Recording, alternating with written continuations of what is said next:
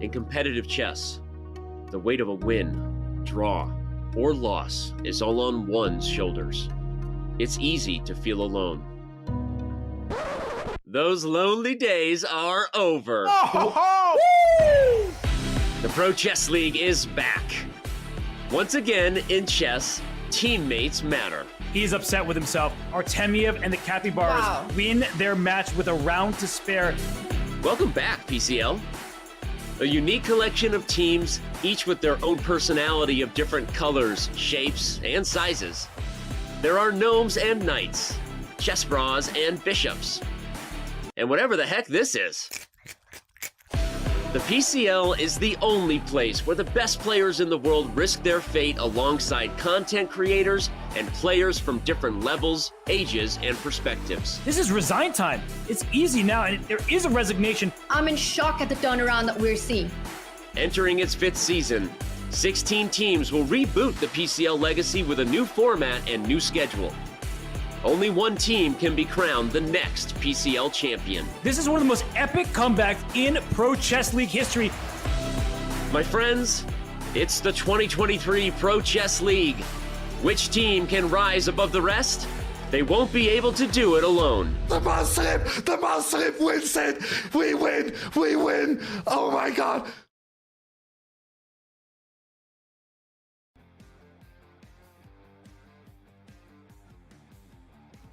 We apologize for I can't even speak, for the delay, but everything is back up and running. I'm Grandmaster Robert Hess, alongside me, Grandmaster Daniel Naroditsky. Today is the Pro Chess League. Danya, you were a player yesterday. How's it feel to put on your commentary cap today? It feels fantastic, a lot less stress. I want to bury the memory of yesterday behind a massive mountain of rubble. And no better way to do it, Robert, than 2 scintillating matches that we have for everybody today. Well, I would like to let you forget about yesterday's memory, but unfortunately, this is part of the run of the show. Have to talk about the matches that happened a day ago. The Indian Yogis took down the Chess Bras. That was an amazing comeback by the Indian team, led by Vidit Gujrathi, beating Magnus Carlsen. And Danya, well, you're Charlotte Cobras. You go to 0-2 after a loss to the Brazil Capybaras. I got to give credit where it's due. Brazil played amazing.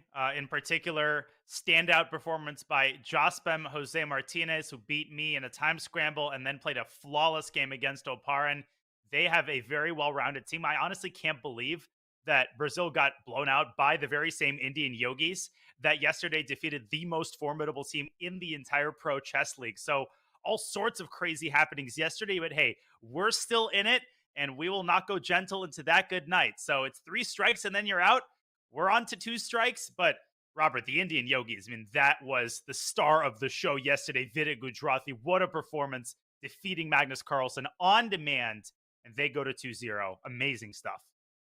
As you said, 3 strikes and you're out. 3 wins and you're into the playoffs. And Vidit Gujrathi beat Magnus Carlsen, and he put out this tweet, and on Instagram, he defeated the GOAT, world champion Magnus Carlsen. He was jubilant. You see the fist pump there. Danya, what a performance that was from him when he was on the brink of defeat. I mean, we've seen Magnus Carlsen on the ropes in the PCL already. He was on the ropes against a Wanderer Liang. It was a completely winning position, actually delivering that final blow, actually scoring the full point, especially when your team needs it the most against the world champion, is one of the hardest feats that you can achieve. Cold-blooded, nerves of steel. Vidit Gujrathi deserves to be jubilant, and he scores the biggest victory of the Pro Chess League thus far, Robert. Yeah, that was an absolutely stunning victory by him and his team. Hopefully, it's just a sign of things to come, because today we have another doubleheader in the Pro Chess League. We see at the starting soon, we'll have the Norway Gnomes and the Levitov Chess Wizards. Danya, both those teams won their first round matchups. They would like to go to 2-0 and inch closer to the playoffs. And then following up, we will have the Garden State Passers, James Canty III squad, taking on the Spanish Maniac Shrimps. Probably the most beloved mascot, the most beloved logo in the league belongs to the Spanish Maniac Shrimps. The most beloved logo, but the most infuriating match.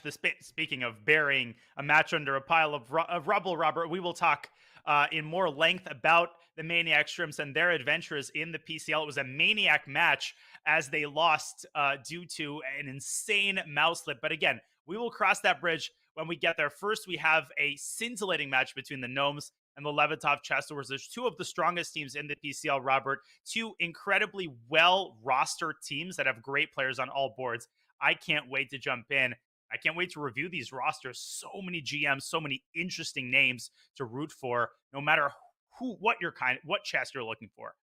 And Gawain Jones, he was the star of the show in week 1. And as you look from top to bottom, this lineup is quite stacked. Maybe some lesser known names to the community. Of course, David Howell being the commentator for the Champions Chess Tour. He is well known. He won an Olympiad gold medal. And Gawain Jones, as he sips his tea in that image, Danya, it's all about Gawain. He saved the day in week 1. No matter what kind of chess you like, positional, tactical, Pavel Ulyanov, one of the strongest positional players of the modern generation. Tactical, you got Gawain Jones and his King's Indian.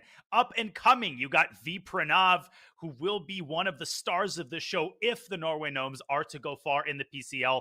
And speaking of up and coming, Elham Abdulrauf, don't sleep on him and take his title and throw it in the trash, because he can throw it down with the best of the grandmasters, as he's shown time and time again, Robert.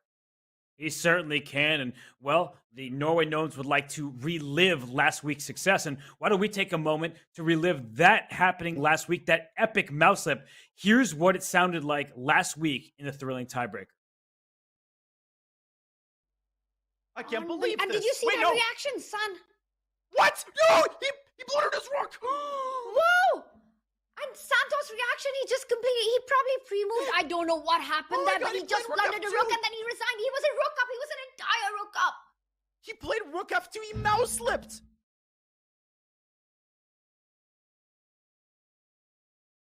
Danya, you were on the call for that. You were in disbelief.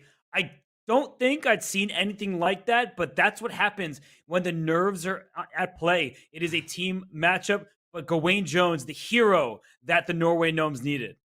Well, Alexatron put it best in the chat. No pain, no Gawain. When you see the final position, you think, okay, White outplayed him in a long pawn endgame. No, you see the last two moves. You see that there was a rook on the board. White had no rook on the board. Gawain Jones is the hero of last week. Can he repeat his performance this week? Something tells me that he will not be the beneficiary of any further mouse slips, Robert. So he is going to have to win these games on the board this time.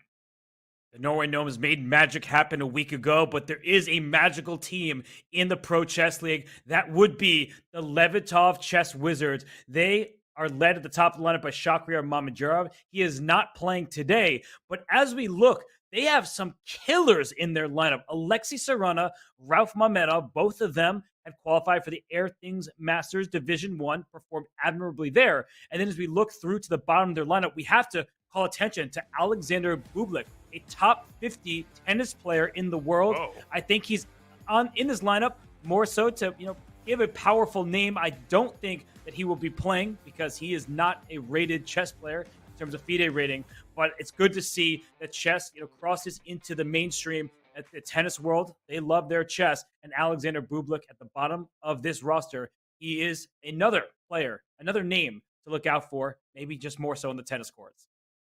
This is such a dynamic roster, Robert, whether you're talking about chess or tennis. I mean, you've got Valentina Gunina and Alexandra Kosteniuk, two of the strongest female players. Kosteniuk, a wealth of experience, a former women's world champion, and criminally underrated is Ralph Mamedov and Alexei Sarana. Both of those players should be a lot closer to 2,700 FIDE. In particular, Ralph Mamedov was over 2,700 FIDE. He recently defeated Jan Nepomniachtchi to qualify into the Air Things Masters. So wherever you look, Robert, there are, as you put it, absolute killers on the Levitov Chess Wizards.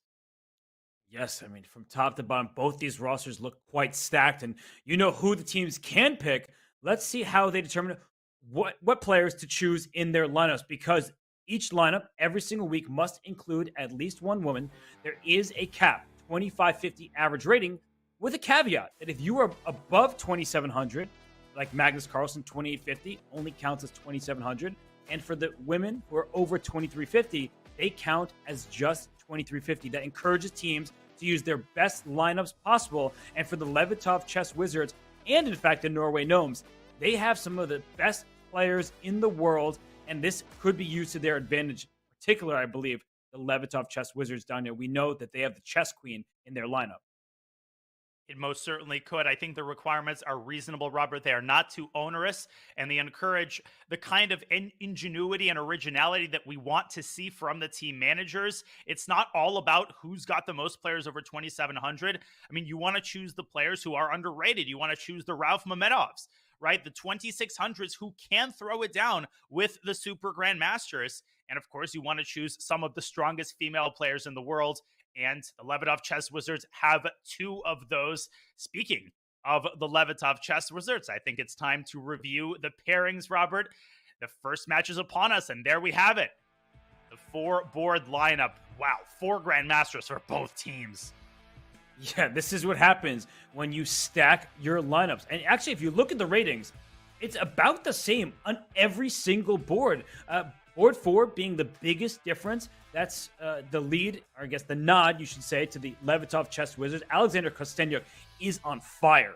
Ever since she won the Women's World Cup in Sochi 2021, it seems like she is invincible. She just won the Women's Grand Prix. So, Danya, every single board of equal importance in the Pro Chess League. But I look to Kostenyuk. If board 4 can score for a team like Vaishali did for the Indian Yogis, that could pay dividends in the long run and lead to ultimate team success. Well, you know Alexander Kostenyuk is going to step up to the plate. The big X factor for the Norway Gnomes. I pointed this out last week. V. Pranav, Robert Buddy Pranav, as he is known, recently untitled, now a grandmaster, as he should have been already a year ago. Can he step it up against Ralph Mamedov and Alexei Sarana? I think if V. Pranav has a standout performance, if he can score 2.5 out of 4 or higher, I think the Norway Gnomes are in pretty good shape to score a second victory against the Levitov Chess Wizards. But Mamedov and Sarana, a killer duo, Robert. Yes, they are super strong. They did qualify for the Air Things Masters top division. So let's look at the round 1 pairings because we get our most lopsided matchups in the first round when board 1 plays board 4, but not really in this match because we don't see those 2750 plus players. We actually have reasonable pairings from the very start, something you would see in an open tournament. Salem Saleh gets the black pieces against Alexander Kostenyuk. The Levitov Chess Wizards hope to use the first move to their advantage with their boards 3 and 4. But the same holds true for Pranav, as you were highlighting, and Nino Batsiashvili, the very strong Georgian grandmaster who drew Magnus Carlsen over the board in classical chess in the Qatar Masters. So, Danya, I mean, who's going to strike? What do you see happening in this first round? Yeah, it's just such an interesting round, Robert. The strategies could vary. I mean, for Salem Saleh and Gawain Jones, they've got the black pieces, but both of them have incredibly dynamic repertoires. They don't know how to play for a draw. They don't know how to play solid. Gawain's a King's Indian player. Salem Saleh is also a King's Indian player, for goodness sake. So I think everybody's going to be playing for a win. Same goes for V. Pranav. Every single player on both of these lineups, Robert, I'm not exaggerating, has a very dynamic opening repertoire, maybe with the exception of Denis Lazovic with the black pieces, who, yes, he does play a Berlin, but I think we can forgive him. That we'll have that conversation with him after the match concludes. But he's got the white pieces here.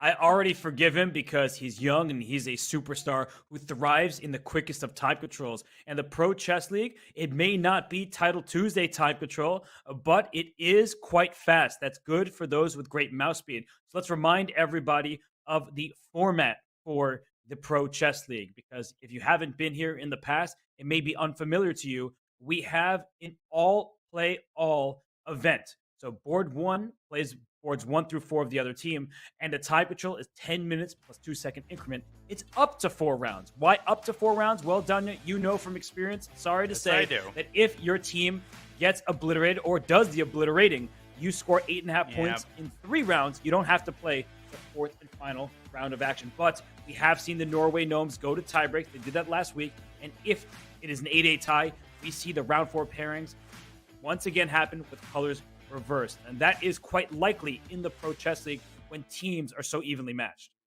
Yeah, I mean, you might think, oh, is an 8-8 tie really likely? You know, is it really likely that the teams are this evenly matched? Yes, they are this evenly matched, and we've seen all sorts of comebacks. I mean, we saw the Norway Gnomes come back against the Maniac Shrimps and then pull it off in the tiebreaks, Robert.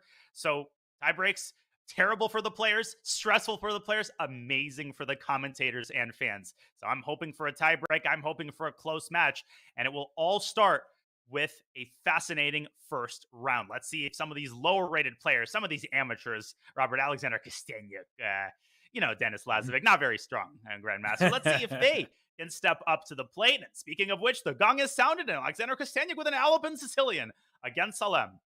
Yeah, but this is an opening that makes us both happy. We love Yes, it ourselves a does. good Alapin Sicilian. You protect the d4 square with a pawn. Most Sicilians, you see a knight capture back on d4 when that move ultimately happens. But look at Kostenia go. She gives this check on b5, and it causes Salem to pause for a second. He may not be super familiar with these variations. The bishop coming back to c4. Watch out. That's why e6 was played. There were tactics in the f7 square. So Salem, he does ultimately know what he's doing. And I hate to bring up an analysis board this early, Robert, but I really do think that we need to show a crazy line. After knight to b6 here, I believe the bishop takes f7 check followed by e6 is not only possible, but a well-known continuation. Bishop takes c6, knight g5 check, draws the king up to f6, where it will be victimized by a check on f3. Ignore the Eva Barsalem doesn't want to touch this with a 10-foot pole, particularly because of the speed of Alexandra Kosteniuk's play. King takes g5, according to the engine, already gets mated in 5 moves, starting with h4. So back to the live board we go. Salem, his decision to play e6, Robert, I think a very wise one indeed. Yeah, don't take unnecessary risk. It's the first round. Alexandra Kosteniuk is playing some of the best chess of her entire career, and that's saying something considering all of her accomplishments. But we see a solid setup. This looks like a standard Alapin where white at any moment can take this knight on d5. So black can just develop the dark square bishop to e7. White can take the knight on d5, and that's not necessarily what you want to do, but there is a slight wrinkle. Danya, when we play the Alapin, the bishop is often on c8, and you play b6, bishop b7. So actually bring the bishop to d7. Maybe it's not always the best square for that piece. But that said, black is super solid in the opening stage here. Solid is a good word. Modest, but solid. Black is not developing too actively, but he doesn't really have any targets in his position. And now a big decision for Salem. He can play d5 and close down the center, but that leads almost to an inferior advanced French structure where white's knight has the natural c3 developing square. Another very typical idea after black plays bishop b7 and castles kingside, which is going to happen one way or the other. You often see white bringing the bishop back to c2 and stacking the queen on d3, creating what's called a queen-bishop battery and threatening checkmate on h7. The hope isn't that Salem is going to miss mate in one. It's to induce serious weaknesses on the dark squares. If white can induce the move g6, then the bishop can dive into h6. But Robert, that's far in the future. Right now, a big decision for Salem. Will he take on e5? Will he play d5? Or will he keep the tension and continue developing his pieces? Well, tension is the operative word. This position is tense. There's pawns staring at each other. Not clear how to develop and what is going to happen in this game. So why don't we take a step back? Why don't we look at the other games that are underway? Because I see that in the top right, you said Gawain Jones being a very combative player. He is showing just that. We see a sharp position with Denis Lazovic. He does not need to be asked twice. He's always ready to go for aggressive attacking options. And in the bottom left, Pranav and Ralph Mamedov, that is a Maroxy bind structure. That's going to be a little calmer. So let's go into the Denis Lazovic, Gawain Jones game, just because, Danya, I love to see a good bishop on h6, bishop on g7 stare down. And who is going to have the upper hand? Is it the more experienced player in Gawain Jones with black, or the upstart, the youngster, Denis Lazovic with white going for the attack? And Denis Lazovic has a very classical opening repertoire for someone of his age. He plays the Berlin with black, and with white, he plays fianchetto setups. He plays the Catalan against d5, and he plays the fianchetto against the King's Indian. And Gawain did indeed essay his vintage King's Indian defense and played a line where he actually pushes the c-pawn up to c5, sort of Benoni style, but that is the recommendation of a lot of modern books and courses against the fianchetto. And yet, Robert, I am not enthralled with the kind of position that he has gotten. The structure is largely symmetrical, but the queen on h6, has necessitated this weakening move f6. Otherwise, the knight would have jumped into g5 with devastating threats of checkmate. Now Dennis can bring his rook to d1. He does just that. The knight has a ready-made parking spot on d5, and black doesn't have the equivalent, because the equivalent square on d4 is well protected by white's knight and rook. Gawain needs to be careful here in order to keep the balance. And he plays knight to g7, aiming for the f5 square and maybe that d4 square that was currently protected by white's pieces. So I like what Gawain is doing. It seems like he understands the dynamic, but white could go forward. g4 is an option here to take away that f5 square, and white can push those kingside pawns forward. It's not like black is going after the white king. It's white's pawns who can storm forward and go after this king on g8. So I'm not really sure. He plays b3. Just, you said, he's a calm player. He just likes solid chess. But I feel like maybe that was a little bit too solid right then. But that's typical Denis Lazovic. Everything is protected. I don't know who to compare him to. Maybe a young Anatoly Karpov. That is a pretty lofty comparison. But the guy is 25, 50 feet. I mean, he is quietly creeping up. I don't know exactly how old he is. I think he's about 16 or 17, Robert. But I think he's got an incredibly bright future. When you've got a young player with a positional foundation as solid as Denis Lazovic's, I mean, if his tactical play improves just a little bit, you might see him in the high 2600s in the next couple of years. So knight f5 is likely here. Where is the queen going to go back to? Maybe f4, maybe all the way back to d2. I think Denis Lazovic is still solidly in control of this game out of the opening. Okay, well, yeah, it does look like he has an important decision to make. Does Gawain Jones, as he spends some time here, will he bring his knight out? Will he bring his rook to d8, swap off a pair of rooks on the only open file? So why don't we leave Gawain to it, because all four boards are in session. So let's bring up our bird's eye view, and that way we get an overview of what is to come in this matchup. The bottom right, we see Nino Batsiashvili, the grandmaster for the Norway Gnomes, against Alexei Serrano. That's just early stages there. Nothing major happening. The bottom left is still this Maroczy bind structure. And Danya, top left. Let's go there right now. Whoa. We have a free gift sacrifice, which has been overlooked by Solomon. Is getting mated. He completely missed it. He allowed it, and he has no pieces defending his king. He's getting checkmated. This is basic Brian right here. This is elementary Eric. Robert, you don't see this ever in a top-level Grandmaster game. A Greek gift sacrifice in the most classic possible variety. What in the world just happened? When a bishop goes to c2, you always have to consider, let's go back just a couple turns, because white put her bishop on c2, and whenever it stares at the h7 square, you have to look out for it. But instead, Selim brings his knight into c4, ignoring it altogether, and she whips up that counterplay against the king, brings the knight into g5, but oh my goodness, there's a king out on g6. Oh my lands. Oh, f5, you just take en passant. And knight c to e4 picks up the bishop. Solemn's going to resign on the next move. This is, I can't believe what I am seeing right now. What in the world? Look at him. He's just kind of like grabbing his beard, like, can I actually play on a little bit longer? But even bishop takes b4.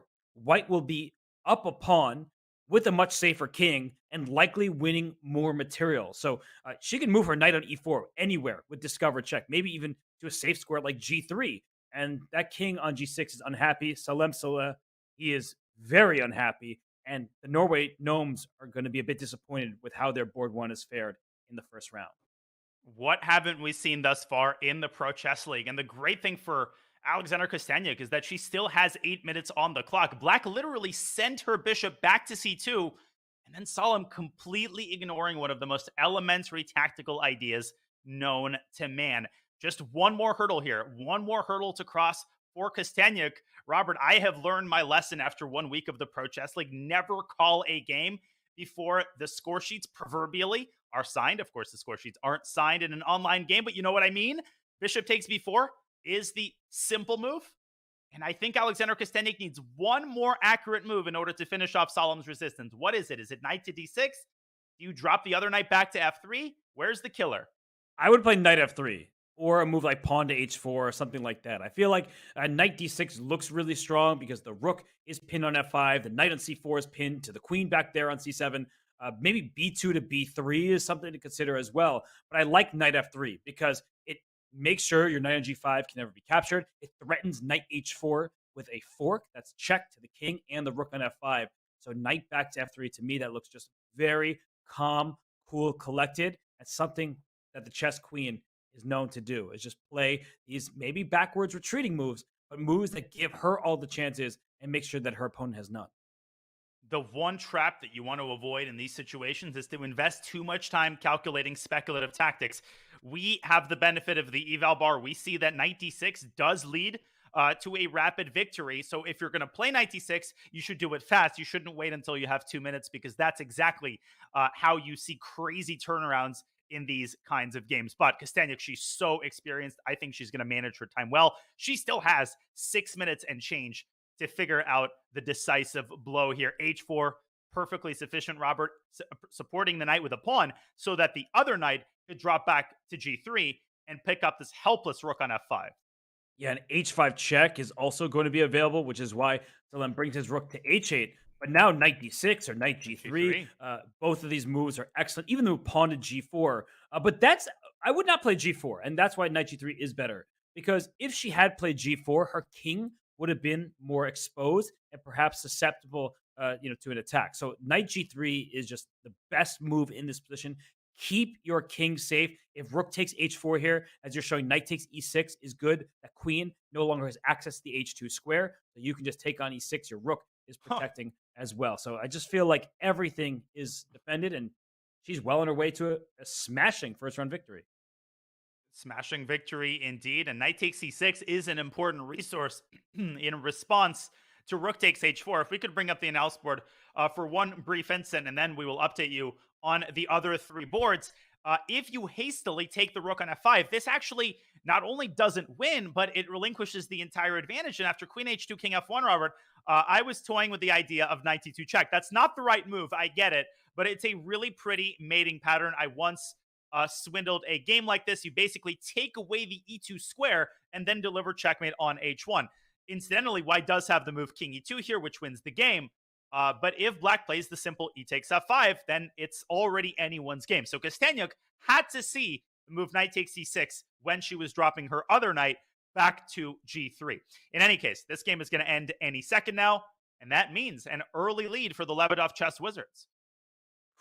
What a game by Alexander Kosteniuk. And if we're being honest, as chess players must be, just an oversight by Salem, allowing bishop takes h7 check. Shocking from a player of his caliber. But for the Norway Gnomes, they are going to need to score some victories on the other boards. And it's not looking great for them, Danya. As I look across the four, the top right, Denis Lazovic still with a nice, stable position with the white pieces. On board the bottom left, Rauf Mamedov, board 2 for the Levitov Chess Wizards.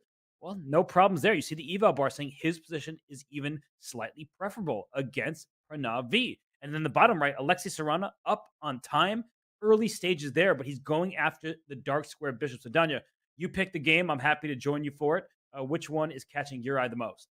I think the Levitov Chess Wizards smell blood, especially if Denis Lazovic can convert, let's say, at least half a point, which he absolutely should. He's slightly better. But let's go to that end game between V. Pranav with the white pieces against Rauf Mamedov. Rauf Mamedov is one of the only remaining proponents of the Accelerated Dragon at the highest echelons of chess. He played that opening even when he was over 2,700 FIDE. Now, the Accelerated Dragon, Robert, it's not a refuted opening. There's no commonly known refutation that yields a winning position for white, but the Maroczy bind is commonly considered to give white a stable plus. And yet Rauf Mamedov, he knows these ideas so well. I have lost countless blitz games to him in the Accelerated Dragon. And here I think we see the reason why it's such a good opening in blitz and rapid games. White gets a big space advantage, yes, but with great space advantages comes great responsibility and potentially great weaknesses. Yes, I mean, knight a5 right now. It was played as soon as I said it. Going after the c4 pawn, the b3 square is black's for the taking. And look at these squares, b3, c5, all under black's control. And what control does white have? Yeah, the b5 square, but the knight's just kind of sitting there. It's not actually doing all that much. And the bishop on g7 is probably the best piece on the board right now, staring all the way down to that pawn on b2, which will be a long-term vulnerability. So I like what Rauf Mamedov is doing. I just want to give him another shout out. He qualified for the top division of the Air Things Masters. he actually almost knocked out Nihal Sarin as Nihal went on that run to become the runner-up at the Chess.com Global Championship in 2022. Ralph Mamedov was just this close to knocking him out in the very first round. So Mamedov, he's been around for a long time at the top levels of chess. He knows these positions inside and out, like Daniel was just saying. And I feel like he has the upper hand with his experience in the end game, and he is up a minute on the clock. He's not one of these players who doesn't know his way around a blitz game. He actually is a speed demon, one of the highest rated blitz and bullet players on the site. And I think if he just takes over the C5 and the B3 squares, he can just go after some of White's weaknesses. I like his position. Back in 2005, 2006, the sort of pre-Google days, Robert, when I had just gotten a laptop, I lost a couple of games to Ralph Mamedov. I think I was still a national master, not even titled, on the Internet Chess Club. And Ralph and I started talking. I mean, his rating on ICC was among the highest of anyone on the site. We started talking, and I told him that I was, studying chess and I was trying to become a grandmaster. And I remember he would type out individual positions that I would then set up on a board and solve. Ralph is a big fan of studies. He knows a lot of beautiful chess compositions, and he would share some of those studies with me manually by typing out knight on b5, queen on c6. And when I finally met him in person 8 or 9 years later at a chess camp that he taught at in the Bay Area, it was just so awesome to put a face to the name. But I've known Ralph for many, many years. He's an incredible tactical player. And 2646 is just a crime against humanity. I mean, this is just ridiculous, Robert, that he's not over 2650. Come on, get me out of here. Yeah, he's just a few rating points away. And by the way, Alexander Kostenyuk wins that game against Salem Saleh. So the board 4 for the Levitov Chess Wizards takes down board 1 for the Norway Gnomes. No surprises in the top left. Just a few more moves had been played. The Black King still out in the open, and White ahead material. So great win for the Chess Queen. But look at the bottom right. The Levitov Chess Wizards, their board 1 is doing, it seems, what the Norway Gnomes board 1 could not do, as Alexei Sarana, he has a winning advantage against Nino Batsiashvili. That position isn't even close. Let's take a bit of a closer look. And Alexei Sarana is taking a closer look at that H file and at White's king, which is going to be caught in the crossfire. White, meanwhile, has absolutely nothing going on the other side of the board. Yeah, this is just a very straightforward attack. Not really sure how we got here, but now that we're here, it's clear that big trouble. Rook h1 check forces knight to g1. You can bring a queen to h7, and done it. Not only is Black attacking the White king, look at the pawn structure. It's also healthier for Black, and well, maybe he's just gonna take this f5 pawn next. He might not even go deliver checkmate right away. f5 is hanging. Those are the most tilting kinds of attacks to face, where your opponent hasn't actually sacrificed anything at all, and they can essentially take the off-ramp whenever they want to. And Alexei Sarana might take the off-ramp. As you're saying, he's up 2 minutes on the clock. He's down 0 points of material. This game is over.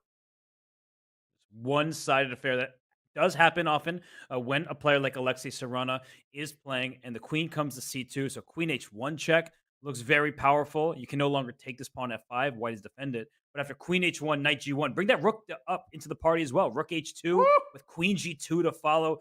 And bishop takes g3 on the horizon. No. This is just a clear-cut attack and no defense possible for White.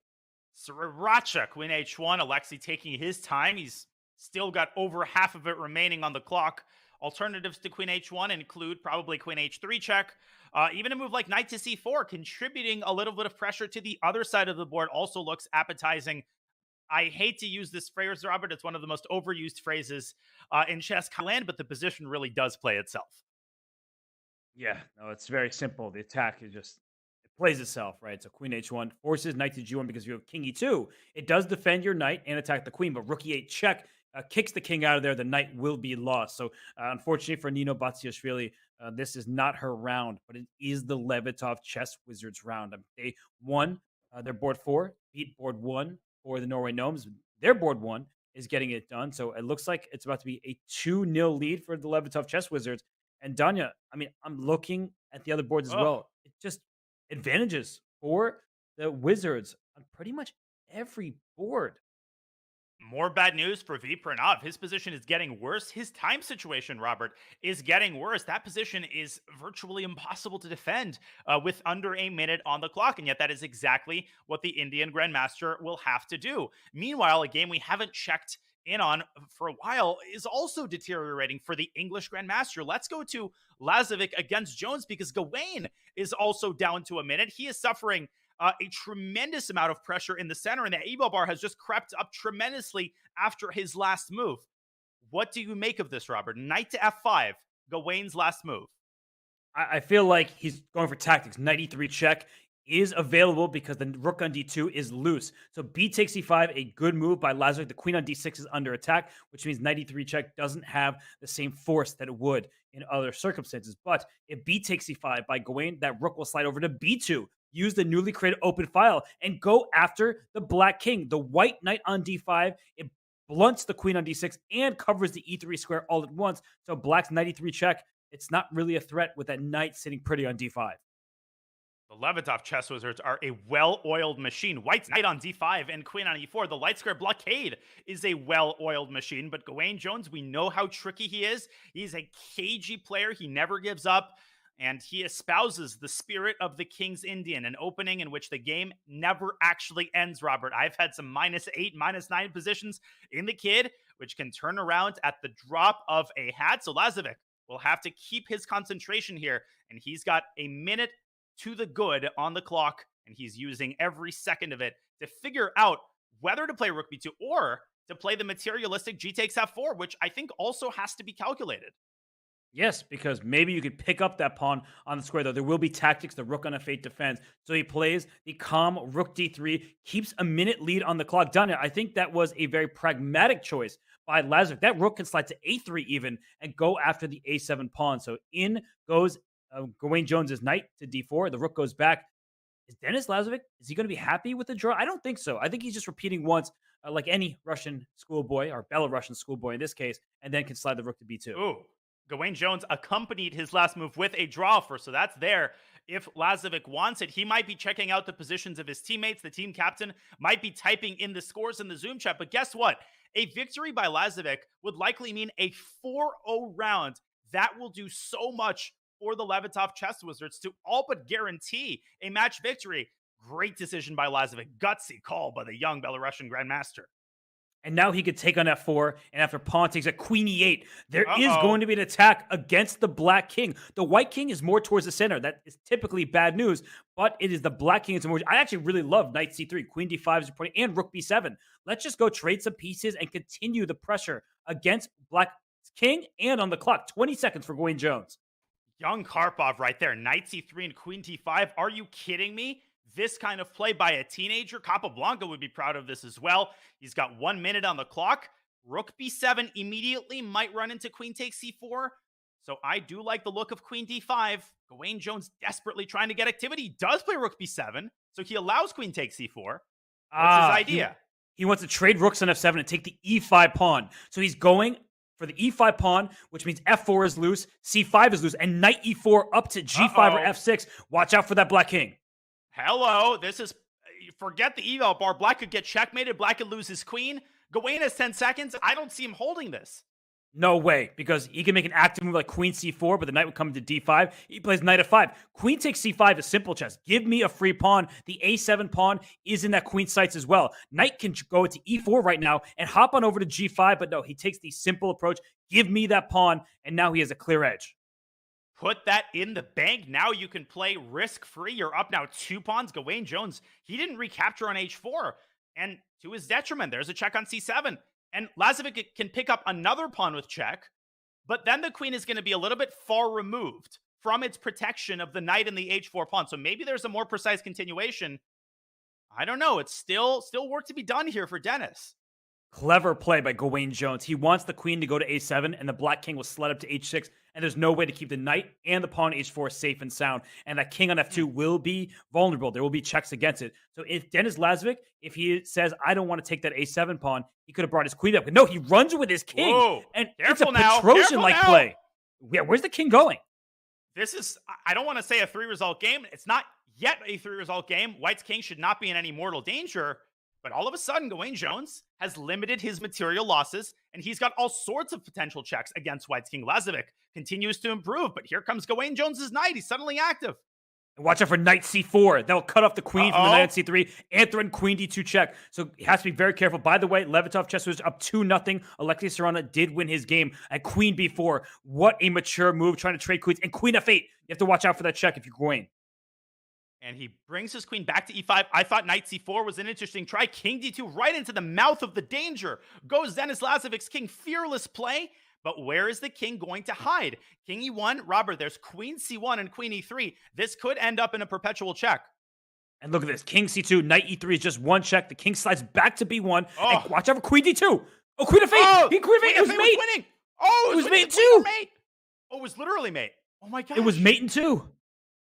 Oh, we can bring up an analysis board really quickly. Let's show that checkmate, Danya. It was mate after queen f8. Or king h7, knight h6. It was elementary, my dear Watson. Back we go to the live board. I still think Lazovic might win this game. He's got so many threats against Black's king. Something has got to give. Okay, knight f6 check would have picked up that pawn, but it... Okay, he goes here. What next? The king is safe on h6. Only a couple checks. I would give a check on e6, Robert, and maybe take the pawn on g4. Keep it going. Queen e6 check. But Gawain dodging and meandering and knifing his way forwards and backwards, and Lazovic not making progress. And there was a queen d6 check, but that's how White loses this game. It allowed the black pawn to promote. Careful now. Oh, gosh. The e2 pawn's hanging with check? Oh, my gosh. Lazovic might lose this. Oh, Knight takes three G4 results even. possible. Knight g4 looks good. There's pins along the e file. The king on g7 will not get checkmated. So I think that Lazovic now should just make the draw. I mean, it's been a topsy-turvy, nerve-wracking game. Just make the repetition. Oh my goodness, that was a big miss. Literally, it was a mate in two. No, Lazovic's still going for it. Now he's got to be careful. Oh my god, I don't know if that was a wise decision, Robert. He's upset. He senses that he missed the win, but don't overpress and cost your team a point. Oh my goodness, and the team is doing so well. Just hide your king, run away, because V. Pranav made a mistake, so Rauf Mamedov is in the driver's seat. We will get to that game in a bit, but right now we see that it is queen. Okay, now we're going to see a draw. Trade queens, and then we'll go right to the V. Pranav game. This one is over. Which has also concluded, Robert. Rauf Mamedov has won his game. It was a smooth endgame conversion. It wasn't even close. So you're telling me that the Levitov Chess Wizards just steamrolled the Norway Gnomes 3.5 half? Listen, it was a great save by Gawain Jones. He got lucky, but Denis Lazovic shouldn't beat himself up because his teammates got his back. They got his back, and then some. The Levitov Chess Wizards struck on 3 out of 4 boards. They split the point on another. And as we see coming up, it will be Salemsela with white, Gawain Jones with white. They will need to get those victories, but look at those bottom 2 pairings there, Serrano and Rauf Mamedov with the white pieces. Good luck to the Gnomes. The 1-2 punch, both of those players with some of the best opening preparation that you will find this tournament. Alexei Serrano has been known in Russian chess circles as a player who is armed to the teeth, especially with the white pieces. And so Salemsela and Gawain Jones, both of them, especially Salem, are going to have to step up their play and deliver 2 important points for the reeling Norway Gnomes. And if they don't, it will be a solemn day for those Gnomes. Danya and I will take a short break. When we return, it's round 2 of action in this Pro Chess League matchup between the Norway Gnomes and the just absolutely blistering Levitov Chess Wizards. We'll be right back.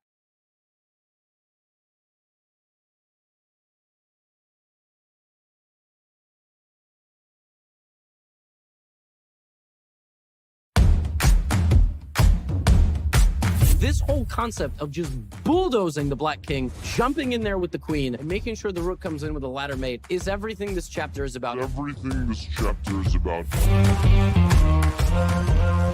The point is, I don't want you to get a move that's not in the course and go, I don't know what to do.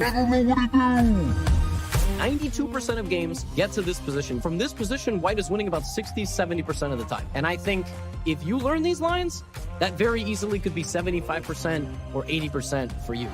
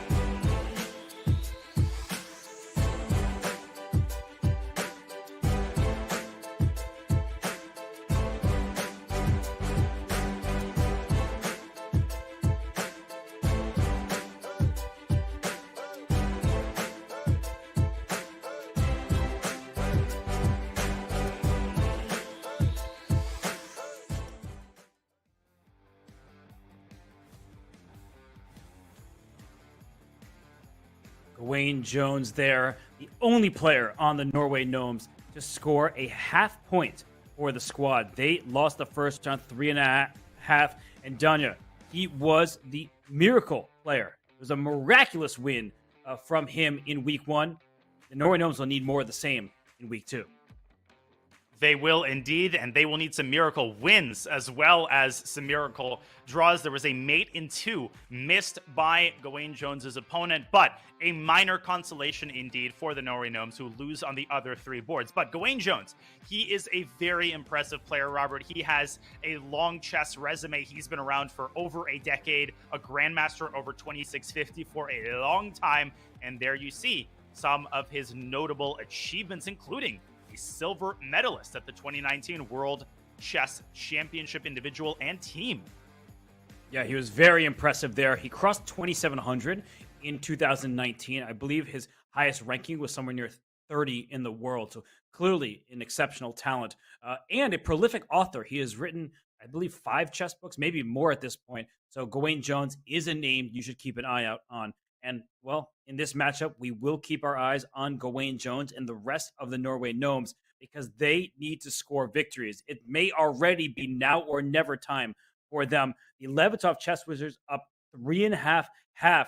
And, Danya, it's early. It's only the second week of action. But are the Levitov Chess Wizards already the team to beat? Are they the front runner for the Pro Chess League title? Well, I called them a well-oiled machine after they only won 1 game in the last round, and I don't think I was jumping the gun. We saw more of the same there. Every board is incredibly strong. Alexander Kosteniuk just demolished Salim Saleh in 20 moves. I mean, they don't have a single weak spot on any of the boards, Robert, and this is only about a quarter of their roster. I mean, such a well-put-together roster with underrated young players and experienced older players, including Ralph Mamedov and Alexei Serrano, players who can essentially win on demand against lower rateds and can throw it down with the best of them when they've got the white pieces. Yeah, we did see Alexei Serrano with the white pieces take down Ali Reza Firouzja in the Air Things Masters, and he gets the white pieces against Pranov in this round. And Danya, when Pranov had white in game 1, it looked like he got outplayed by his more experienced opponent. That was Ralph Mamedov doing the work in that Marokti bind. But now Serrano, who performs much better with white than he does with black, he gets the white pieces. Ralph Mamedov gets the white pieces. And I believe that Salim and Gawain Jones, they simply have to win. They have no choice at this point. They need to score with the white pieces because Kosteniuk, you can't let her feel that rhythm because as soon as she does, she has been pretty much invincible, it feels like, over the last couple years. The confidence is through the roof. And from a commentator's perspective, Robert, 3.5, yes, it's a big lead, but you need 8.5. So it's not like the Chess Wizards can decide the outcome in this round. But when you're sitting there as a player, I experienced this yesterday, even when you're down 3-1, which the Cobras were after round 1, you feel hopeless. You feel like you're in a blowout and you essentially feel like you have to go 4-0. That creates so much additional pressure. And it's not like any of these players are just going to go down without a fight. Again, it's 4 grandmasters for both of the teams, and Alexander Kosteniuk, I mean, she's not stopping there. I think she's playing for a win with the black pieces, and I think the Levitov Chess Wizards are going to try to lay down the wood with another 3-1 or 3.5 victory here. And Gawain Jones opting for an English type of opening at this stage. Pretty calm stuff from, well, the English Grandmaster. And Alexander Kosteniuk, she challenges the light square fianchetto from white with a light square fianchetto of her own. So early stages here, I like the setup for both sides. We'll see if white pushes forward d4 and if black pushes forward c5 to challenge the center.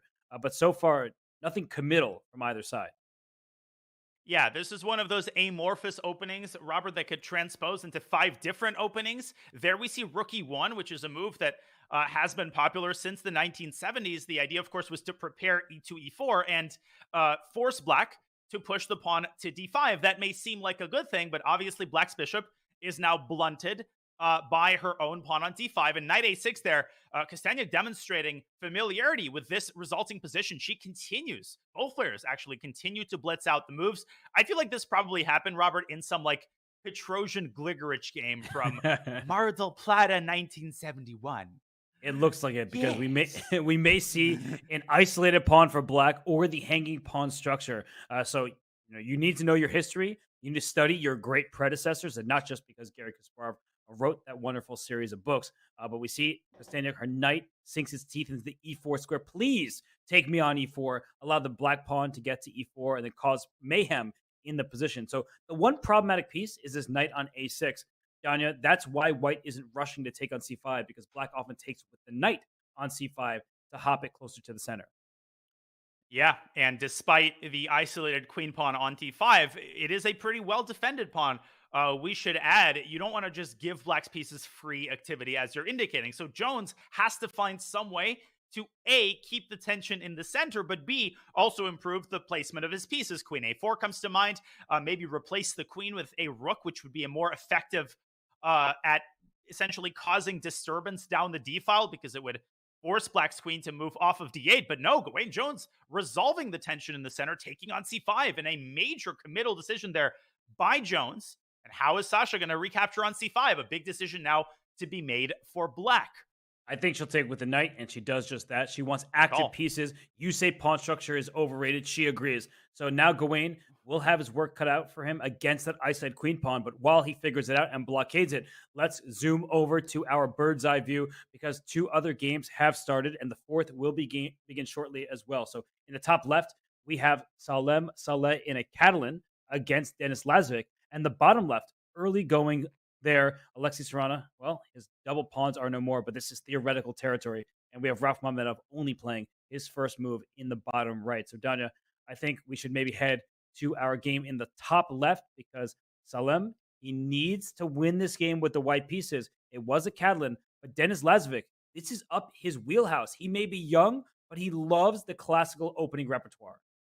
He does indeed, and he plays the Catalan with the white pieces. And I think chess players are split, Robert, on whether you want to face an opening that you play with the other color, or some players I've heard say that you are actually the worst at openings that you play with the other color because you like that opening from white. I don't think it really matters. I think these players are all universal. They don't really care what they're facing. They know everything. And Denis Lazovic demonstrating knowledge of the typical ideas here, positioning his bishops on nice diagonals. He's got a lot of space, and he has just, with his last move, clamped down on the e4 square, preventing white from grabbing control of the center with e2, e4. Yeah, f5 is one of those moves that is often committal because e6 can become a target, but only one white piece for the moment. This knight hopping out to g5 can attack it, and white is underdeveloped. Look at the queen side. This knight on b1, this rook on a1, and so I feel like black wants to use this newly opened down queen e8, queen h5, a very standard way of playing for kingside aggression with a rook lift potentially to follow in the future. But I like the look of queen e8, sliding the queen first to defend the e6 pawn, and then likely heading on over to the h5 square. Queen e8 is a great move, and it's a non-committal move, right? You're not weakening your king side. You're just making a slight change to the placement of your queen. You don't have to go queen h5. You're also supporting the pawn on e6 and taking the sting out of a potential knight jump to g5. Great call by you. Black could also supplement this, Robert, with the move h6, and maybe later kingside expansion with g5 is not entirely out of the question because of how active black's minor pieces are and how relatively passive its counterparts are scattered on the first and second ranks. Yeah, I like this position for black. I just don't see how white crashes through or gains a positional edge. If white ever trades knights on d5, thank you very much. Black will always be thinking about pushing the c7 pawn up 2 squares to c5, bring a rook to c8. So if you can get the bishop out of the path, if you're voluntarily allowing that black bishop to move, that's good news for black. And the b4 square is under black's control. So Danya, I see a lot of pluses for black. Where are the pluses for white? What can you point out that is looking positive for Salem in this position? Well, the only thing my eyes are drawn to is one of the calling cards of the Catalan. White has great control of the center, right? That pawn on d4, it's a pretty banal point, but white does have some control over this weak e5 square, which might be the only weakness in black's entire territory. But currently, that square is protected by 2 of white's minor pieces, so knight e5 is not possible. But if I'm Salem, I'm already thinking about trying to change the course of the game with what may seem like a radical move, but is in fact a pretty standard Catalan idea. Maybe taking on d5 and then playing bishop f4, maybe playing bishop f4 immediately, but try to exploit your only asset and eventually stick a knight on e5. But I'm with you. I like the way Lazovic has handled the opening and the way he's handled his clock as well. Yeah, this just seems like a pleasant position for him, and he is diving into the board. We got that 5-head cam on full display. Typical Dan Laz. But while Salem and Denis Lazovic, they jockey for position here, they maneuver their pieces. We did just see actually a trade on d5 in the top left. Let's look at our other boards because we were first with Gawain Jones against Alexander Kostenjuk in the top right. Not too much has changed after the knight took on c5, isolated pawn for black, activity, and a blockade for white. But what's going on in the bottom left there, Danya? Because I see an odd pawn structure for Alexei Sarana, but I also see a bishop pair. And I also see 9 minutes on his clock, which means he's only spent a minute for 16 moves. I like his position. Let's take a closer look. Look at those bishops, in particular, the dark squared bishops occupying the long diagonal. The other bishop could be opened at the drop of a hat with the move e5. But obviously, Robert, White should play this move with a great deal of caution because some doors open, others close. So in order to open the light squared bishop, you will have to close the dark squared one. White should only play e5, I think, when he is ready to support that with a quick rush of the f pawn. So maybe castle first, maybe even play f4 first, and then decide whether to play e5 or f5. Yes, and at some points you play even more positionally. You play f3 and just make sure your center is nice and defended. The good news for white is the knight on f6 is always eyed by the bishop on b2. So if that queen were ever to move from e7, we will likely see bishop takes f6 and a shattered kingside pawn structure. So I think that for Sarana, he spent about a minute on this turn. He could play simple chess, just castle, bring a rook to d1, and then only later decide whether f4 will be a good idea. For now, I don't like the look of f4 just because the g4 square will be handed to black, and it's going to be hard to get a rook to d1 with this skewer on the diagonal. So I just think that for Sarana, he should maintain his advantage on the clock and just castle kingside here. And he does. Castle's kingside is on the board. And it's a tough position to play for Pranov because he's eyeing the c4 pawn. He's looking at the e4 pawn, but neither of those pawns is truly weak. Both of them are defended by two of white's pieces. So what is black's plan? Well, the obvious idea is to double rooks on the d7, the legendary double stack, try to get this bishop to move back and ultimately infiltrate d2. I think if Pranov can get a trade of all of the rooks, he stands to benefit because that takes some of the heat off of the king side. But rook a to c8, Robert, that is a pretty passive move. He seems unconcerned at the prospect of a pawn rush on the king side. Yeah. I mean, f4, it's likely that black will slide on over to the d file, and you just can take advantage of the fact that rook d1 will not be possible with bishop g4 on the horizon. So you have to time these things correctly. I don't quite get what rook c8 did, Danya. Like, the pawn c5 wasn't under attack. I don't know what's next. Are we potentially seeing like a b5 pawn sacrifice? I'm a little confused.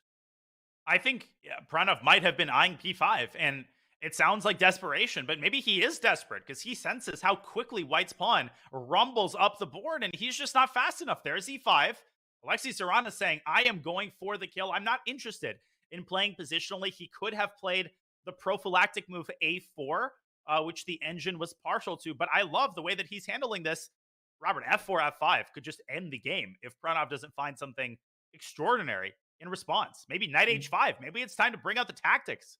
Maybe you stopped at f5, f4, f5, f6. Just go for the checkmating attack. It just seems clear cut. So after f4, I think black has to play queen d7. You gain a vital tempo because the rook and the queen line up against the bishop on d3, and that means f5 is not ready just yet. So perhaps black can clog the light squares. And when we talk about a pair of bishops, the two bishops advantage, if you can exchange one pair of bishops, the knight can often outclass the enemy bishop. The bishop on b2 staring into a pawn. So if the light square bishops come off the board and the knight goes from c7 to e6, a square like that, maybe it's Pranov who could turn this game around.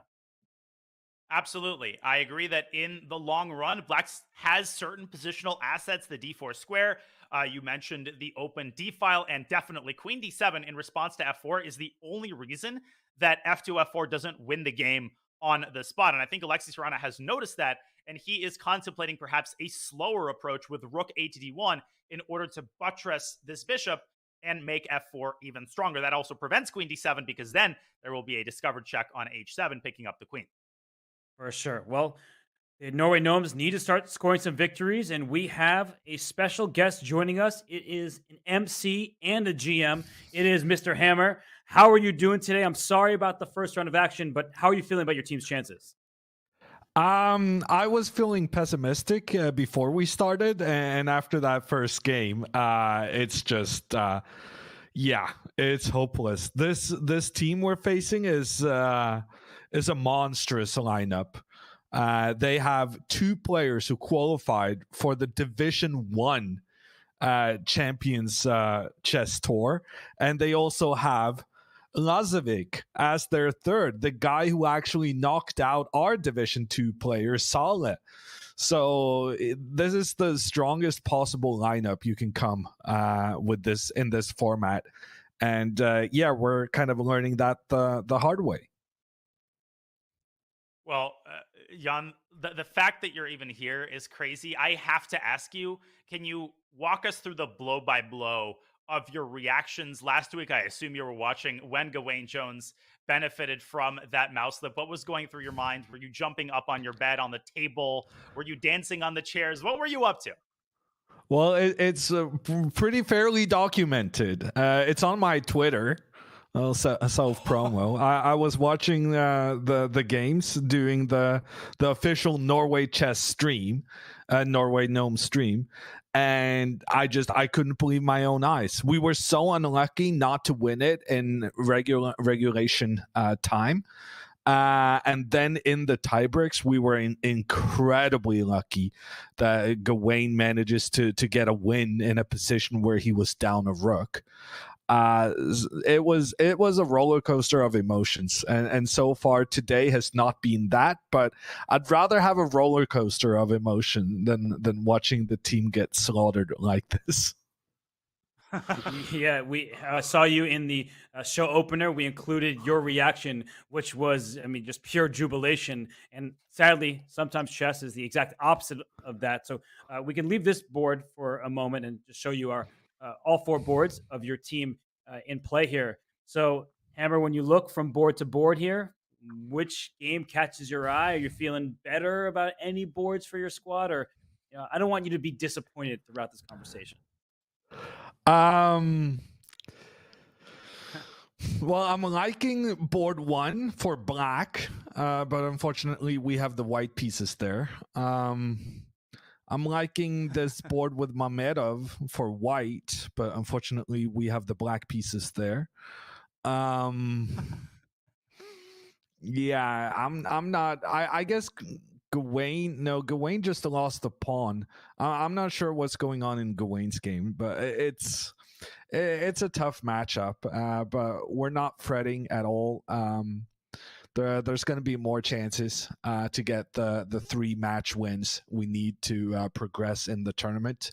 And I think any team is going to have a problem with these Wizards. So do you think that the Levitov Chess Wizards are the overall favorite? Like, would you pick them as your prediction to win the entire Pro Chess League? Yeah, I think they, together with the Chinese team, are really strong. But I think the lineup that the Wizards are coming with today, I think that lineup is much, much stronger than the one they had in the previous match. I think Mamedov and Sorana being rated below 2,700, but proving their level in this time control by qualifying to the Division 1 Champions Chess Tour. It's just their level compared to what they cost the team to make sure that you can field as many strong players as possible. It's unmatched by any team in the league. Also, I must say Kostenyuk as the female player, she's a monster. I've had to play her in online tournaments previously, and the way she gutted Salem in the first one today is just that's the kind of thing she's capable of. She's an amazing attacking player, and this lineup is just incredible from the Chess Wizards. Well, I brought up Gawain Jones's board, Hammer. I think this is the one bright spot for you guys right now. The time situation favors the gnomes here. Black's queen is in exile on a7. I don't want to jinx it, but well, first of all, Gawain has to win this game. He has to find a way to deliver. But I don't know what you think of this position. Queen takes c4 looks pretty watertight to me, and Black seems to be in trouble here. Yeah. Well, I always like taking pawns, and especially when we're a pawn down. I guess Gawain has some concerns about bishop f3 or something along those lines, but I'm sure he can get a win here. Gawain is a capable guy. It's why he's on the team. But after that start to the match, it's looking really rough regardless. Well, you said, it's why he's on the team. So how did you choose your players? How did you make this lineup? And how come you're not playing? Good questions. So, as people may have noticed, there are two players who we would love to have on the team that we were not able to recruit, namely Ariantari and Magnus Carlsen. That being said, Norway Gnomes, a staple of the Pro Chess League. We've been in it since its inception. So we're not changing the name, but we are changing the roster. And we got some amazing players, in particular Solemn and Pranav, I feel are our key players. Pranav was recruited basically by tweeting out anyone who did well in the Champions Chess Tour, please contact us. We have some spots in the Pro Chess League. And Pranav was like, yeah, I could be interested in playing. And watching him destroy the competition in Division 3 was really impressive. So I think in terms of his ability compared to his rating and keeping our average rating low in order to field as many good players on other boards, Pranav is our number one player. And we're really looking forward to see what he's able to bring in the team. The season is still young, I must say. Well, I got one more quick question for you, Hammer. In terms of impressive and young, Elham Abdul Rauf is a name that is probably familiar to those who watch certain Blitz streams. He's been a known presence in Chess.com Blitz since before he was titled. Now he's an international master. He lives in Norway. What kind of insight can you give about Elham's current chess strength as well as his potential? Gawain, by the way, fulfilling his potential on this board. Yeah, no, Elham is right now the only Norwegian we have registered. And as you're saying, he is a Blitz phenom. We're curious as to how he would fare in the rapid section, but I'm sure we'll get to experience that at some point this season.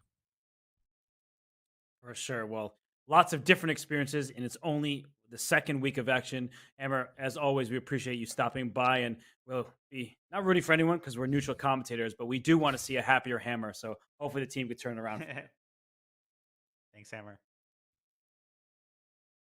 And you heard it from the team manager. The Norway Gnomes are a mainstay of the league, a staple, and he wants to see his team succeed. And well, Gawain Jones doing his part. The rook on f8 is trapped, as you're highlighting. You can just take this knight on e4, then take the rook on f8. It's extra material, but done. Maybe it's only going to be a rook for a pawn and a minor piece. That's actually kind of good compensation for Black. We see the eval bar, but that can be misleading.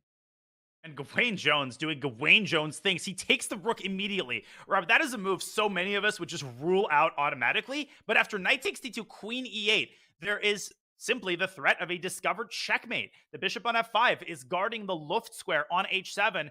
And if Kostenyak has to take on f8 here, which I think she does, then there might be all sorts of shenanigans there, although I'm struggling to find the crushing blow. Moot point. I think queen e8 mates.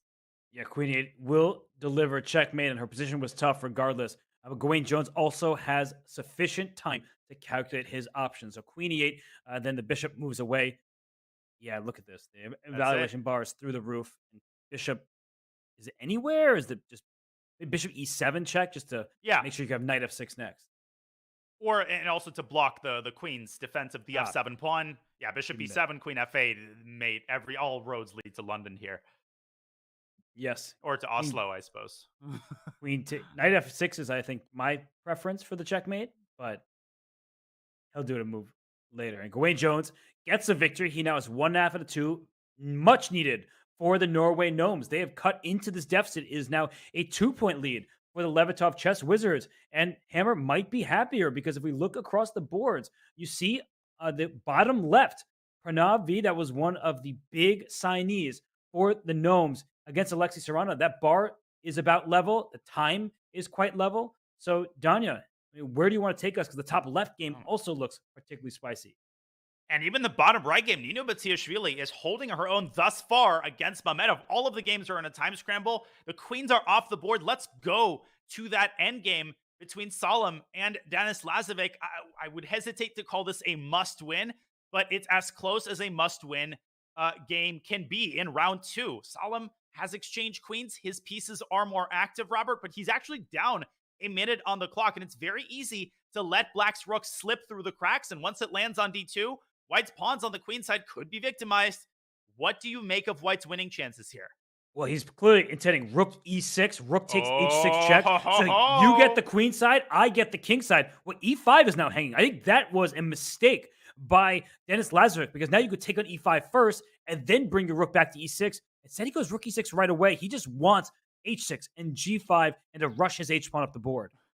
He is hungry for that king side. He's going to take on h6 check, and then he could play h4, Robert, and try to... No, he goes b4 first. He tries to conserve his queenside pawn, and that delays the process for Black of creating a much-needed passer on the queen side. Exquisite technique. Rook c6, another great move, and Lazovic is reeling. And Salem is playing a Lazovic type of game against Lazovic himself. I mean, look at the pawn structure. Everything is nice and stable. White's piece is more active, and rook c6 boots that knight out of there. And if the knight leaves, b6 falls. If you protect the knight with b6 to b5, a6 falls. And eventually g5 will be a victim after rook g6 check. You could scoop that off the board. So it looks like Saleh is getting a much-needed win for the Gnomes. And Hammer joins the show, and suddenly the Gnomes start winning. Yeah, it was a good omen, although I have been swindled personally, Robert, by Denis Lazovic in multiple times. 93 games, 93! Oh, no! I jinxed it! Oh, my gosh, you see it on his face. He's in utter disbelief, is Saleh. He had just the upper hand here. He blunders in one turn and resigns immediately. Oh my gosh, Robert. And this is a hangover from last week because the last round of last week, he blunders a bishop in one move in a dead winning position against Eduardo Iturrizaga. That's the reason they got into the playoffs to begin with, and now blunders a rook on c6. Unbelievable. And just as I was saying that Lazovic has swindled me in plenty of Title Tuesdays, there he goes again. Can we we can't speak enough on that point, but other games are still in full swing, and it looks like in the 2 games remaining, the bar is doing quite nicely for the black pieces. So Nino Batiashvili, she's in no danger. It's a rook endgame, equal material. And so let's go to the bottom left game because that one is spicier. And this is a real shame. Batiashvili is going to hold the draw. If Salem had won, and if Pranav manages to pull out a victory, they would have equalized the score. As it stands, Pranav down to 3 seconds. Bishop e5, he might have blundered as well. Yeah, he stops the checkmate, but just takes c3. And rook d7 is a huge threat here. I don't see a way to stop that. He finds a way. Yeah, and the bishop goes e5. Keep that queen. Rook d7? Rook d7 ends it. Oh my gosh, you were just talking about it. But bishop f4, he misses it. 3 seconds for Pranav. He makes queen c5. That's good. Queen f5 coming next. And now the problem is a rook d7 blunders f2 with check. Bishop f4 intercepted the connection between the queen and the f-pawn. Big mistake. But will Pranav realize it? He's blundered it again. Rook d8 is even stronger. It's just a back rank checkmate on h8. Goodbye. Queen h8 here. Queen h8 is nasty. Oh, he misses mate in 2. Instead takes a queen. And that is good enough, and a big win for Sarana Pranav. Can't believe it. And 2 heartbreaking results, Robert. They're going to end up losing the round. This is ridiculous. They're going to end up losing the round. They had everything under control in this round. It started with Salem Saleh. I mean, that position, to lose that, you could see it on his face, pure disgust. He's like, this is inexcusable. I don't know what's going on. But here, Rauf Mamedov has no winning chances whatsoever. He could go up a pawn if he wins the G5 pawn. Good for you. The double F pawns cannot be mobilized, and Rauf looks like he's about to bite through his shirt. Although he did decline a draw just now, so he's he's disappointed. He wanted to win this game with white, but he's going to be very pleased to find that Lazovic has won and that Serrana has won, and the Wizards have everything under control. They will tack on another point to their already commanding 3-point lead before this round. I cannot believe what we just saw in the last 30 seconds. This was insane. I mean, that Salem Saleh blunder is just shocking because he was playing all the correct moves and he misses a one-move simple tactic. Robert, this game is not over yet. I know it sounds crazy, but Mamedov has won a pawn, and I have seen crazier things happen in online blitz. Yeah, but Nino Batsiashvili, unlike some other contestants here in the Pro Chess League, she actually plays blitz quite regularly, so she's not going to blunder. Look at her clock, right? She's been up on time since we've tuned in, so I'm not worried for her. I'm not worried at all. She is demonstrating perfect technique. Rook G1 and King F6 is elementary, my dear Watson. But Rauf Mamedov, he is doing everything. He's trying. Don't pre-move. And Batsiashvili, she knows the drill. She's got 40 seconds. Okay, oh my God. After what we've seen, can you really blame me for, not calling this game just yet? We're friends. I don't blame you for anything except for good things that happen. So that's just giving you credit, I guess. But Rook A4, going after the pawn. King F6 now. It looks like you just force all the remaining pawns off the board. Oh, she doesn't want to go King F6. Well, she doesn't have to do anything. I mean, now she goes King F6, but she doesn't even have to win any of White's pawns. White literally cannot make progress. But Rauf is going to Rook B2. Then there is Rook G1 check picking up the pawn, and that finally will precipitate, I think, a draw for. Yes, this is clear. The white rook can't leave the G file. Otherwise, the black rook goes there, delivers a check, kicks the king away from its protection, the F5 pawn. So Rook G1 and Rook G3. I think we'll see the rook swap off, and the king and pawn in game is a draw. G5 and Bear Kings on the board. A great result for Nino Batsiashvili. And she and Rauf are going to have opposite emotions as they look at the results of this round. It is still a win for the Levitov Chess Wizards. We said they were strong on all four boards, Robert. It's like they're like a multi-headed dragon. You chop off one head and two others grow to take their place.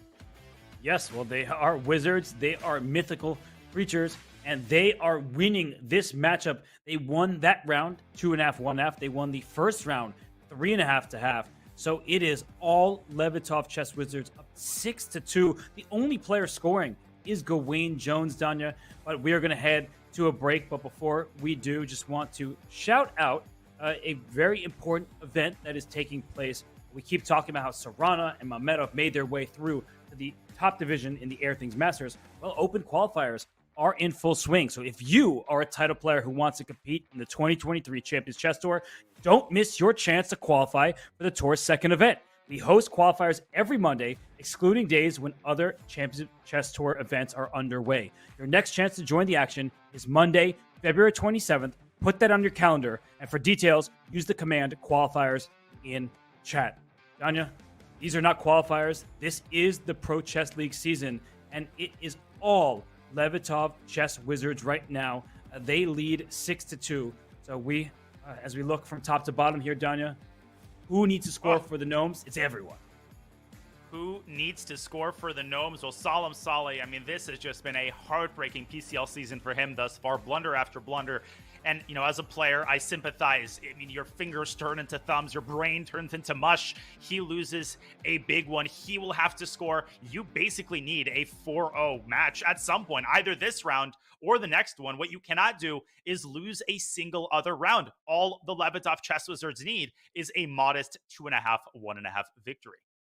And I just see no weak points on the Levitov Chess Wizards roster. That's what Hammer was saying when he joined us. He's the manager for the Norway Gnomes, and if he sees no weaknesses, I have to believe him. But we will have to believe our eyes. We are going to take a break, and when we return, we'll all witness the Levitov Chess Wizards attempt to secure victory in only 3 rounds of actions. We will be right back.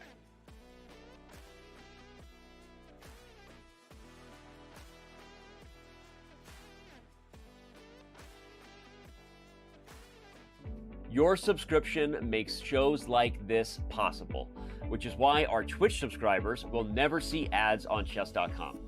Connect your Chess.com account and Twitch account at go.chess.com/connectaccounts, and bang, boom, voila, you're done. 100% ad-free bliss forevermore.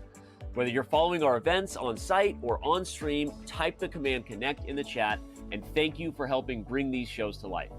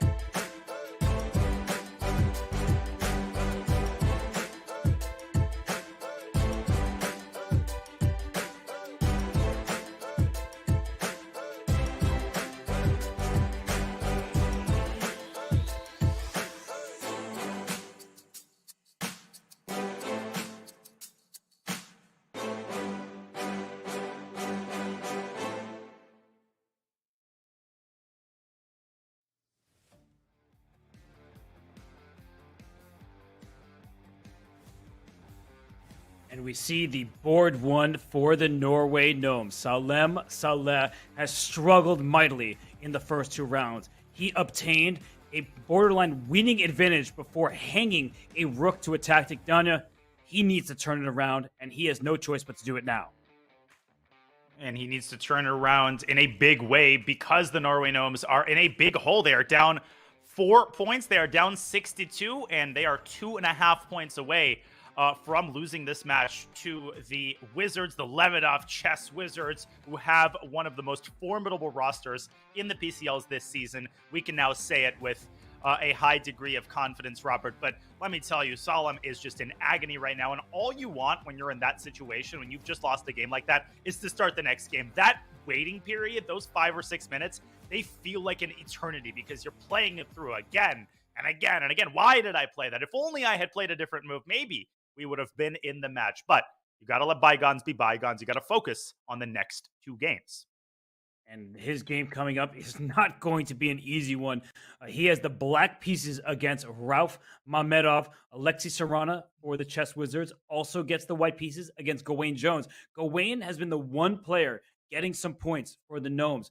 Nino Batsiashvili, she gets the white piece against Denis Lazovic. She scored a good draw with the black pieces. It seemed like she was never in real trouble. So, Danya, you need to chip into this lead, but you probably can't afford to go 2.5, 1.5. You might need to score 3-1 in this round. Yeah, and they need to look at some of the other comebacks that were performed in the PCL this season and in previous seasons. We know that it is possible. The Indian Yogis yesterday did it in a big way. Unfortunately, the Gnomes do not have Vidit on their team, so they need everybody to chip in. They can afford a draw. They can even afford one loss, but Robert, I think realistically, you got to go 3-1 or higher. So you go broke or you go home. Yes, and Gawain Jones was saying to his team during the break, it's time to do a Yogis. They watched the previous day's Pro Chess League action, and they know what they need to do is follow that example. 6-2, a 4-point spread right now. And you see Ralph Mamedov, he wants to take down a reeling Salem Saleh. If he can do that, the Levitov Chess Wizards are getting that much closer to match victory. But even though it's been a bad day, Danya, we know what Salem is capable of. He's not just this player who happened to show up today for a match. He is one of the world's best players, and he is competitive with the world's elite in online blitz and rapid chess. So he can get it done. He just needs to forget about the previous 2 games. He does. And I haven't made a sports reference in several commentaries. This is a personal streak. It's time to break it. This reminds me of a situation in which a great basketball shooter is missing a ton of shots and has a bunch of bad games, right? A great shooter is not defined by how he handles himself when the shot is going in, but how he handles himself when he's clanging every shot off of the rim. Can Salem Saleh step it up and deliver what would be a massive boost to the Norway Gnomes' comeback hopes? But Ralph Mamedov stands in his way. The queen on e2 stands in the way of the knight on f6. This is a kind of third-rate sideline, Robert, that can be incredibly dangerous. I speak from firsthand experience. If black is not accurate here, I've gotten into some massive trouble here in blitz games with the black pieces. The Wormald attack. I played this growing up from the white side. Loved it. You castle kingside, play c3, often bring your rook to d1 and try to play d4. So just getting your queen off the d file, protecting your pawn on e4 with the queen rather than with the d pawn so you don't commit that early. And black has a big choice here. You bring the bishop out to c5, you slide it just to e7, a little bit more passive. These choices, it's about style. It's not just about the single move. Both moves are perfectly reasonable here. We'll see what Salem chooses. And the fact that he's taking his sweet time here is a pretty disturbing sign. It might mean that he hasn't refreshed his opening knowledge of the Wormalds in a while. He does choose the more ambitious developing move, but Ralph Mamedov continues to blitz out the developing moves. And as far as I remember, Robert, there is the ultra-ambitious Marshall Gambit style line with d5, but Solemn prefers the more modest d6. And you called it. Rook to d1, preparing d4, and boy, could that get dangerous real fast. Yes, the bishop on c5 is in harm's way. You often slide the bishop back to b6 to preempt this d4 push, and the black rook at some point may slide to e8, because if that e file opens up, there's a queen and a rook. The rook usually wins the stare down, but look at Ralph Mamedov and how quickly he is playing Danya. He has nearly as much time as he started with. He is playing this like an Italian. Knight b to d2, knight to f1, knight up to g3 or e3, and for now, black can consider, I was going to say didn't move knight g4, but the rook would have slid on over to f1. So it said rook e8, knight f1. Very standard chess, topical lines here.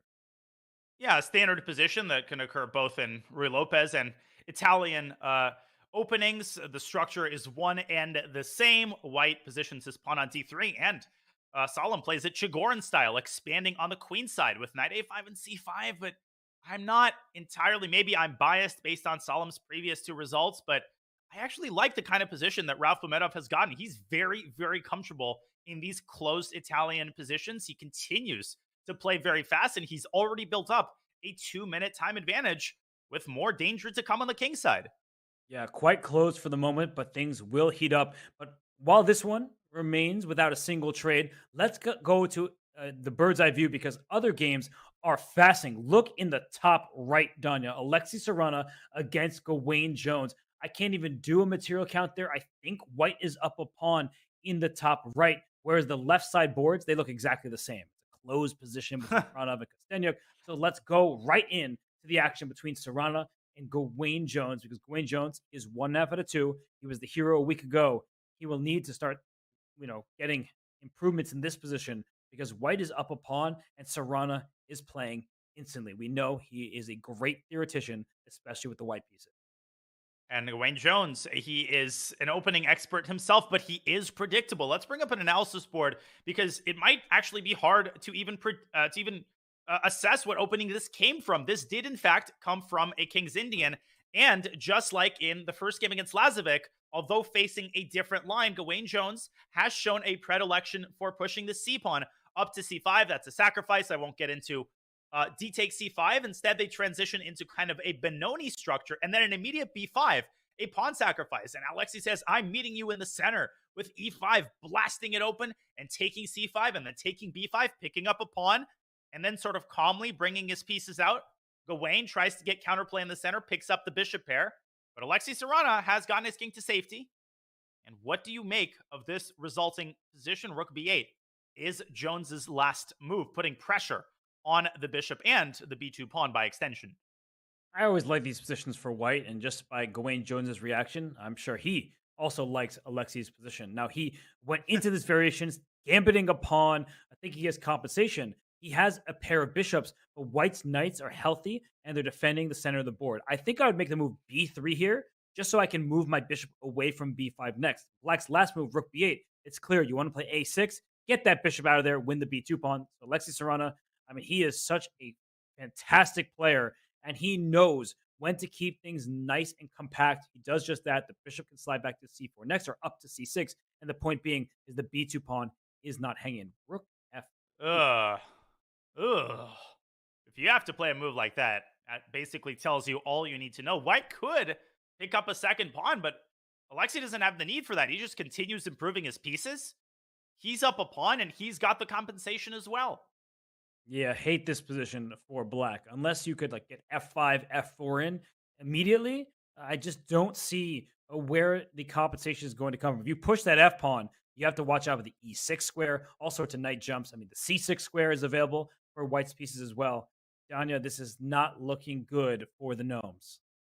This is a complete disaster, and we want to remind you that the Levitov Chess Wizards need 2.5 more points in order to secure victory.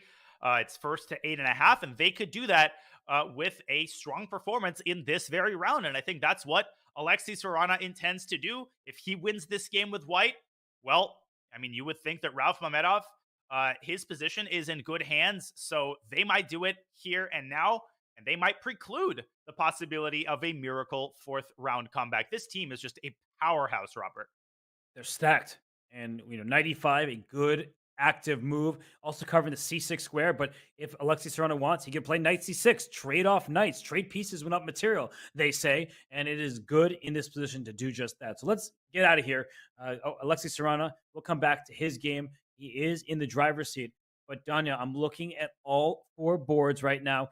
In the top left, Ralph Mamedov, he plays a4, trying to open that position up. I like his position with the pair of bishops. In the bottom left, that one is looking wild, and I think that's good news for the Gnomes. You need crazy positions, and it looks like there's a bishop stare down on the light squares, so maybe we should hop into... I'll let you choose. Let's take a look at Pranav's position. Let's try to decipher and tease out what we think will happen given all of this tension in the center? Well, right now, the bishops are staring at each other. The bishop on c2 is hanging. And if Pranav initiates the trade, if he takes on g6, then Alexandra might actually take with the f-pawn and open up a discovery on the white queen. That pawn on d5 is in the crosshairs of Black's knight and queen. That is why I think Pranav is taking his time. Maybe he's contemplating a move like knight f5, but the last thing you want, Robert, is a mass liquidation. Kosteniuk would be more than happy to make a solid draw with the black pieces here. And knight f5 just trades everything off. You keep taking on f5, then you take on d5, and it looks like mass liquidation. So to play on, bishop takes g6 may be necessary, but f takes g6. That's a hard move, I think, for some of our viewers to understand. You're always told to take towards the center. No, not always. In principle, you want to take towards the center, but if you can gain a very important tempo here, as you can after f takes g6, you hit the queen and d5 will be loose. Then you capture away from the center. It is okay to do just that. So I think Pranav realizes that he is likely going to drop the d5 pawn. He may win e5 in return, but that will not lead to an advantage. If anything, it feels like it's just a level game. It's such a frustrating feeling because you know that you need to win with the white pieces in order to give your team a chance, but you're feeling your winning chances slip away from your grasp with every minor piece that's traded off the board. You can't set a trap. Alexandra Kosteniuk wasn't born yesterday, and she's got plenty of time to handle the tension here. This is just not looking good. Wherever you turn, the Levitov Chess Wizards, they're just in control from the very first moves of this match. And let's go back to our bird's eye view because speaking of control, in the top right, Alexei Serrano had like a sky-high evaluation for a move, and then it just plummeted back towards equality. So maybe Gawain Jones suddenly has a chance. That would be big news for the Gnomes. It would indeed. Bishop b5 back to e2 is the move that we see there on the top right. The pawn on d5 is hanging. I'm sure the players are deeply involved in calculating the tactics. Gawain Jones says, I call BS. He takes that pawn, and maybe Alexei Serrano overlooked something in his haste to keep the pressure on Gawain Jones's clock. Wow, okay, we'll come back to that game, but Gawain Jones did just steal that central pawn.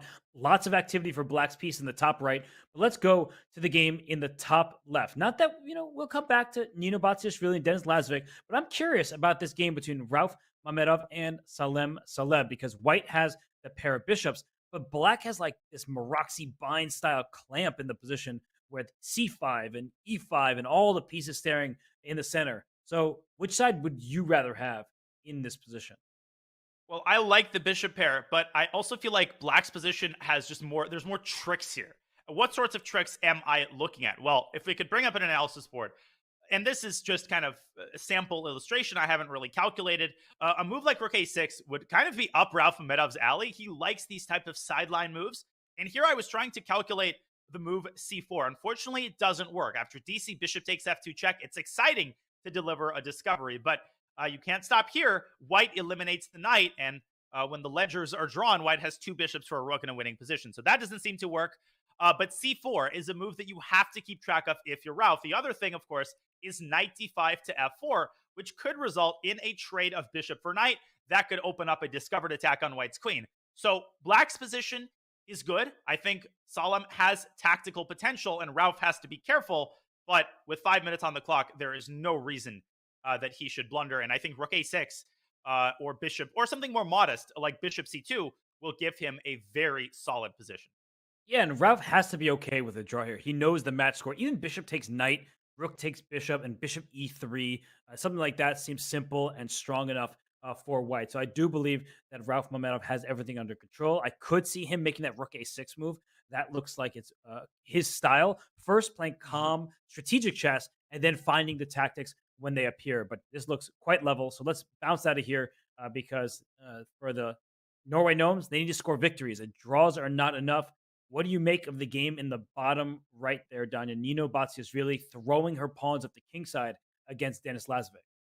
Well, Nino Batsiashvili doing what she has to do. She is in a must-win situation with White. Denis Lazovic, it feels, always has a pawn chain of some sort with both colors. Here, he's got a pawn chain on the queen side, b7, c6, and d5. Okay, so Nino has a space advantage. She has an impressive knight on e5 that could be eliminated whenever Black wants. But giving up that bishop on d6 would result in the permanent weakening of the dark squares. Not something I think Dennis wants, unless he's desperate. And he's certainly not desperate. His position's solid, Robert. The one annoying thing for black is it's hard to get this knight out of the gates because knight d7 would obviously walk into queen takes b7. And that's why I think Dennis has just played a5. He's grabbing space. He's going to push the queen off. But most importantly, he has opened up a developing square for that b8 knight. Yeah, he can kick the queen, and then if the queen loses contact with b7, the knight can also slide towards the center with knight to d7. I think that Nino should play a move like king f2. You're not going to castle in this position. If you castle queenside, you'll get checkmated. If you castle kingside, you'll drop h4 at some point and likely have yourself a problem with the pieces staring at your king. So king f2 looks safe and sound for now. And then you connect your rooks and you can continue from there. But I think she needs to keep an advantage on the clock. And now that I'm looking, she has lost her entire minute advantage on time. A5 is an excellent move by Lazovic. I think Nino might be worried about the prospect of A4. If she plays A4 herself, then she creates a big hole on B4 that could be immediately occupied by either the bishop or more likely the knight. And then the queen on B3 is just sort of staring and biting at granite, looking at that pawn on C5. And seems to me, Robert, that if anybody has the initiative here and the practical advantage, it might actually be black. I'm with you. And that's more bad news for the Gnomes as Nino Batsishvili dips under 5 minutes. But let's go back to our bird's eye view because big things are happening for the Gnomes in their favor. Alexei Sarana, he seems indomitable with the white pieces. But right now, it's all Gawain Jones. I don't know how this happened, but Gawain Jones was down 2 pawns. Suddenly, he's up in exchange. This is huge, and it goes without saying that he needs to convert this position. If we go to that game, I will rewind a couple of moves. The position was immensely complicated, so I don't want to spend too long deciphering the complications here, but suffice it to say that the blunder came in just a couple of moves. Knight takes c4, rook c6. Here the eval bar was sky high. Bishop e2 was a mistake. You called it, and after bishop takes g4, queen takes c4, Alexei missed a pretty simple move. He thought that Gawain would recapture on c8, but no, he took on d4, and it's a double attack. Bishop takes c3, wins the queen. Queen takes c6, wins the rook.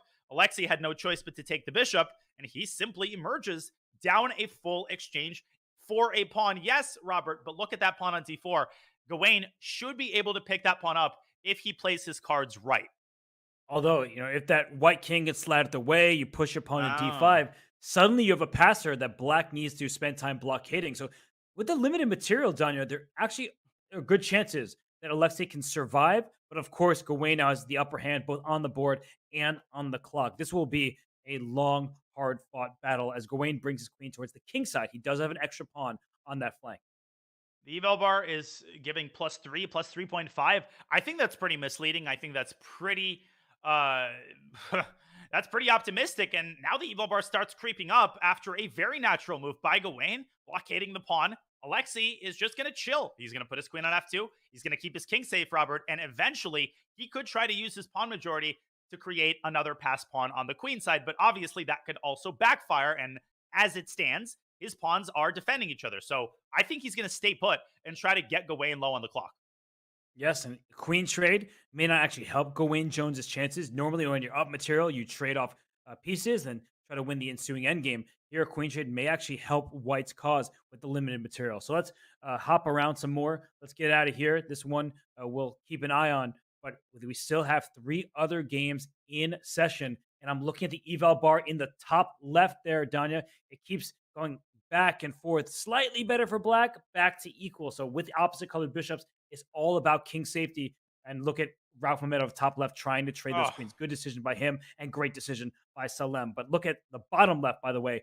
Pranav, suddenly his pieces are active. He has an outside pass pawn, and the Norway Gnomes have a chance. They do indeed. I was going to go to the Ralph game, but then you brought my attention to this fascinating endgame that Pranav has to deliver on. He is up 2 minutes on the clock. He's got a monster pawn on a4 that is a protected passed pawn, and he does have some damage that he has sustained on the king side. But with the queens off the board, the significance of that damage has been diminished. And Robert, the significance of the fork on d6 has not been diminished. Can Alexandra stop it? No, she cannot. She's trying. Tactically, she's saying you take my rook, I take on f2 with check and get the rook on e1. But that's not clear that it works out for black. I think knight d6 check, king. Where does it go? It doesn't. If it goes to e7, the knight takes f5 is check. You're not even taking the rook. You would take on f5. The king went to e7 with the fork, but if the king goes to g6, as you're showing there, maybe you just take the rook on e8 and you get away with it. And I'm just going to show this line really, really quickly. Knight d6 check has been played on the board. And at the end of this line, it's actually not that hard to calculate. If you look at this position carefully, the knight is hanging. And if black recaptures it, then white takes the bishop. It's a classic scenario. If the bishop moves away, then that gives the knight an opportunity to slink away. Maybe knight d7 is more accurate because then black cannot even take the pawn on f3. There's another fork waiting for black's king on g6. This is, I don't want to say a certain win for Pranav, but after knight d6, Alexandra has tried king e6, which might be the best practical option. Yes, it's a more active square. In the event of knight takes rook, bishop takes f2 check, we will see tactics fly. But look at the clock as well. Pranav was up nearly 2 minutes when his move. Now he's made his move, but bishop takes f2 check, kind of forced here, but it's not easy to calculate, right? There are many different variations. White will likely go up a minor piece for perhaps a couple pawns. And for Alexandra, the worst part is this outside pass pawn for Pranav. That a pawn is going to be either a decoy or a runner, and it's hard to stop that one. And the second worst part is the time situation. You called it. This will remain complicated for a long time. Even after the tactical smoke clears, black will still have a bunch of committal decisions to make. I assume Pranav will take on f6. He can actually pick up a couple pawns, but no, he goes for the minor piece. Where is Sasha going to position her bishop? She can go to c3. She can go to h4, which I think is the likeliest. Try to pick up the f3 pawn and gather as many pawns as you can and just run your passers up the board as quickly as their legs will carry them. And she's probably relying on once her bishop retreats to say h4, rook c3 next for black, hits b. Oh, as soon as it hit rook c3, she puts her bishop on the square. But I think that makes her life even more difficult. Knight takes h7 and then bring the knight back to g5 with check. The knight will survive and protect the vulnerable white pawns. But no, he goes back here and the eval bar starts to drop. A very strange move. Knight takes h7 was literally just a free pawn. And Robert, black doesn't even have a pawn for the piece in that resulting position. A puzzling decision for Pranav, who's still winning, but g6? Could he be eyeing a check on g7? No, he goes back to g3. And at bishop d4, he wants knight e2. So at least the knight is in the right part of the board, but black's pieces are extremely active, and white is a bit passive for now. But with that knight heading right back to e2, I feel like the dark sword bishop, it's about to come out, maybe to d2, to hit the b4 pawn. And if you can get your rook behind your passer on the a file, maybe there's no stopping it. And the other problem is that black doesn't have an easy way to convert her pawn majority, her 4-on-2 pawn majority, into something concrete. Yes, you can play e4, big deal. White's knight is just going to be blockading that resulting passer. So Pranav, what stands between him and immediate victory is just to figure out a way to coordinate his pieces, and as you said, to get the rook behind the pawn. Oh my goodness, rook d2 trades the rooks, and that should actually be easy. Like I was looking at all these moves, f4 and things like that. He plays rook d2. The rooks are coming off. You see Alexandra Kosteniuk. She shakes her head. She's upset, but this is going to be good for the Norway Gnomes. So let's actually zoom out for a second because Pranav looks to get one win for the Gnomes. Look at the top right. Wayne Jones with a huge lead, a huge advantage. And look at the top left. Salem Saleh with an equally large advantage for the Gnomes. Well, I think we should entrust Gawain Jones that position. He seems to be making steady progress. He's still got a minute on the clock. Far from over is that game, and we will cover that as well. But I think we need to go to the Salem game because this is Salem's chance at redemption. They're in a time scramble. Salem has been making steady progress. Robert, he's got a pass pawn on c3, which could be supported at a moment's notice with bishop to d4. But can he break through Mamedov's solid resistance to e4? Oh my goodness. And rook d2 to follow. This has been actually a masterpiece from Salem. After this scramble finishes, we will probably have to go back in time to show how we got here. But this has been unbelievable stuff from the GM, from the UAE. He lost 2 games. He was very upset. But right now, he is in charge. He's completely winning rook e to d6. Now he's got to put the memory of what happened previously behind him and convert this advantage smoothly. Maybe e3. I thought he could have doubled on the d-file. I didn't think there was any reason to give away control of the d-file, but he's still winning. h4 could break down white's king side even further. Great find by you. Great move by him. He just says, give me that pawn. The king on g2 is open. The rook on e6 may slide to g6 in the near future, queen to g5. And you can't even move your queen from e2 because then the pawn pushes for black. So queen g5 right now. This is starting to look devastating. He goes back to g7. Okay, that with g4, he can just take it. Takes g4, h takes g4. Mamedov still trying. He's got that c-pawn, but he might not have time to activate it. Another brilliant tactical move, driving the king into the corner. But Solomon needs a couple more accurate moves, Robert. It's not over. Rook f5, and we know how resilient these top grandmasters are. And the bishop is... Oh, queen f2! What a move! Oh, his bishop was under attack. He forces a queen trade, and then the passed pawn will be impossible to stop with the bishop and the rook. So just take it. Rook e1 is not made. Bishop c7 first. By bishop c7, and he's going to promote a full queen. Mamedov's going to resign, and they will be up if Gawain Jones converts 3-0. Oh, my lands. And look in the top right, Gawain Jones. He is going after that white king. And look at the board forward, by the way. It's about level, maybe slightly better for Lasvik. They may be able to take this round 3.5 as Pranav in the bottom left. He's completely winning. We don't even look at that game. He is up a full minor piece with pass balls. Let's go to the top right there, Danya. I feel like that's really interesting and might end soon. Oh, but I feel like Gawain Jones has to be more accurate than the eval bar. It makes it seem like everything is easy. It's not over yet because f7, Robert, is hanging with check, and that's an instant perpetual. So unless Gawain Jones checkmates White's king right now, this could actually get really convoluted. Queen f5 check. Very important check to throw in to defend that f7, but don't take that rook on f2 because f7 would have been hanging. Just take d5. Keep it simple. Keep time on your clock. And he's not moving yet, but rook takes d5 does look extremely powerful. Or about he plays it, and now that rook can slide to g5 at some moment if the queen goes out the way. Surround down to 5 seconds. He has to find a move. He should probably bring his queen back to e3 as you're indicating. But as you point out, h4 for black looks like an option. I would not trade queens here if I could avoid it. I'm going for checkmate, but Serrana hither and thither he goes. It's under 10 seconds for both sides. Anything can happen. Gawain Jones is struggling here a little bit to figure out that final blow. He must be feeling nervous right now. Yeah, rook e6. Keep the pieces on the board. When you have a safer king, you want queen g5 check. Where's the king going? Queen h4 check. H4. You need to get the rook to g5. Oh, rook e1's nasty. Queen h1 next. That's mate. This has got to be made. Rook d8. I would try that if I'm Alexi, but rook e2 check is made in 2. Queen h1 ends it, or even rook e2. Rook e2 ends it immediately. Rook e2 was really nice. King f4. Don't tell me this king is running away. Wait a second. This is so treacherous in a time scramble. It's so hard to hunt the king down. And he goes back because he's at the end game. Look 2 at the seconds. outside pass. 1 second. He's going to Oh, win. he barely gets the move off. He doesn't really want to trade queens because the outside pass pawn for white will be there. Queen f6. Oh, f7 is attacked. Gawain Jones might be losing control of the game. oh my gosh, but he has a pass pawn of his own. Move his queen out the way. Push the h pawn. That's the goal here. And the priority has shifted completely. He could have won the queen. Now he wants to make another queen, and he's doing a great job of keeping his composure. Can Alexi mount a last-ditch attack on Black's king? Oh my gosh, rook f5, great Queen square. E8.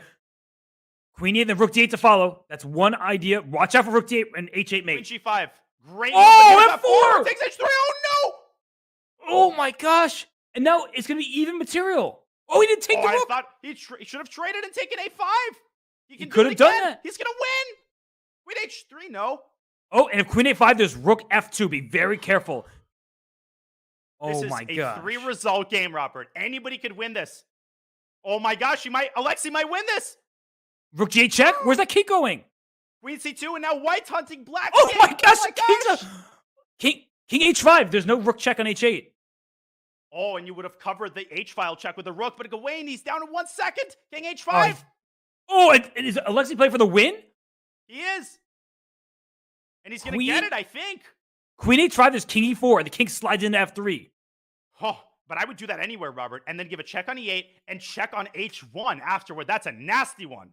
Oh my gosh. And the king goes to d4, and suddenly, this king on d4 is in big trouble. It takes on a5. Queen e6 check is available. Now, Alexei could cover with the queen, but that's losing. Rook f2. Now it's the king hunt has switched again. Oh Whose my king gosh. is safer? Rook f1, queen h2. Queen h2 is king a3, so he's going back and forth. I think Gawain Jones is fear. Queen f6, what a move! What a move! Oh my gosh, What a king move! discoveries. There must be a mate here. Queen g6, king a1. Alexei somehow surviving this. Rook e1. Wait. Go rook f2 back. Oh, queen e6? King A4, What's and happening? Queen B5. B4, and we're gonna see another discover check with the king. Rook D8. Rook D8 won the queen. No, but the king would No, have it run away didn't. with check. Oh my gosh. What is happening here? I think white's winning. Oh, Queen E2 check. Queen E2. Queen E2 Oh, he picks won up the rook. Oh my gosh. But Rook C8 first? No, it's mate. It's just mate. Oh. Queen C2, Queen C1, and Rook C2 is mate. And look at the smile on Alexei Serrano's face as he delivers checkmate. Gawain Jones is flustered, and there is that vintage sip of water. You know you've done something right. You take that drink. I just need like 15 breaths right now. Now, where this all started, Robert, Gawain Jones had plenty of wins when he was hunting the king. But what he had to do is right before the king hunt started, he had a chance to win white's queen with the deflection rook e2. This would have ended it immediately because king f1, queen e1 is mate, and rook takes e2, queen takes d4 is easy to convert. That's where the craziness started, and it didn't stop for another 40 moves. Wow. And 2-2 in that round. It was back and forth. You see, Salem Saleh won with black. Alexei Serrano, he decided to strike back with white and took down Gawain Jones in that crazy game. Pranav V wins with white against Alexander Kostenik. He won a piece and then the game. And then we didn't catch Denis Lazovic's win, but it did seem like he had the better chances against Nino Batsiashvili. So, Danya, what a ridiculous round that was. All 4 games were decisive. How on earth did Alexei Serrano win that game? I mean, that is just absurd. That is out of this world. Serrano and Denis Lazovic are 2 of the greatest acquisitions and 2 of the biggest players in the PCL this season. I've never seen them have a bad tournament, whether it's Title Tuesday or RCC or now the Pro Chess League. All the Chess Wizards need is a measly half a point, Robert. 8-4 is the score, led by Serrano and Lazovic. And you see for the Gnomes, Gawain Jones, he almost had that game, and he would have made a dent in that lead. It would have been 7-5, but it wasn't meant to be. It's just not the Gnomes' day. And the Levitov Chess Wizards, well, they're levitating towards that 8.5 score. They're almost there. So we're going to head to break. We will get a 4th round action. And the Norway Gnomes will really need to pull in Indian Yogis. They need to score 4-0 in the final round just to send this to tiebreakers. Will that happen? It remains to be seen. We'll find out after this break.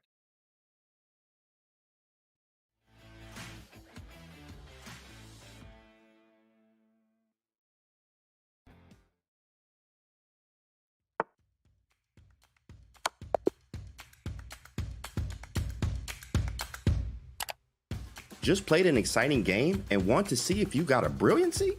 Or maybe where you could have improved? Chess.com's game review is just a click away. Game review is a fast, fun, and instructive guided review of your games. See your accuracy and your opponent's accuracy. Check out the eval graph for an instant overview and scroll down to see how many great moves, best moves, blunders, and yes, brilliancies you have played. Learn from Chess.com's coach who gives move explanations, opening statistics, and shows you the best lines of play. With retry mistakes, you can get another shot at finding missed opportunities. Try Game Review today on web, iOS, or Android.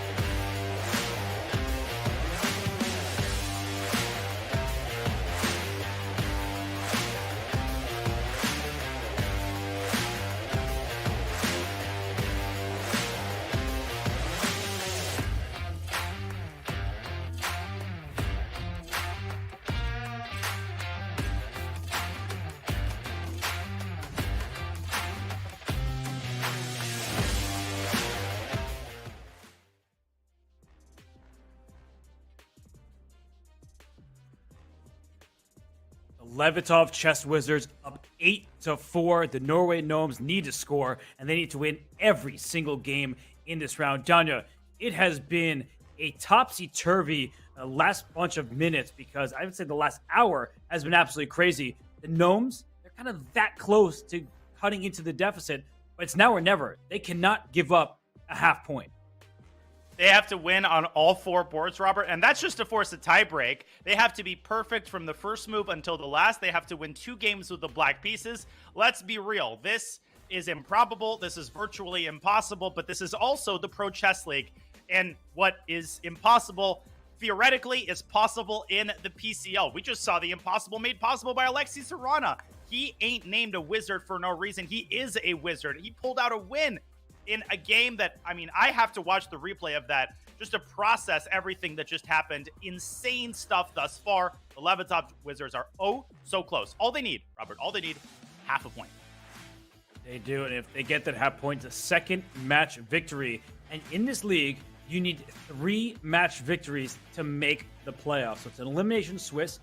After 5 weeks, we'll see who the winners are because you need 3 match victories to make the playoffs. And if you lose 3 times, you are eliminated. So, Danya, the Levitov Chess Wizards, according to Hammer, they may be the favorite in the entire league. They've got no weak spots. They've got a deep bench. They've got a deep roster. They can play a bunch of different lineups.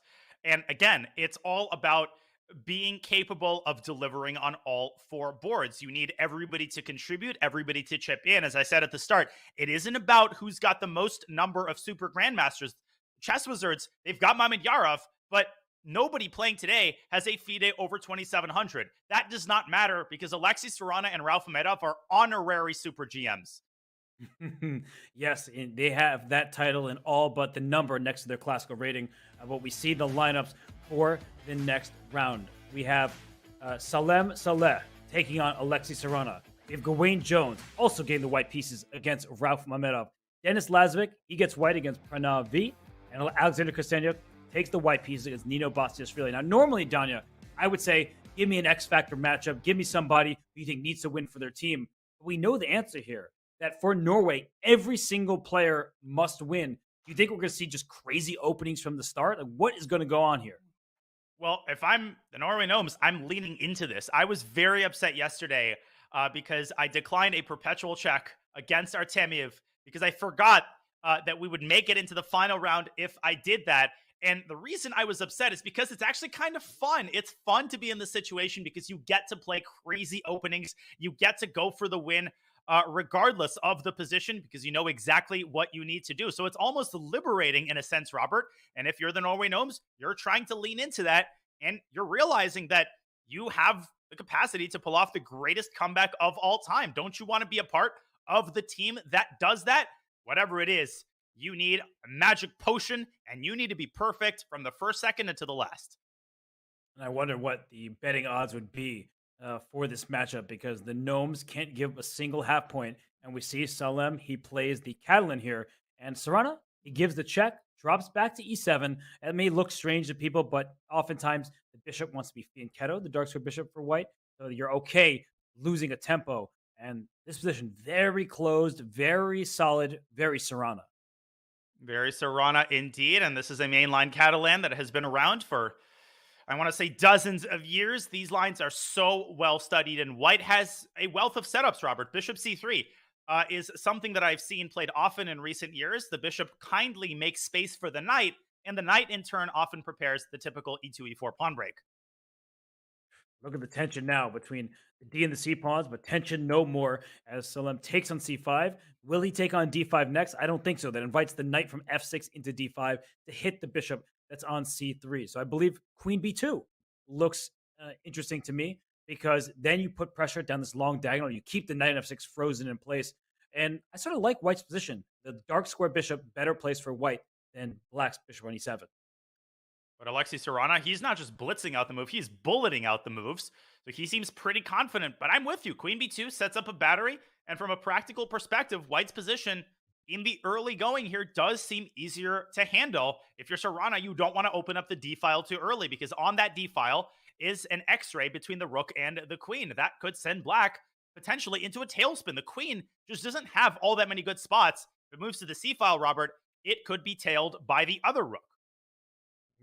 So just a calm move. Rook c8. You're saying rook c1 is available and played.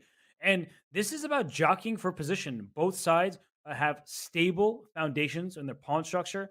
You don't see a single target that can be exploited. I just like the placement of White's pieces a little more. And these positions can get dangerous. Like if this knight hops from f3 to e5 at some point and you start getting some activity, it could be a bit difficult for Black to untangle, especially with the rook on d1 staring through all the pieces in between it and the Black queen on d8.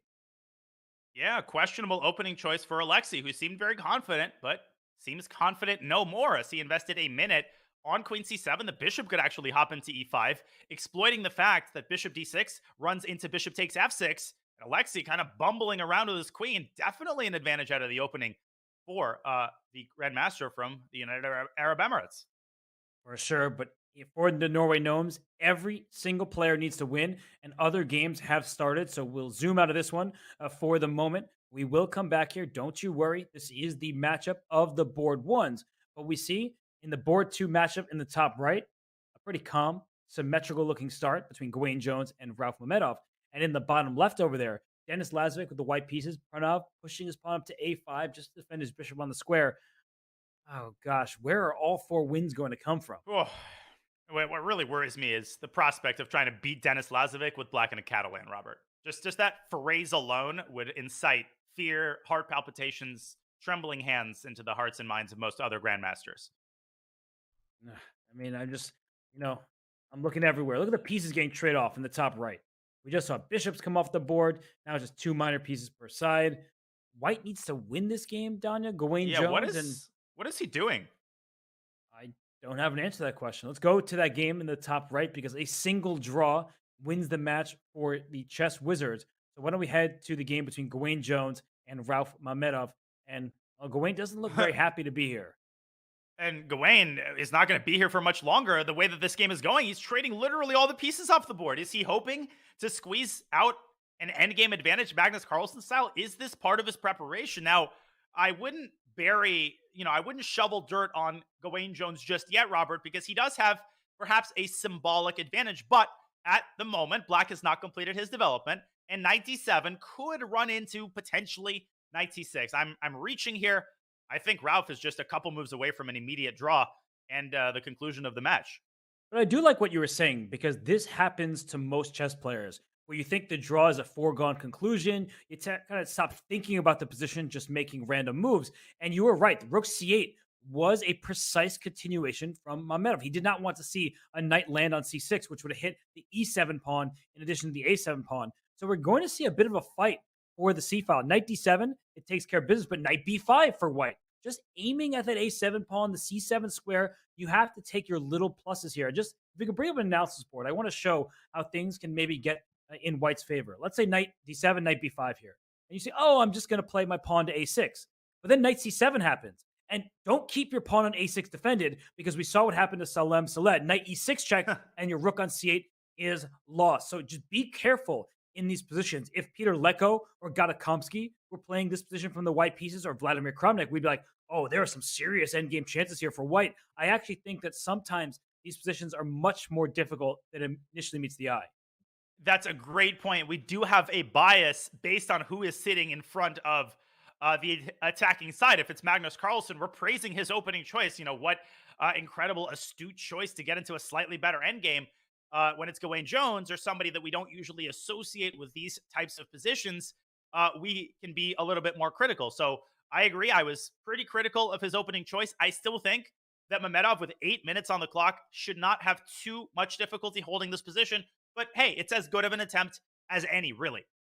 Yes, and if you look across the four boards, I think you are going to be scratching your head about a certain opening. Let's look at the bottom left between Denis Lazovic and Pranav over there. You see that eval bar, Danya? That is pretty high, and I think we see why. It's like a just complete bind in the position. White's pieces are more active.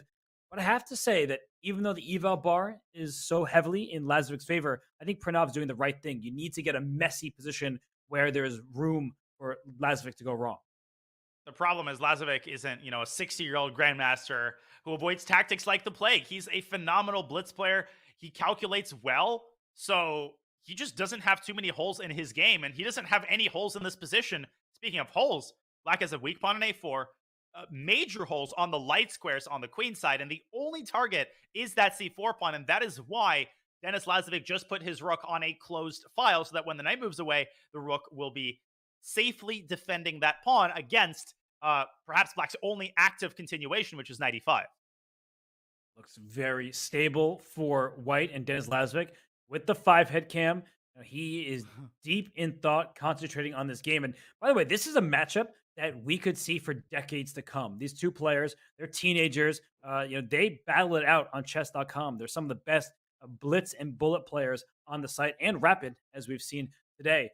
But this matchup, this is one we'll see for a long time. And the Levitov Chess Wizards aren't thinking of this match, of this round, in terms of let's see where we can get half a point and then we can lose the other games. They want to end this in style. They want to win 3-1 or 3.5. And the way things are going right now, if Mamedov saves the position, if Denis Lazovic delivers here, they might actually end up winning this round. So they definitely want to end from a position of strength, even though, let's be real, they will find a way to eke out at least half a point or not. Was that a blunder? Oh my gosh, knight d5 looks so good, but maybe. Whoa. Yeah, the queen on e3 is loose. There's a rook on e8, but I don't think you can take on. Is there a tactic of some sort? Where is it?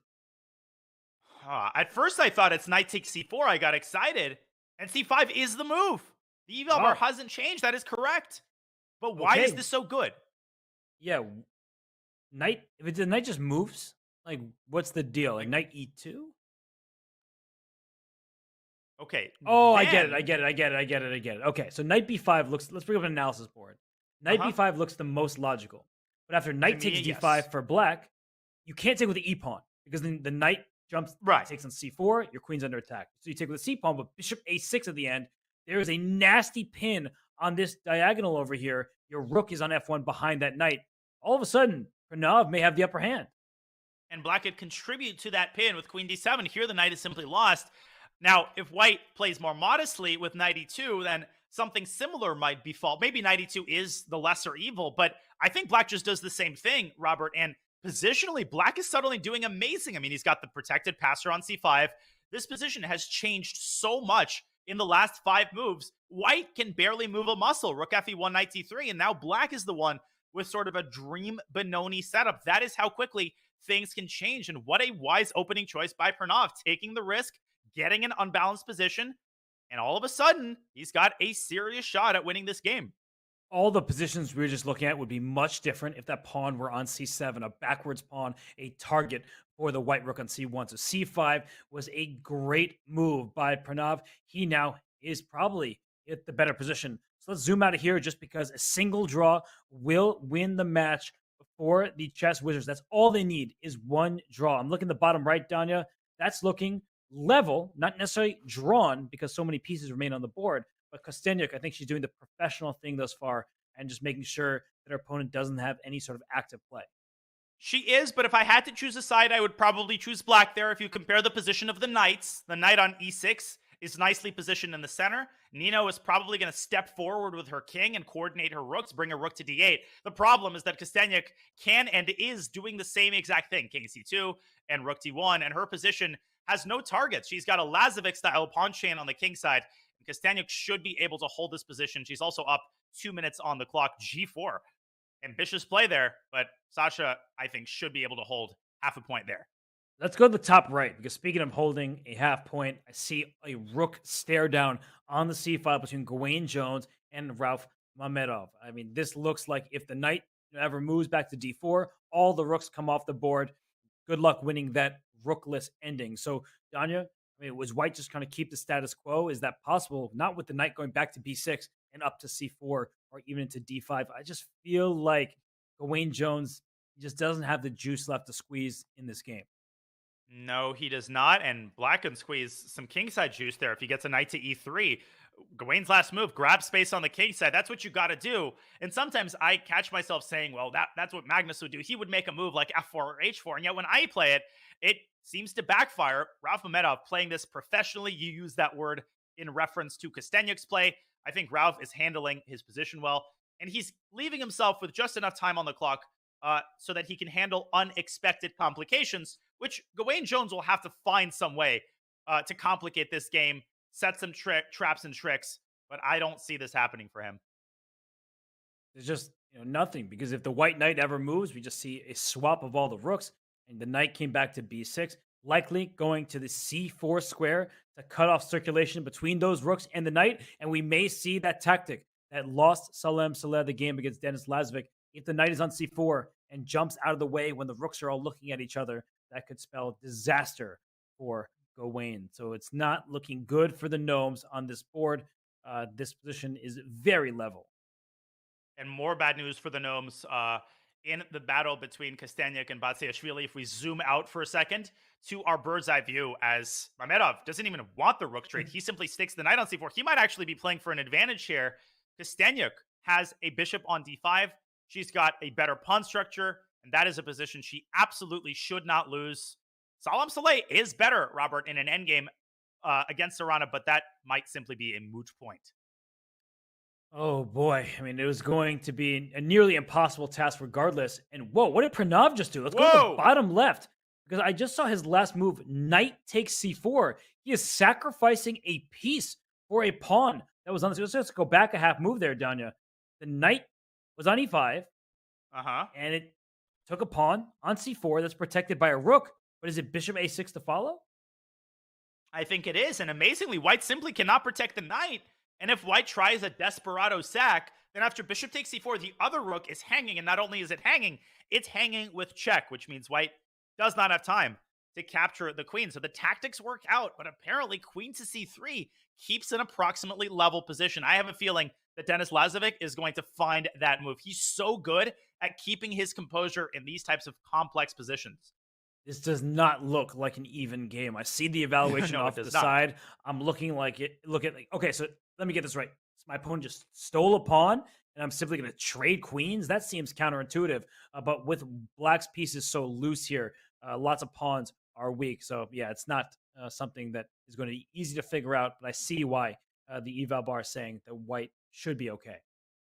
White should be okay, but this is exactly what Pranav needs to do, and it's going to take Denis time to figure all of this out. The position that I think will be reached after d5 is unenviable for white. Lots of choices, lots of landmines to avoid. So Denis definitely not out of the woods. This would be a big win with the black pieces, but 3 of his teammates would have to come along for the ride, and Denis has come along for the ride. Queen c3 has been found, and he is not going down without a stiff fight.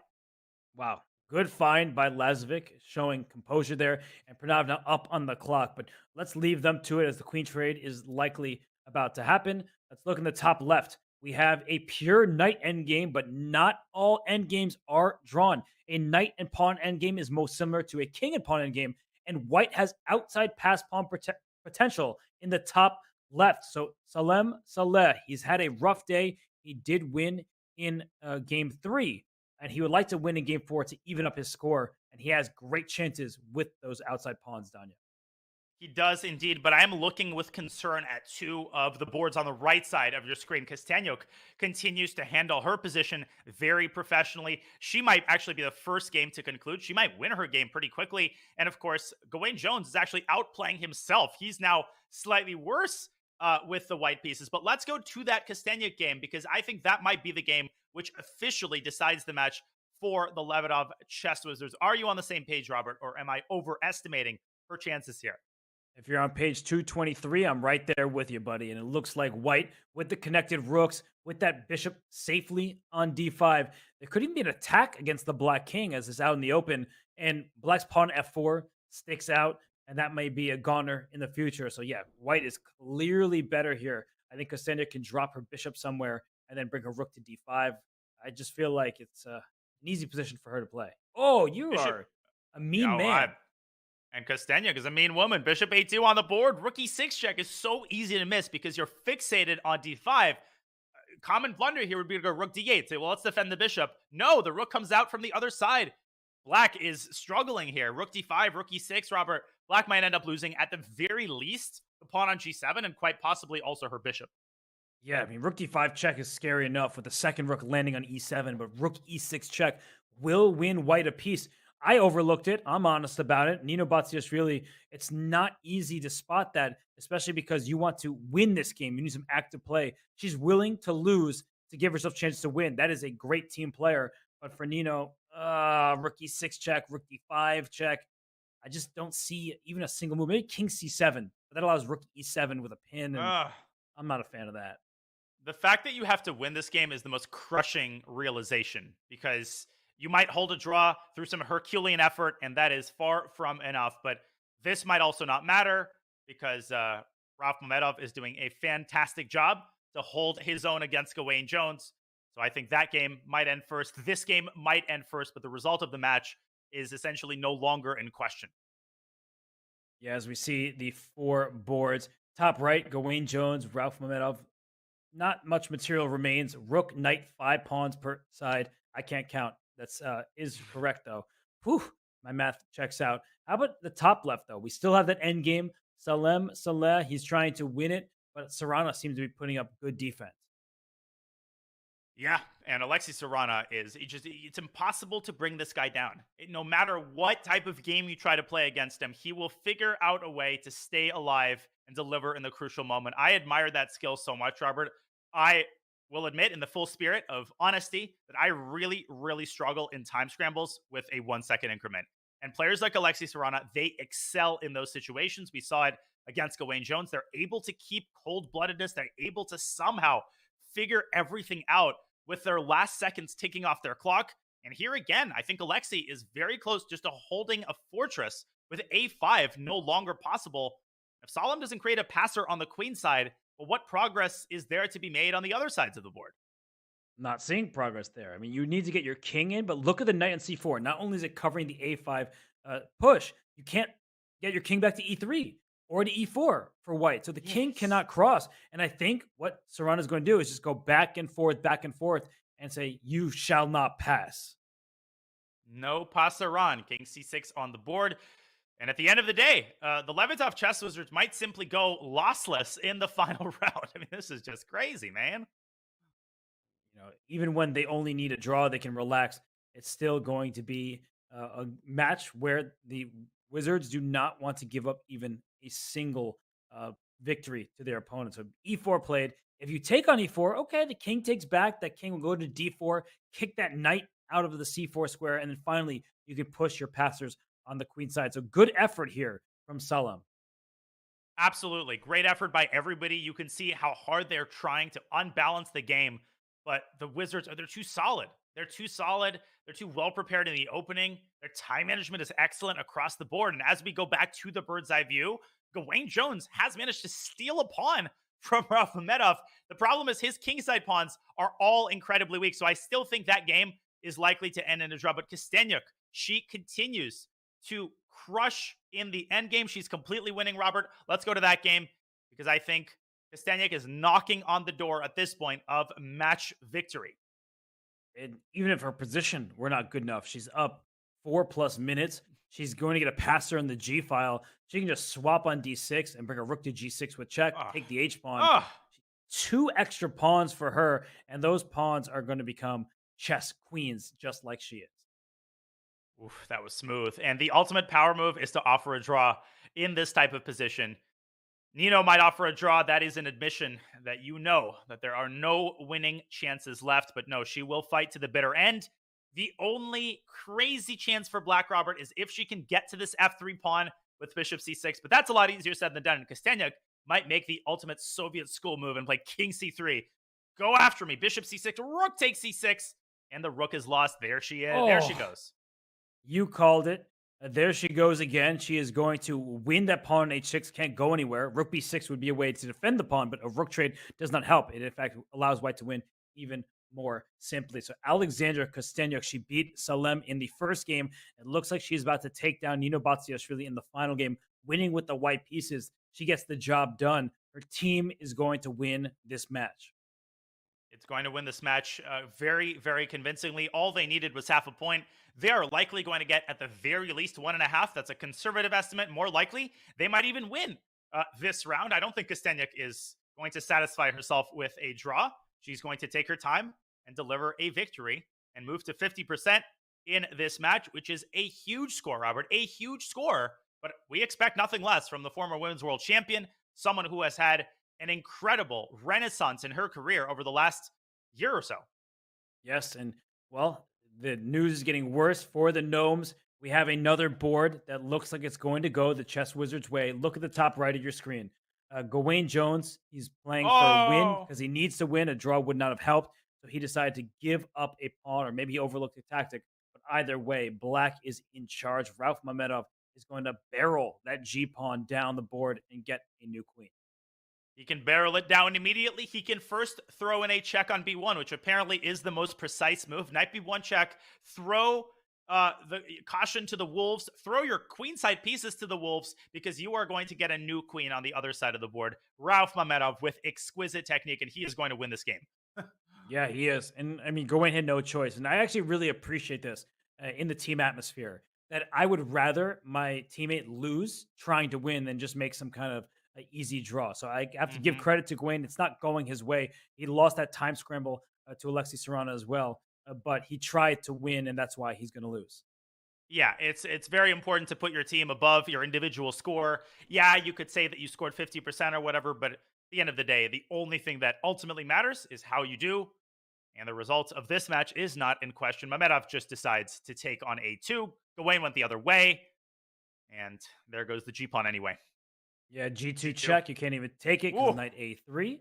That doesn't look so fun. But the king will step in front of the pawn, and maybe it's not that easy for Black to make progress. The knight from C2 will hop out to D4 at the right moment. E6 will be hanging because the F7 pawn is pinned. So it's not game over, even though Ralph Mamedov, of course, is in charge, especially on the clock. But I'll tell you where it is game over. Alexander Kostenyuk, I know we've been saying that game is going to end for a while, but it is actually going to end now. Any second, Kostenyuk is going to promote a pawn. She also has a passed G-pawn. It is also on the 6th rank, but the path for that pawn is clear. So we can go to any one of these games. Serrano is going to hold that position too. So I think all of the games are going to finish virtually simultaneously. Let's go to the Alexander Kostenyuk game. She absolutely deserves it, Robert. Rook F4 or G7. Choose your pick. Choose your poison. Look at the top left, by the way. That game is over. So the draw has been agreed between Alexi Serrano and Salem Sled. Stalemate, king and pawn endgame. So Levitov Chess Wizards have won the match. You're right that Alexander Kostenyuk, she deserves it. She's earned herself some victories in this match, including against Salem in the first round. But the match is officially over, Daniel. So you take us away wherever we go. We know the match result. Well, the games are ending. There goes Kostenyuk. She wins her game, blocking Nino Batsiashvili's last attempt. She put together a valiant endgame effort. Let's go to the most combative remaining game between Denis Lazovic and V. Pranav. This might actually end up as the only bright spot for the Norway Gnomes in this round. V. Pranav with another valiant effort. He might actually end up winning this game. I think he is winning. He is winning a second pawn on the queen side, and he should be able to drive home the point, but it's not going to matter, Robert. But it might matter for the team building, the confidence, because Hammer, he mentioned Pranav by name. He said he was a free agent that we were thrilled to pick up. He feels like he's underrated in these rapid time controls just because his classical rating hasn't caught up with his online successes. And so he beat Alexander Kostenyuk in the previous round. If he can also defeat Lazovic here, which is looking less likely by the move just because they're repeating and F7 is now hanging. But if he could take down Lazovic, Danya, that really bodes well for his future weeks. It absolutely will. He is a big acquisition. He is a unusually acquired player through Twitter as the team captain, Jon Ludvig Hammer, who I'm sure is not feeling too thrilled. But the bright spot for the Gnomes is that they are at 1-1. They've got 2 more strikes. So it's not like they are on the precipice of elimination like some other team from the southern part of the United States that we shall not mention. You know, they've got a cushion. They're going to bring themselves together. No shame in losing to the Levitov Chess Wizards. Everybody might end up losing to the Levitov Chess Wizards the way that they're playing right now. Oh They my seem to gosh, be a King D4 favorite. there. Sorry, What is go happening? ahead. King D4, there's going to be King F6, so that would have kept Black in contact with that bishop on E6. But what is happening here? I feel like Black should be winning. The time trouble for both makes it unclear what's going to happen. But A3 can be pushed at some moment, but the pawn cannot get to A2. Rudolf has won his game against Gawain Jones, so it's a total blowout. It's 2.5 half Wizards with this final game remaining. Let's see if Pranav can score the honor goal. It's like Brazil-Germany, rook takes d5. The score is 7-0. You need that one honor goal, and they are going to score it. And Lazovic immediately resigns. Pranav wins in round 3 and 4. It's a little bit too late for the Gnomes, but a great final couple rounds for the Indian teenagers. So that should be nice to see if you are team manager Hammer or team captain Anna Rudolf. But look at this final round. Sarana, he had a worse endgame. He held it. Ralph Mamedov, it was equal throughout. Gawain Jones pushed for the win. So Mamedov steals the point. Lazovic, the only player of the Levitov Chess Wizards to go down in a round where the Gnomes needed to win all 4. Pranav played a very nice game. He lashed out with that C5 push and then took that one. And then Alexander Kosteniuk, the chess queen, she ended up promoting to a queen, winning that game over Nino Batsiashvili, the former Georgian women's champion, and someone who's drawn Magnus Carlsen over the board in classical chess. So, Danya, it was a demolition today. The Chess Wizards, they look unstoppable. They do indeed. It was impressive across the board, Robert.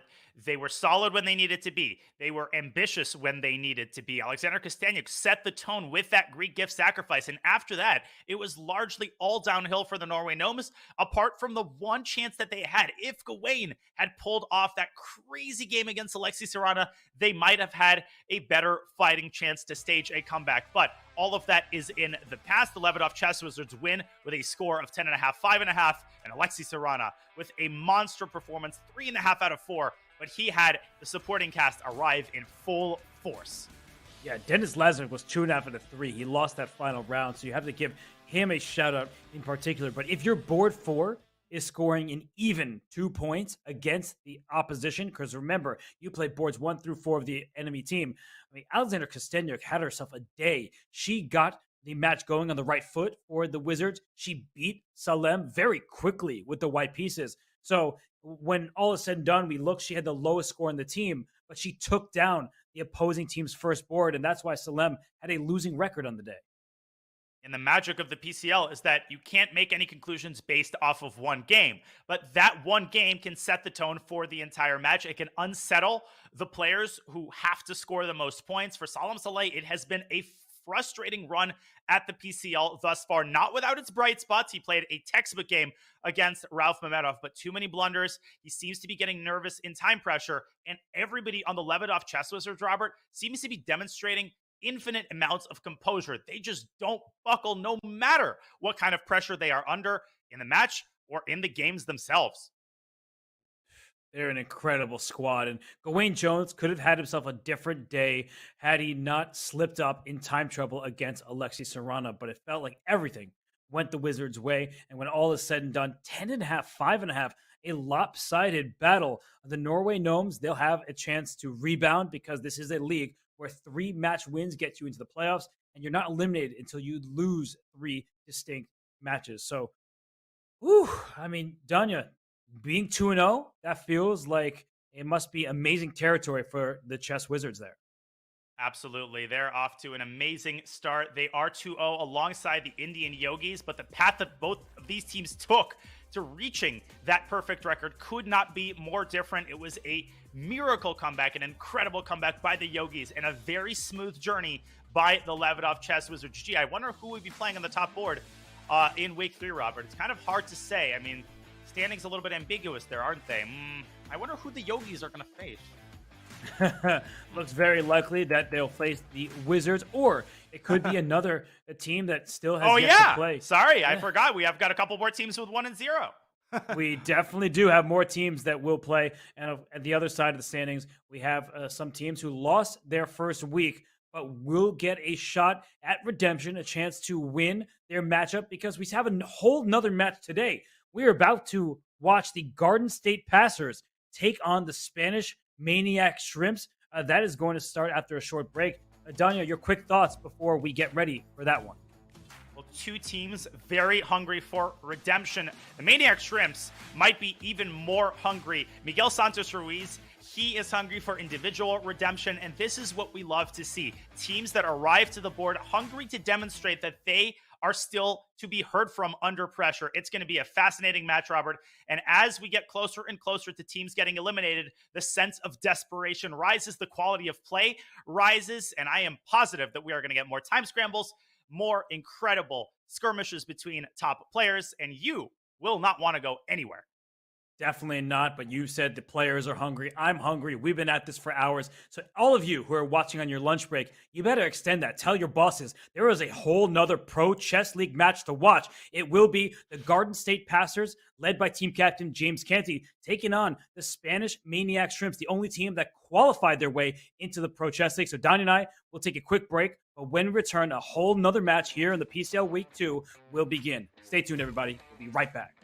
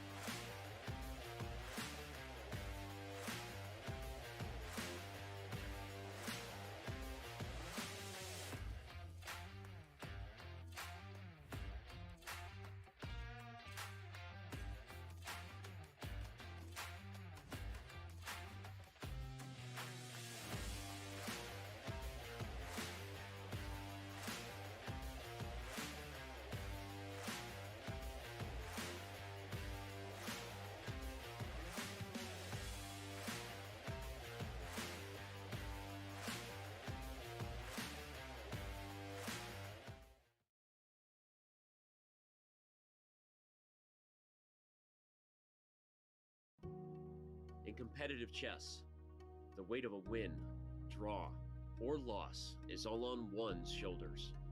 It's easy to feel alone. Those lonely days are over. The Pro Chess League is back. Once again, in chess, teammates matter. He's upset with himself. Artemiev and the Capybaras win their match with a round to spare. Welcome back, PCL. A unique collection of teams, each with their own personality of different colors, shapes, and sizes. There are gnomes and knights, chess bras and bishops, and whatever the heck this is. The PCL is the only place where the best players in the world risk their fate alongside content creators and players from different levels, ages, and perspectives. This is resign time. It's easy now, and there is a resignation. I'm in shock at the turnaround that we're seeing. Entering its 5th season, 16 teams will reboot the PCL legacy with a new format and new schedule. Only one team can be crowned the next PCL champion. This is one of the most epic comebacks in Pro Chess League history. My friends, it's the 2023 Pro Chess League. Which team can rise above the rest? They won't be able to do it alone. The Muslim wins it. We win. Oh my God.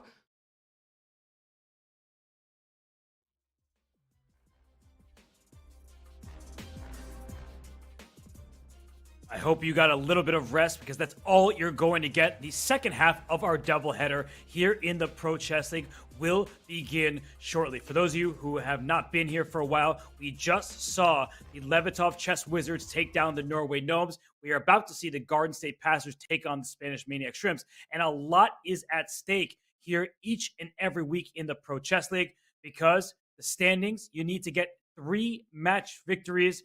Danya, some of the teams that we're about to see, they lost week 1, but we know that the Indian Yogis and the Chess Wizards, they're up top with a perfect 2-0 score. Indeed, they are. They are 66% of the way there. 3 victories is what you need to make it into the playoffs. Conversely, 3 losses is what you need if you want to be out of the PCL thus far. Only one team. I'm having a hard time making out the name of that team. It's pretty blurry on my screen. Is 0-2. Just kidding, of course. It's my team, the Charlotte Cobras, but we are not done, I swear.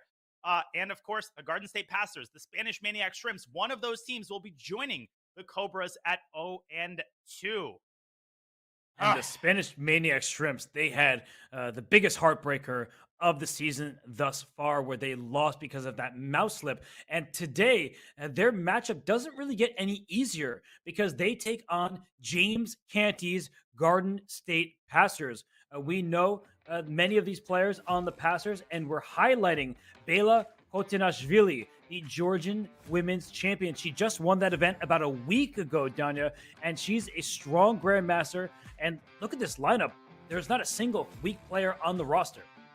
No, there is not. And they have also acquired Alexander Bordnik, who is a blitz and rapid juggernaut. He is a name familiar to absolutely everybody in the chat. He is playing today. And look at some of those players up top. Samuel Sevian last week, Robert, his victory over Shakh Mamedyarov with the black pieces in the last round. They lost the match, but there were many, many bright spots for the Garden State Passers. They have got a great roster, and I think they will make their presence felt despite the disappointment last week. And love to see that team captain James Canty III added to the roster. Hopefully he gets to play some matches. Not today, though. Today, the Passers, they take on the Spanish Maniac Shrimps, and that team is also very strong. The Maniac Shrimps, they lost week 1, but it was all because of a mouse slip went up a rook. That should not have happened. But Jaime Santos, he leads the way, 2665 rated. But look at this lineup, Danya. So many GMs representing Spain. But in particular, we have one name that stands out to me. It's Alan Pichot, the Argentine Grandmaster, the second highest rated player in the squad. Danya, we know him. He is a force to be reckoned with. He is indeed. Well, that name stands out to me because my brother's name is also Alan, spelled the same way, but I am also good friends with Alan Pichot. He is very experienced. He's a very strong blitz and bullet player. And he's one of those, low 2,600 guys who's basically capable of beating anybody, particularly dangerous with the white pieces. He is an E4 beast, and he is somebody nobody wants to face. So that two-punch, Santos Latasa, Alan Pichot, 2,600 young GMs, they are not going down without a major, major fight and a chance at redemption. And we'll see if the qualifiers to the Pro Chess League, the only team that won their way into the league by qualification, will prove themselves today. Let's look at the lineups, the 4 board lineups that each team has submitted. It is new players for both sides. In fact, 3 out of the 4 players for each team did not take part last week. But Danya, Sam Sevian, Jaime Santos in the top board, Bortnik, Alan Pichot, board 2, Abhimanyu Mishra and Lance Henderson. Abhimanyu Mishra being the youngest grandmaster in chess history, and Lance Henderson de la Fuente, quite a young player himself. I think he plays under the Andorran flag these days. In Bela Hotenashvili taking on Karina Abartsumova. Danya, any of these boards stand out to you? Man, these are just mouth-watering lineups. And again, Robert, we know that just because nobody's over 2,700 FIDE doesn't mean that these players aren't worth watching. I am keeping a close eye on Alexander Bortnik's debut performance. How will he fare? Will he be that infusion that the passers need? And on the flip side, Alan Pichot and Jaime Santos, can they score 3 out of 4 or even higher? And can they Pichot the world that the Spanish Maniac Shrimps are here to stay? I already did that before the show, before the Pichot. I knew you were about to do that, so I'm glad you brought the pun to the action. Well, what does the action look like? For those of you new here, this is the Pro Chess League. These are teams that consist of 4 players, and it's all play all. The time control, 10 minutes plus 2-second increment. It is fast chess, up to 4 rounds. The first team to score 8.5 points will win the match, and if it is tied to 8-8, we will see tiebreak. And the Spanish Maniac Shrimps, they had heartbreak because of the tiebreak a week ago. But that is a thing of the past. Today, we will see the boards as such. In fact, in round 1, Sam Sevian should be taken on board 4, Karina Abartsumova. We actually brought up the round 2 pairings, but it will be Sam Sevian against Karina Abartsumova in the first round of action, as you see on the screen in front of you. She gets the white pieces. Grandmaster Lance Henderson de la Fuente from Andorra gets the white piece as well. Danya, which of these matches sticks out to you? Well, again, I'm going to, in particular, highlight Sam Sevian and Alexander Bortnik. Both of them have the black pieces. Bortnik, in particular, has a very inventive repertoire with black. He plays the Alekhine. He plays a bunch of King's Indian setups. So I'm looking for Sevian and Bortnik to try to strike with 2 points out of 2. And, of course, Alan Pichot and Jaime Santos. How will they fare? They will need to pick up a lot of points, and they will definitely need to beat Garden State's passers boards 3 and 4. But Abhimanyu Mishra on board 3, are you kidding me, Robert? 25-49, 25-40 Schmein. I'm not kidding you, and he's not kidding the chess world when he earned the youngest grandmaster title in chess history. So for Mishra and the passers, they will have their work cut out for them, because I think the Spanish Maniac Shrimps, they're underestimated by the league. They were the qualifiers. Every other team had an automatic invitation into this league, and I think they feel that they have a lot to prove, especially after what happened a week ago. And Hammer and his team had the last laugh, but for the Spanish Maniac Shrimps, I feel like there's something to build off of from that week, because they had a win well within their clutches. They did indeed. And now they've basically got a completely different team. Karina Abartsumova, as you pointed out astutely, is the only player who is repeating her performance. She had a solid performance last week. Miguel Santos Ruiz, who had that unfortunate mouse slip. It's not about punishment. Robert, he gets the week off, but I am positive that he will make another appearance for the Spanish Maniac Shrimps. And of course, for the passers, Sam Sevian is the mainstay. He is the MVP, and he will need to repeat that incredible performance from last week, but he will need his supporting cast to come to the scene to help him out if the passers are to reach the necessary 8.5 points. Here we go. And just like a week ago, Sam Sevian, he is sporting a hockey jersey, that looks like. And, well, we'll see if he can deliver. And he's playing a fianchetto system. Maybe it will turn into a King's Indian defense for black. You put the bishop on g7, you castle your king. Danya, you love yourself a good King's Indian. Are we seeing a King's Indian or maybe c6 and d5? Nope. He answered the question before I could finish my question. I don't want to hear those symmetrical Grunfeld. Get that out of my sight. We have a King's Indian, as we should, the superior opening. And Abartsumova with a fianchetto with e4. Now, e4 is less common than one might think. It's a typical move in most King's Indian setups, but it's not as often combined with the kingside fianchetto. Not a bad setup at all. And Sam Sevian immediately trying to punish white with bishop to e6. Robert, you almost never see the bishop come out to e6 before the pawn is brought out to e5, but that's Sam Sevian for you. Yeah, he's inviting d5 with tempo. The bishop on e6 is hit, but what he really wants to do is open up the dark square diagonal. This kind of reminds me of a certain game. I think it was Jose Martinez versus maybe Daniel Naroditsky from yesterday, where you did something similar. You encourage your opponent, provoke them to play d5, and then your bishop on g7 is a much happier piece. Indeed, and Jose played 1e4. I did it with the knight. I brought it out to c6 and dropped it back to b8. Got a great position out of the opening. So it's a very interesting hyper-modern approach.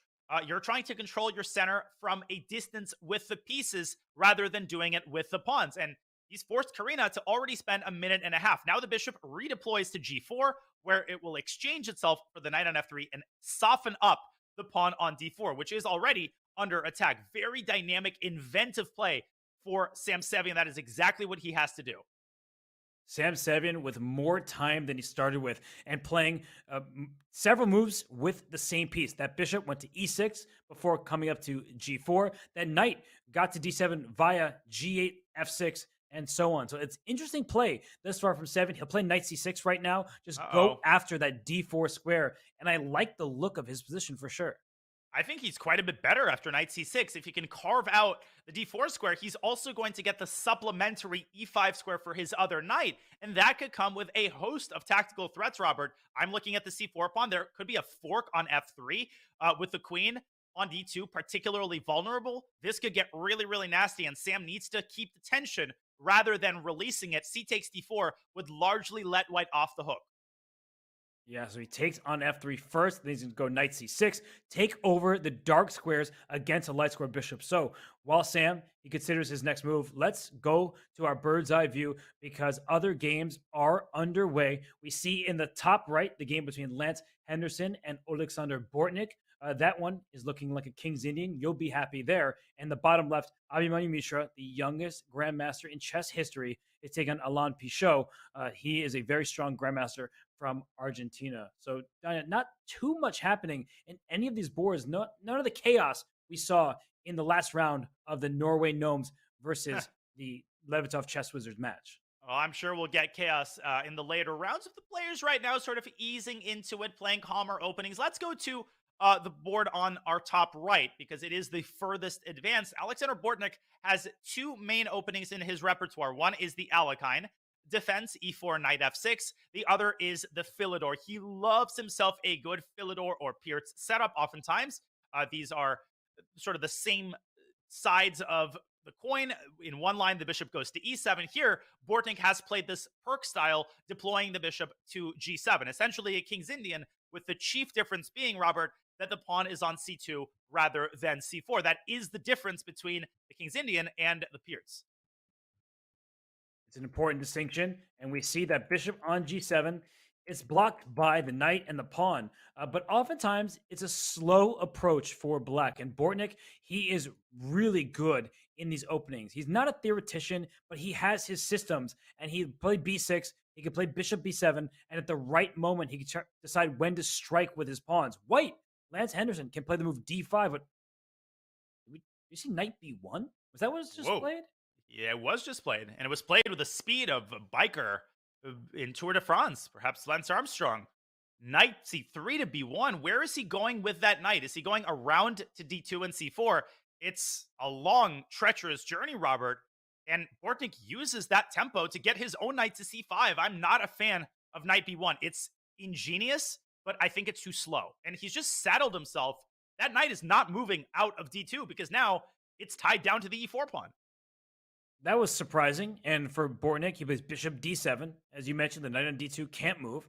If you play c4, try to get some kind of clamp in the center, your b3 pawn and the d3 square is already where the knight is about to hop into. So you can't push that. I don't understand knight c3 back to b1, but it's not like white's position is that terrible. It just doesn't really compute with me. But white is doing okay for the time being. But black's about to strike with d5.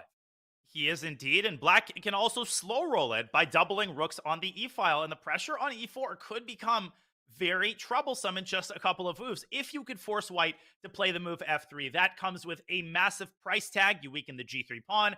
Speaking of weakening the pawn, Lance advances it to g4, but Robert, look at that f4 square. I thought it was a perfect opportunity to strike with d5, but Bortnik does take the slower approach. I still think he's very much in charge out of the opening. And Lance trying to make that knight on f6 dance. If he plays g5, he can kick it around. But I don't think that's actually helpful for white. The knight will just go to the h5 square, and knights on the rim usually dim, but that knight would just be springing into the f4 square. Rook's doubling on the e-file. The e4 pawn to target, the open diagonal for the bishop on g7 would be good for black. I actually really like Bortnik's position. I think he's just outplaying Lance, and I think that from white's perspective, that knight c3 back to b1, then to d2 decision, it's just kind of odd to me. Only 16 moves in to his first game as a Garden State passer, Alexander Bortnik is making his presence felt, giving the passers a much-needed infusion. I think an underrated element of some rosters, Robert, are players who are able to play for the win with the black pieces, who have the kind of repertoire that's well-suited to the team format, and Alexander Bortnik is one of those players. He's actually really, really good at beating lower-rated grandmasters in the low 2500s. I don't want to jump the gun here. The game is far from over, but if Lance mishandles this, if he makes one more inaccuracy, his position could collapse like a house of cards. Yeah, just a position that is so easy for black to play, and every move from white requires calculation. We see that the clock ticking under 6 minutes and about 45 seconds for white, whereas black is over 8 minutes. And we also know that, speaking of calculation over everything. That's the most important slogan in chess. And we will have James Canty III joining us right now. So, James, you couldn't come at a better time.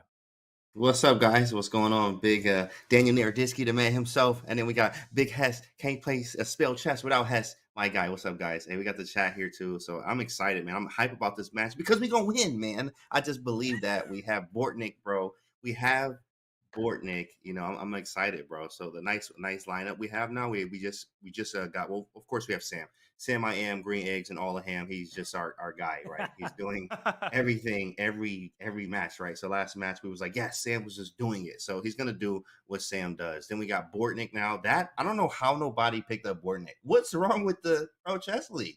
Boys, how is Bortnik not picked up? You know what I mean? So when we picked up Bortnik, I was like, oh, yeah, it's over. I mean, we talked about it. I was like, yo, did you know Bortnik? We got a chance to get him. I'm like, grab him now. Like, I don't care what time of the day it is. If it's midnight, get him up. Sign the contract. Get Bortnik on the line. We need him on the team.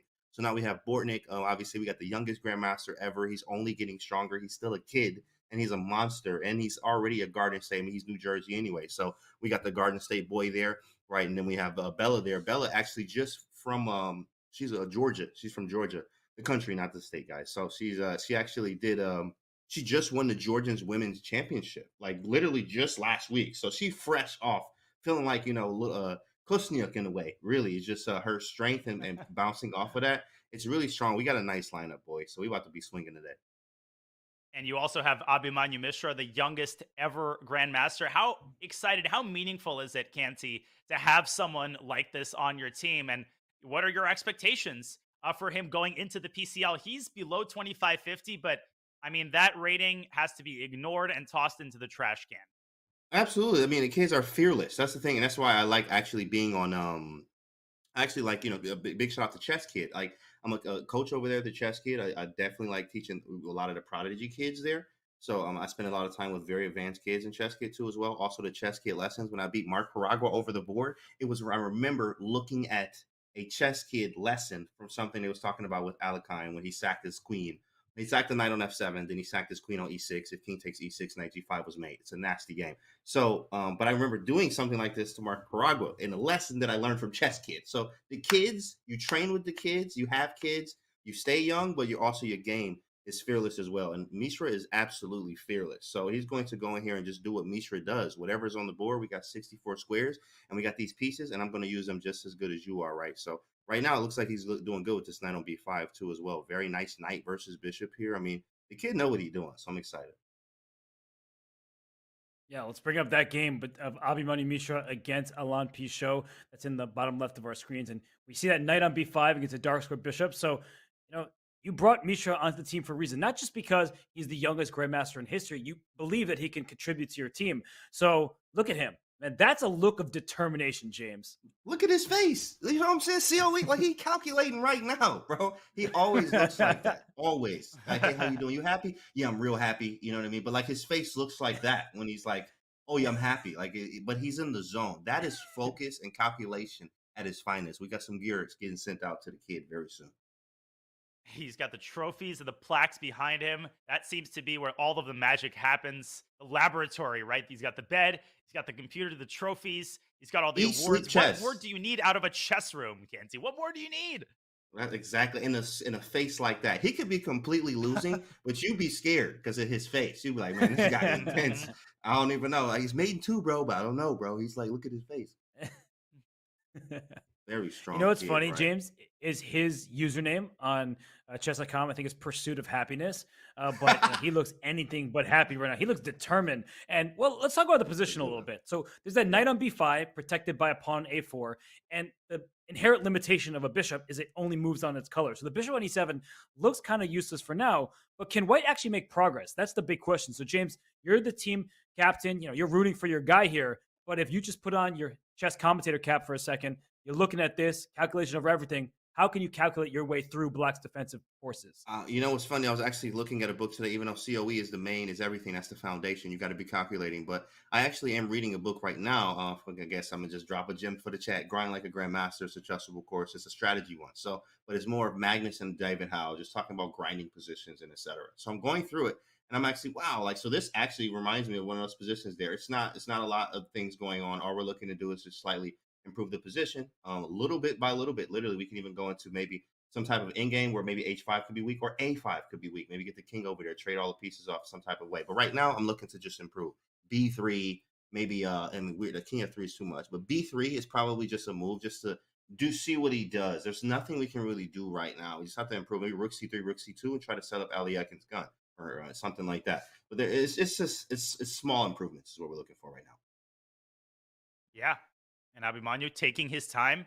I think he realizes that if worse comes to worse, everything is defended, the bases are covered. He could essentially make a draw on demand, although those are dangerous words in the context of a PCL match, Robert. I mean, we've already seen everything there is to see in our first match of the day. But Abimanyu, he's got things under control, and he wants to get control of the king side. Is he potentially preparing G4 Kansi style? Yes. Open up that king side. G4, exactly. G4 for the score, right? Let's go. Get him out of here. Let's go. G4, push it, kid.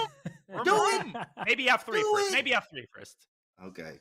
All right. Yeah, maybe F3. Right. Sorry to James doesn't like the restraint. Here. Yeah, you ruined the moment there. James was pumped up, and you're ready. Like, all right, fine. We can throw in that move. You know, you can bring your queen back to E2 and try to get that to work later. But yeah, I'm liking G4. But let's zoom out of here because we've been focused on Abimanyu and Alain Pichot. You mentioned a name. You were talking about Bela Khotinashvili. She just won the Jordan's Women's Championship. Look at her game in the bottom right. That position is crazy. I don't know how Black has this pass pawn in her territory, but she also has a pass pawn in the making. So why don't we go into the game? Board 4 for your Garden State Masters. Take 1 for the Spanish Maniac Shrimps. And you mentioned Kostenia, James. She was able to beat Salem Saleh, board 1 for Norway Gnomes. You want your board 4 to do the same. Absolutely. We want to do the same. And it looks like, I mean, we got a nice position here. I mean, yeah, okay, you got this pass C pawn, but it's weak. The bishop's hanging, he moves it. We also have our own passer, and I know C3 is weak. We got the light square bishop that maybe okay, so C6 is going to be weak too as well. But I think ours feels a little bit stronger than the C3 pawn. The rook's lifted. We do have the light square bishop on F1. Maybe move it to G2. What do we do right now, though, is the question. How do we activate? Yeah, D4 looks good, huh? Yeah, D4. I'm partial to D4, but then maybe there's this tricky move, Rook A4. A4, yeah. And if the queens are traded, there's like a fork. Man, I do not envy the players here. I'm so happy to be commentating today. You have no idea. Well, man, yeah, you definitely have some tough games in there playing them big dogs like that, man. We was watching the whole time, rooting for Big Danya. There it is, D4 on the board. So we're going to trade and probably take with the E rook after Rook A4, Queen C3, and then Rook. Rook EC. And I see the eval bar kind of sliding up a little bit in her favor. James, you know, we know how strong she is. You mentioned she just won her national title in Georgia. What was the conversation like with her? How did you get her to the Garden State of all places, right? Like, how did that go? Oh, you know what? Actually, we had to go talk to the managers about that. The manager was able to get her from there, but I was just like, I just okayed it. I'm like, perfect, 24.85 V-Day, absolutely, very strong. And I know the Georgian players are really strong. Look at that, what happened? Oh, there was a mouse. Is there a rook to E4? No. That's a blunder. Whoa. Okay, so why is it a blunder? Interesting. There's crazy tactics here all over the place. What is the? What if we're just calm? What if you just move the knight out of the way, like knight E1 or something? Isn't C3 and E4 hanging? Knight E1. That's such a right. Completely. Wait, look at the what does the eval bar say? That's plus what? Plus 4.6 and knight H4 and knight E1. You're absolutely right, Robert. Stay calm. There is a crazy idea. Rook takes C4 and queen F7, but it fails to queen D8. It's very easy to miss that, and Bella stays composed. She plays knight H4. Yeah, just moved it out the way. D5. Oh my god! How many passed pawns does somebody need? Oh, we need all of this them. This is McDonald Labourdonnais style. You know that game from the 1700s? Yeah, we know that game. That game with the 3 pawns on the 7th rank. Pawns? I mean, man, she's there. That's why she plays for the Garden State Passers. She's showing what the team is all about. James, I mean, she's in great shape, and I don't really want to go away from here, but we will just for a second, because another person that you are, very fond of, your boy Big Sam on the top left there, James. He's doing work. I ain't worried about him. I ain't worried about Sam. I don't even have to watch his game ever. I'm like, Sam's in, cool, right? How's the rest of the team doing? That's the conversations we have. Sam is that guy. I mean, he's gonna come and he's gonna do work. He was already over 2,700 in classical, so yeah, he dropped a little bit, but I mean that happens. Like just it's hard like that, but he was over 27. The land, like I think even Daniel was saying this yesterday, or Hikaru. Sorry, it was Hikaru yesterday. Sometimes you mix those guys up, Daniel and Hikaru, right? So, but Hikaru said it yesterday was like, yeah, something like 0.1%, not even getting to 2,700. So he was able to do that. So I have no fear in Sam's game and anything that he does. Yeah, he just about to win resignation any second. He's trapping her bishop in the top left and then also the rook. So he's winning. But back here, it looks like Bela Khotinashvili in the driver's seat and knight D7 played by Jaime Santos Latasa. I would love to push my pawn to C6, but is there anything wrong with just grabbing pawns? Like E4 is hanging, C3 is hanging. What do we take here? Let's eat.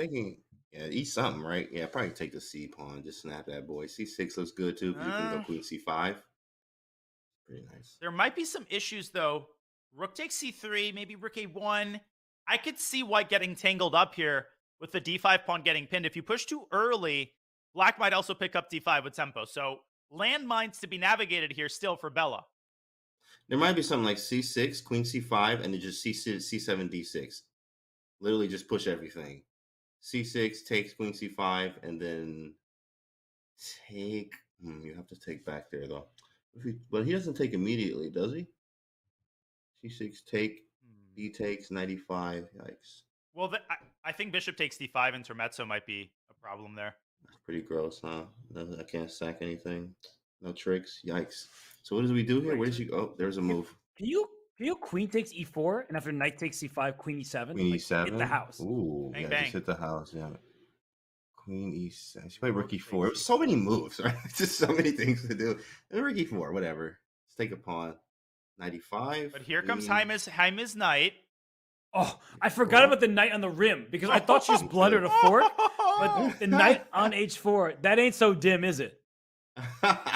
Right, yeah, we definitely need that one. That knight on H4 is covering the house there. If G5, rook E5. We're looking good. So G5 is not going to happen. We're just crushing here. Great job, Bella. Let's go. Like, this is what we needed right here. Sam already got the dub. Let's go. One for the passers. Come on. G5, rook takes E5. That's actually a super important move. Otherwise, white would drop that knight on F3. Bella is in control here, but Jaime continuing to complicate the game. This is getting tense. Yeah, he looks upset, though.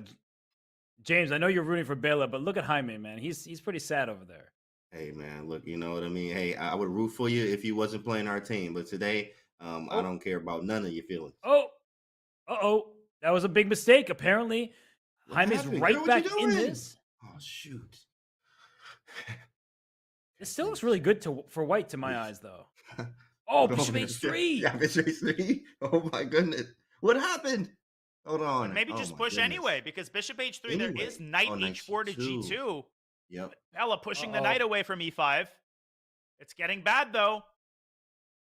How is this Why? bad for? It looks so good. Knight g2. Knight g2 and just chill. Why is black I got the better? pass him. Is it because of knight g4 Wait, barely creates any threats? Robert, what do you see? Right. F takes e5 is not actually a threat because if you play fe, black is fe Ooh. back. I don't know how to take advantage of it, but I'm just noting that the knight is not actually under attack right now. And knight Oh, g4 you know what? was We the obvious actually- move, but now c6? C6, I guess, is Push just it. winning. Actually, we could have taken the knight and then play rook f3 after fe5.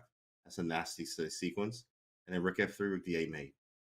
Oh my gosh. Bishop g4 was an impossible computer move. The only way not to lose. Bishop c7 what? and rook d8. The path is clear. Bishop g4. Wow, it's just that straightforward. It's gross. I mean, James, this is why you signed her up on the roster. It's why you put Let's her go, Bella! Swing! Swing on him! Draw She's in swinging. Mishra against Pichot. Solid result for Abimanyu. Canty, so you're currently up 1.5 half. That's This nothing might to a put you up Jedi. 2.5 half. 2.5 half. Like, I knew. I was looking at the lineup and I was like, we got Sam and Bortnik. I mean, holding it down. And then all we got to do is the lower boards here. And she fresh off the Georgian, women's championship. So she's still feeling strong as ever, coming off of that, winning it. Right. And then we got the kid who just don't, he's fearless. You don't fear nothing. You fear him. Look at him. Like, when he's like, he's scared of that kid. So it's a nice lineup. This is probably one of our strongest lineups right now. And a great start for your squad, up 1.5 half right now. And rook d8 is about to be slammed on the board. An extra pass pawn for Bela Hotinashvili. And rook d8 is just unstoppable. By the way, in the matchup between Lance Henderson and Alexander Bortnik, things look pretty level there. So we'll stay on this game. That's in an end game. But rook d8. Not over what yet. is King h7? And I guess you can't immediately win and promote your pawn. And rook d7, rook takes c7 is very easy to fall into. Maybe that's still winning for white because of bishop d3, and there's actually a mate on h8. But snap, Bella that's gross. needs to stay alert here. Yeah, that's pretty gross. That's actually a sick checkmate. That is sick. Yeah. That's sick. It might You be don't the see that best one every move. day. She takes first. Oh, and Do you bishop this- still, a6. can you still do rook Oh, d8? goodbye. Oh, yeah. Bishop a6 here. Yeah. Rook c3. Right. Look how simply she won this game. She makes it look easy. We're all like going for tactics. She's like, let's just trade. I was taught when in an end game, up material, you liquidate, and she's going to create a queen on c8. Oh, man. And Georgian players are known for many, many tactics, too, as well. If like some of the creative players, even Joe Bava, too, as well. Very creative players, and et cetera here, and tactical. So she played this very, Look at this is very nice. and but look at how she's converting. Bishop a6 would have still necessitated a conversion up a piece. Bella is actually going after the rook. This is the best move. Knight b6, and the game is Oh, my over. goodness. Wow. Or rook c6. Yeah, we brought the best lineup. You know what I mean? Let's go, Chet. Can we get some energy for my passers? You know what I mean? That pass pawn worked. Show James Canny and his squad some love as Bela Kotinashvili is going up a full minor piece after c8 equals queen. The knight has to take, and the knight takes back. And, well, it seems like good night for Jaime Santos and his chances here. It's a full extra piece. No compensation. Not at all, but he's still trying. There's stalemate ideas, right? He can try to win one of white's pawns. I've seen crazy stuff happen, but Bella has plenty of time here. She doesn't have to hurry, right? h3, rook d4. Eventually, you go after the g7 pawn, I think. Knight f5 next. Absolutely. This one's It's just over. over here. And she's in the zone. Knight f5, rook d7. Resign time. James, what do you think about this chat? The Ice Serpent says the passers are the embodiment of COE. Absolutely. Calculation over everything. Ice Serpent. You already know that must be a man that got some gear on body and understands what happens when you have it on body. ELO is sold separately, but it can definitely help you increase your ELO. Well, Bela Hotinashvili, this was not a rated game, but if it were, she would have gained some big elo. She wins for the Garden State Passers. That means it's 2.5 half right now over the Spanish Maniac Shrimps. And James, before we let you go, just kind of what are your thoughts now that your team is out to this lead? You feeling good about the chances? I already knew this was going to happen. I woke up and I was like, we about to win. I just woke up, we about to win. And like neighbors like, yo, he all right? I'm like, yeah, sorry, my bad. We about to win today. But, passes, I was just hyped, man. Look, honestly, we have a very good team. I was actually very, very happy with this lineup when we saw him. I was like, oh, yeah. And then we saw Bortnik here, too, debuting. It's going to be a great day for us, guys. A great Great match, and great commentary from the greatest, from you guys, from Big Hess and Naroditsky the Prophet, right? So it's beautiful, man. Bordick. And we got the chat here. So Now, good. Gansey, Bordick came close to winning this game. Lance Henderson had to defend this with only moves, and he's still trying. I mean, okay, finally he's going to eliminate the pawn, and this is going to be a draw. But all 4 boards put in excellent performances, 2 solid draws, 2 amazing victories. And there it is, bishop on bishop. It is a draw, and it is a 3-1 lead for your team, Canty. A much better start than last week. We beast, you know what I'm saying? We beast out here, and the pastors are going to show you guys everything that we have cooked up, for this week. So we're gonna do our thing, and then we're gonna keep watching and keep hearing from the great commentary from you guys. So keep the energy up too, chat. Come on, for pastors. Look at those pastors in the chat. I see them. There it is. I'm hyped. Well, well, James, we really appreciate you and your energy. I hope you keep it up. I hope your team can make you happy at the end of the day. But thanks so much for stopping by, man. We always appreciate seeing you. Thanks, boys. Good to see you. And there you have it. The Garden State Passers, captained by none other than James Candy III. And they are up 3-1. And Danya, Sam Sevian, he made it look good out of the opening. We thought he had the upper hand. But it's all about Bela Khotinashvili, the board 4 for the Garden State Passers, taking down board 1 for the Spanish Maniac Shrimps. If your board 4 is taking down the enemy top board, you know you're in good shape. You absolutely are. This happened in both of our matches today. Castano crushing Solemn, and now Bela Khotinashvili. This wasn't some time scramble win, Robert. This was a wire-to-wire victory. She outplayed the board 1 for the Shrimps from the opening until the end game, demonstrating exquisite technique and giving the Passers a 3-1 victory on the strength of Sam Sevian's smooth victory with the black pieces. And perhaps everybody thrilled to see James Candy smile, but the Spanish Maniac Shrimps, they are not happy, and they do have a chance to bounce back. It is only a 2-point deficit. When we return from break, we'll see the second round of action from this Week 2 Pro Chess League matchup between the Passers and the Maniac Shrimps. Stay tuned. We'll be right back.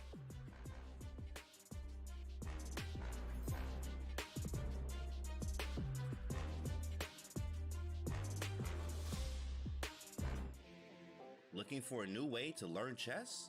Meet Dr. Wolf, the ideal chess coach and companion. Play against Dr. Wolf as he explains everything step by step, points out strategic ideas, and alerts you to your mistakes. Train with him and go over your past mistakes until you master them. Choose from over 35 lessons created for all skill levels. No matter your level, everyone could use a coach. Download Learn Chess with Dr. Wolf for Android or iOS devices today.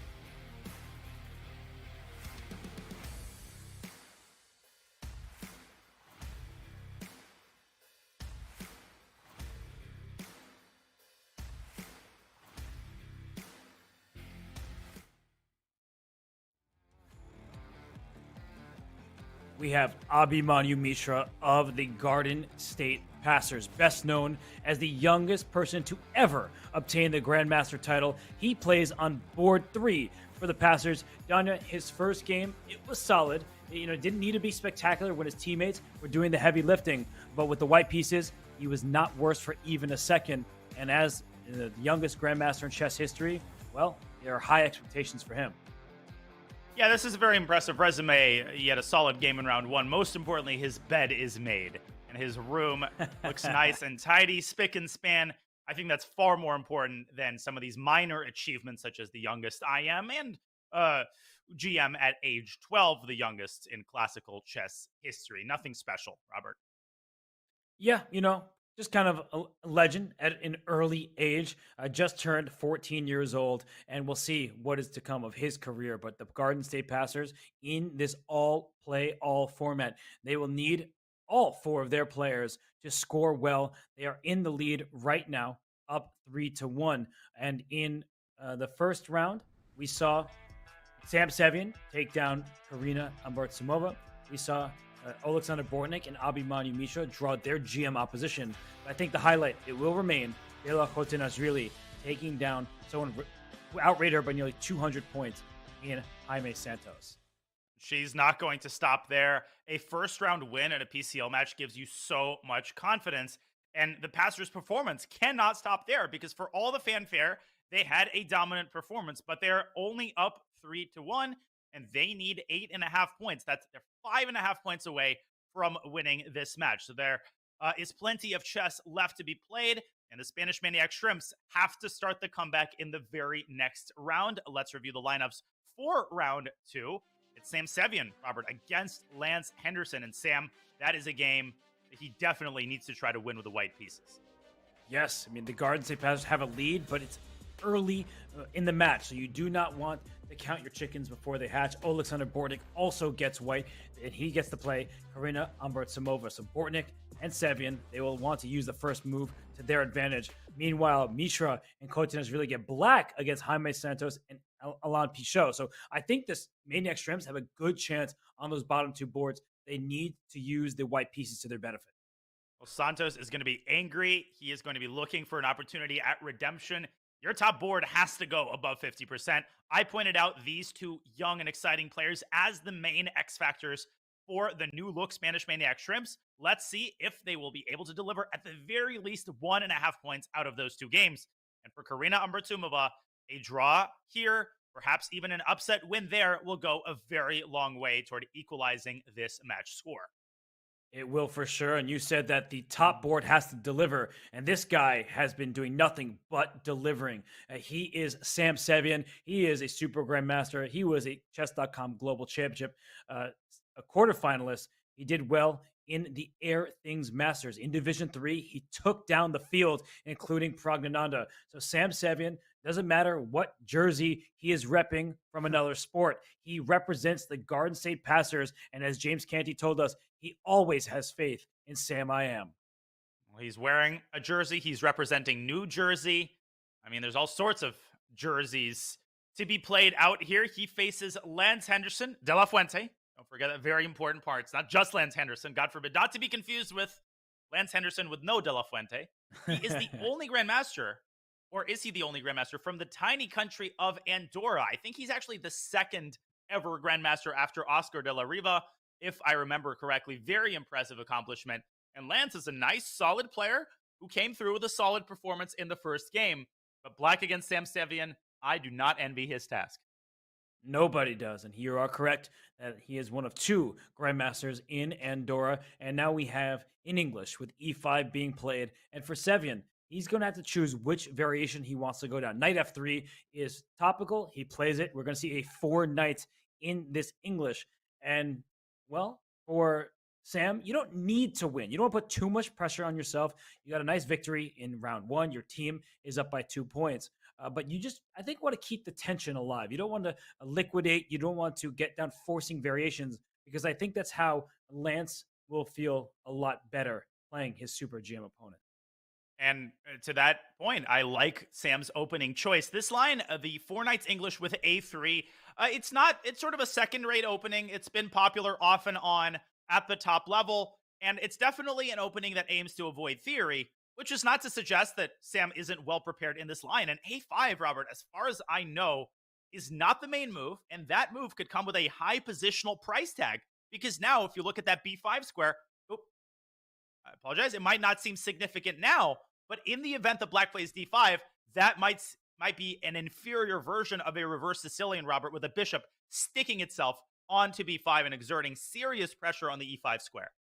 Yeah, there are some essential points about this A3 move. It was not to play B4. In some positions, you do play B4, but it's really to take away that square from the bishop on F8 and the knight on C6. So now you can often play, as you saw, striking in the center. If D5, we may in fact see a swap, and then this bishop on the light squares coming out. Or you could just keep the tension alive, play bishop D3 first, welcome your opponent to take you on C4. But what you said holds true. The B5 square becomes white's for the taking. It's a bit awkward. It's not the end of the world, but it is something that white can use to his advantage. And Sam chooses the latter approach. He keeps the tension, at least for now. Now he releases it. Waited for me to say that. Deploys the bishop not to B5, which doesn't make as much sense anymore now that the black king is castled. And now he pursues the king with bishop to D3. So sort of a classic IQP position, isolated queen pawn. But I actually really like white's chances in a rapid game, Robert, because I feel like white's got the more dynamic ideas. White's got the sort of very typical IQP plan of building a bishop-queen battery. The knight on D5 might seem like the most stable piece on the board, but it's actually not. And I've actually often seen black struggle in these positions. Yes, because white castles brings rook to the e-file. That light square bishop for black, hard to develop that. That's why Sam put his pawn h3. His pawn structure is now fixed. You don't have that isolated queen's pawn. I really like this for Sam Sevian. And well, his teammates' games are started as well. So Sevian, he's in good form. Yes. He would like to win another game.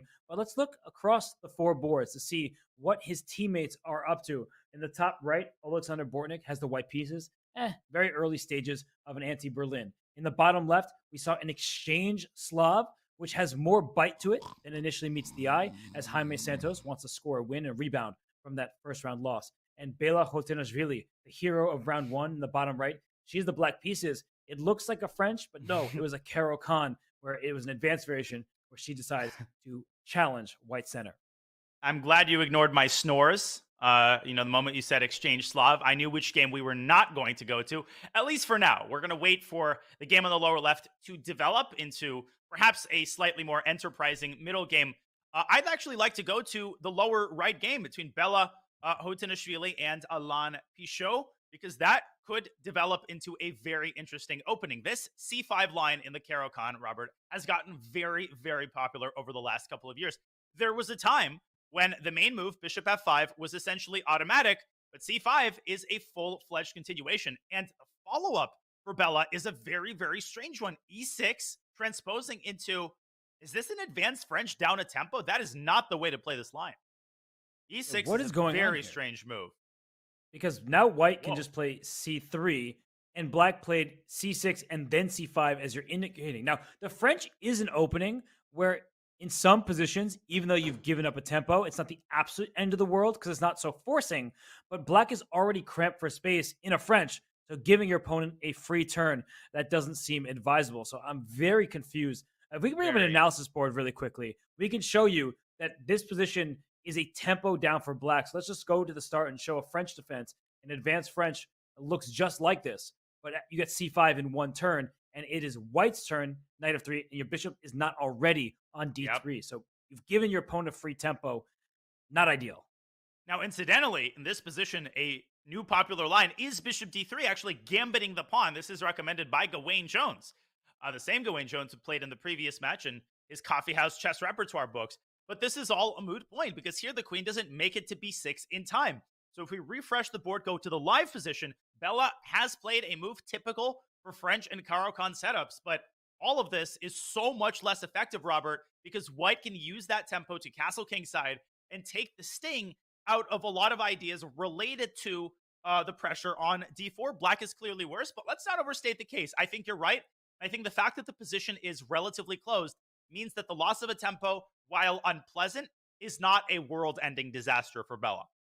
That's right. She's trying to figure out what to do with her dark square bishop. Her knight will have to move out the way. You don't really want to trade on d4 because that vacates the c3 square for the knight on b1 to get to. So it's a game of give and take, and we will take our attention away from this one for the moment just because it's early stages and we want to give all 4 boards our attention. In the Pro Chess League, every single game is of equal importance. And you didn't want to look at that exchange slot, but look what just happened in the bottom left.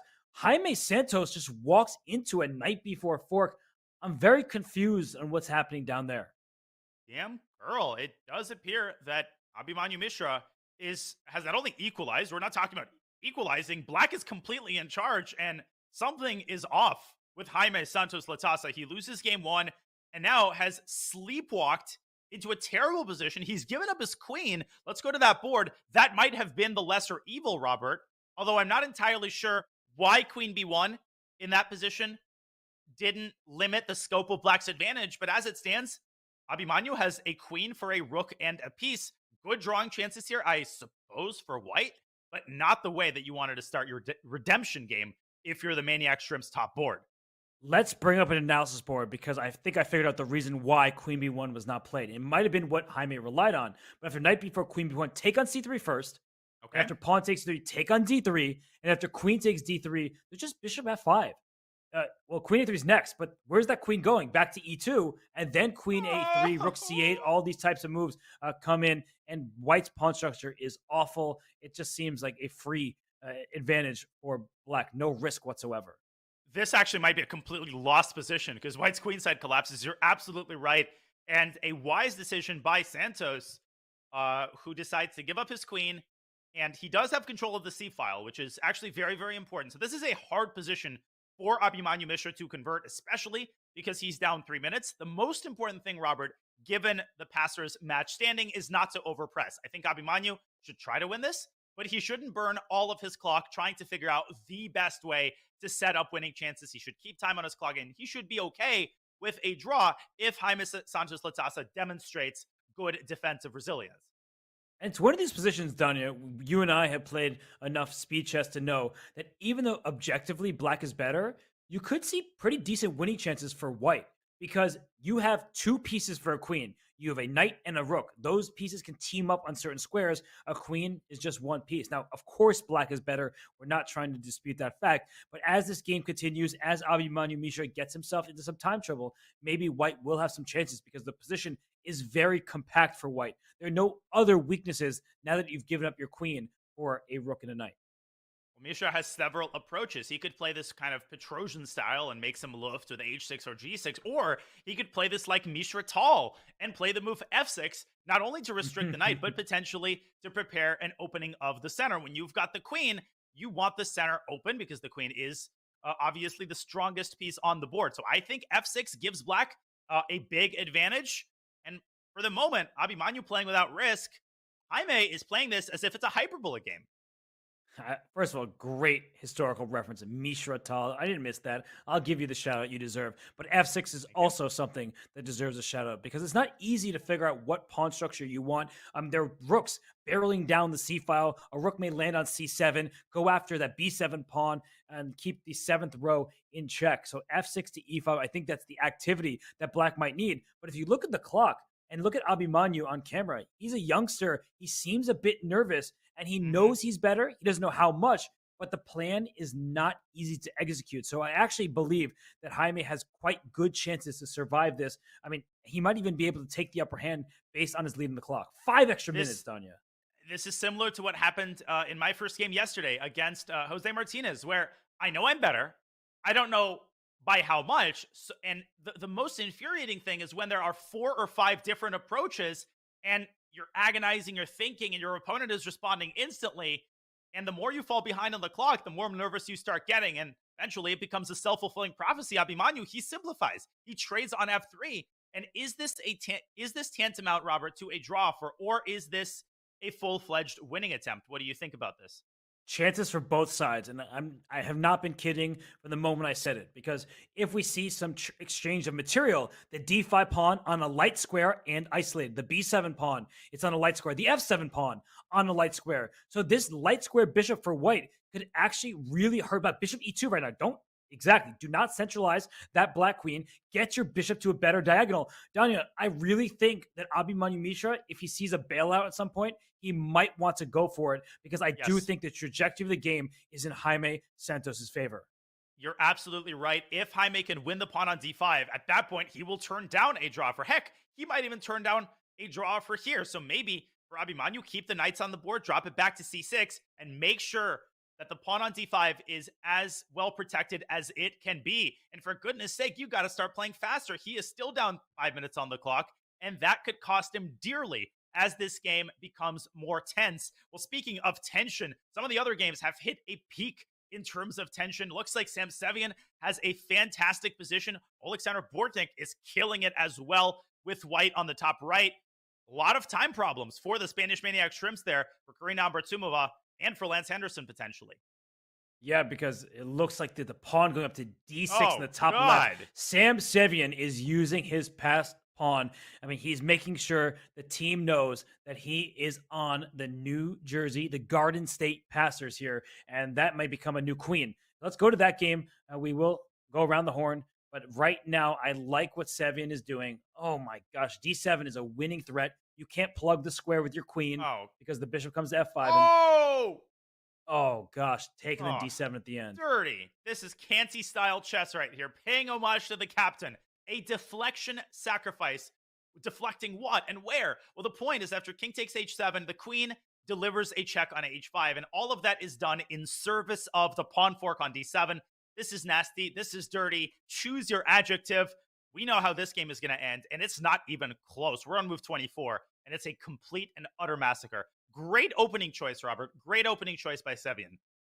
Yes, he's played an excellent game. He's been an all-star in the Pro Chess League. It's only the second week of action, but he looks well on his way to earning that kind of accolade. And if the king takes, as you say, the queen gives a check, then the d pawn goes up one square. That's a fork. That's bad news for the Maniac Shrimp. So let's maybe head away from this as Lance Henderson shakes his head. He is not happy with the position. You mentioned Bortnik's game.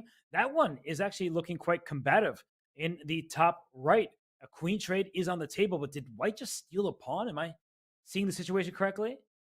I think we are. We'll take a closer look. It's crazy to me how far along we are in the top right game and how the bottom right game is still basically in its incipient stages. Let's take a look at that Bortnik endgame. The queens have just come off the board, and the biggest concern, I think, for Karina here is her clock situation. Robert, last week's match, her clock situation cost her what could have been perhaps a point, maybe even more, and it's easy to say, hard to do. I think she's playing great, but I just think she might not be able to handle these complications down 4 entire minutes on the clock. And some of the plays easy for white. You can just take this pawn on f5. Your knight looks like it's on the verge of being trapped, but as long as that pawn exists, the knight can slide back to e6. So he takes on f5. If the bishop takes back on f5, the rook slides over to e1. Trading pieces is good when you're ahead, and the knight will outclass the bishop as the knight hops from color complex to color complex. The bishop on the light squares doesn't have a useful diagonal, can't target the pawns very easily. This looks like a clean game from Oleksandr Bortnik, and he has the technique to boot. I think he's taking this one. I think it's, tempting to just assume and to pigeonhole some of these players. Let's not forget, Bortnik is a 2600 GM. You don't get to that rating just by being a one-track type of player. He has endgame technique. He can convert an advantage positionally, and that is exactly what he is doing here. But he still has work to do. He might have to drop his knight back to e6 so that it avoids getting trapped and converting that ensuing rook endgame, Robert. We know that all rook endgames are drawn. Karina might have counterplay with c4. This game is not over yet, and if she can play quickly and liquidate some of the queenside pawns, I think she still has drawing chances. Not many, but it's possible.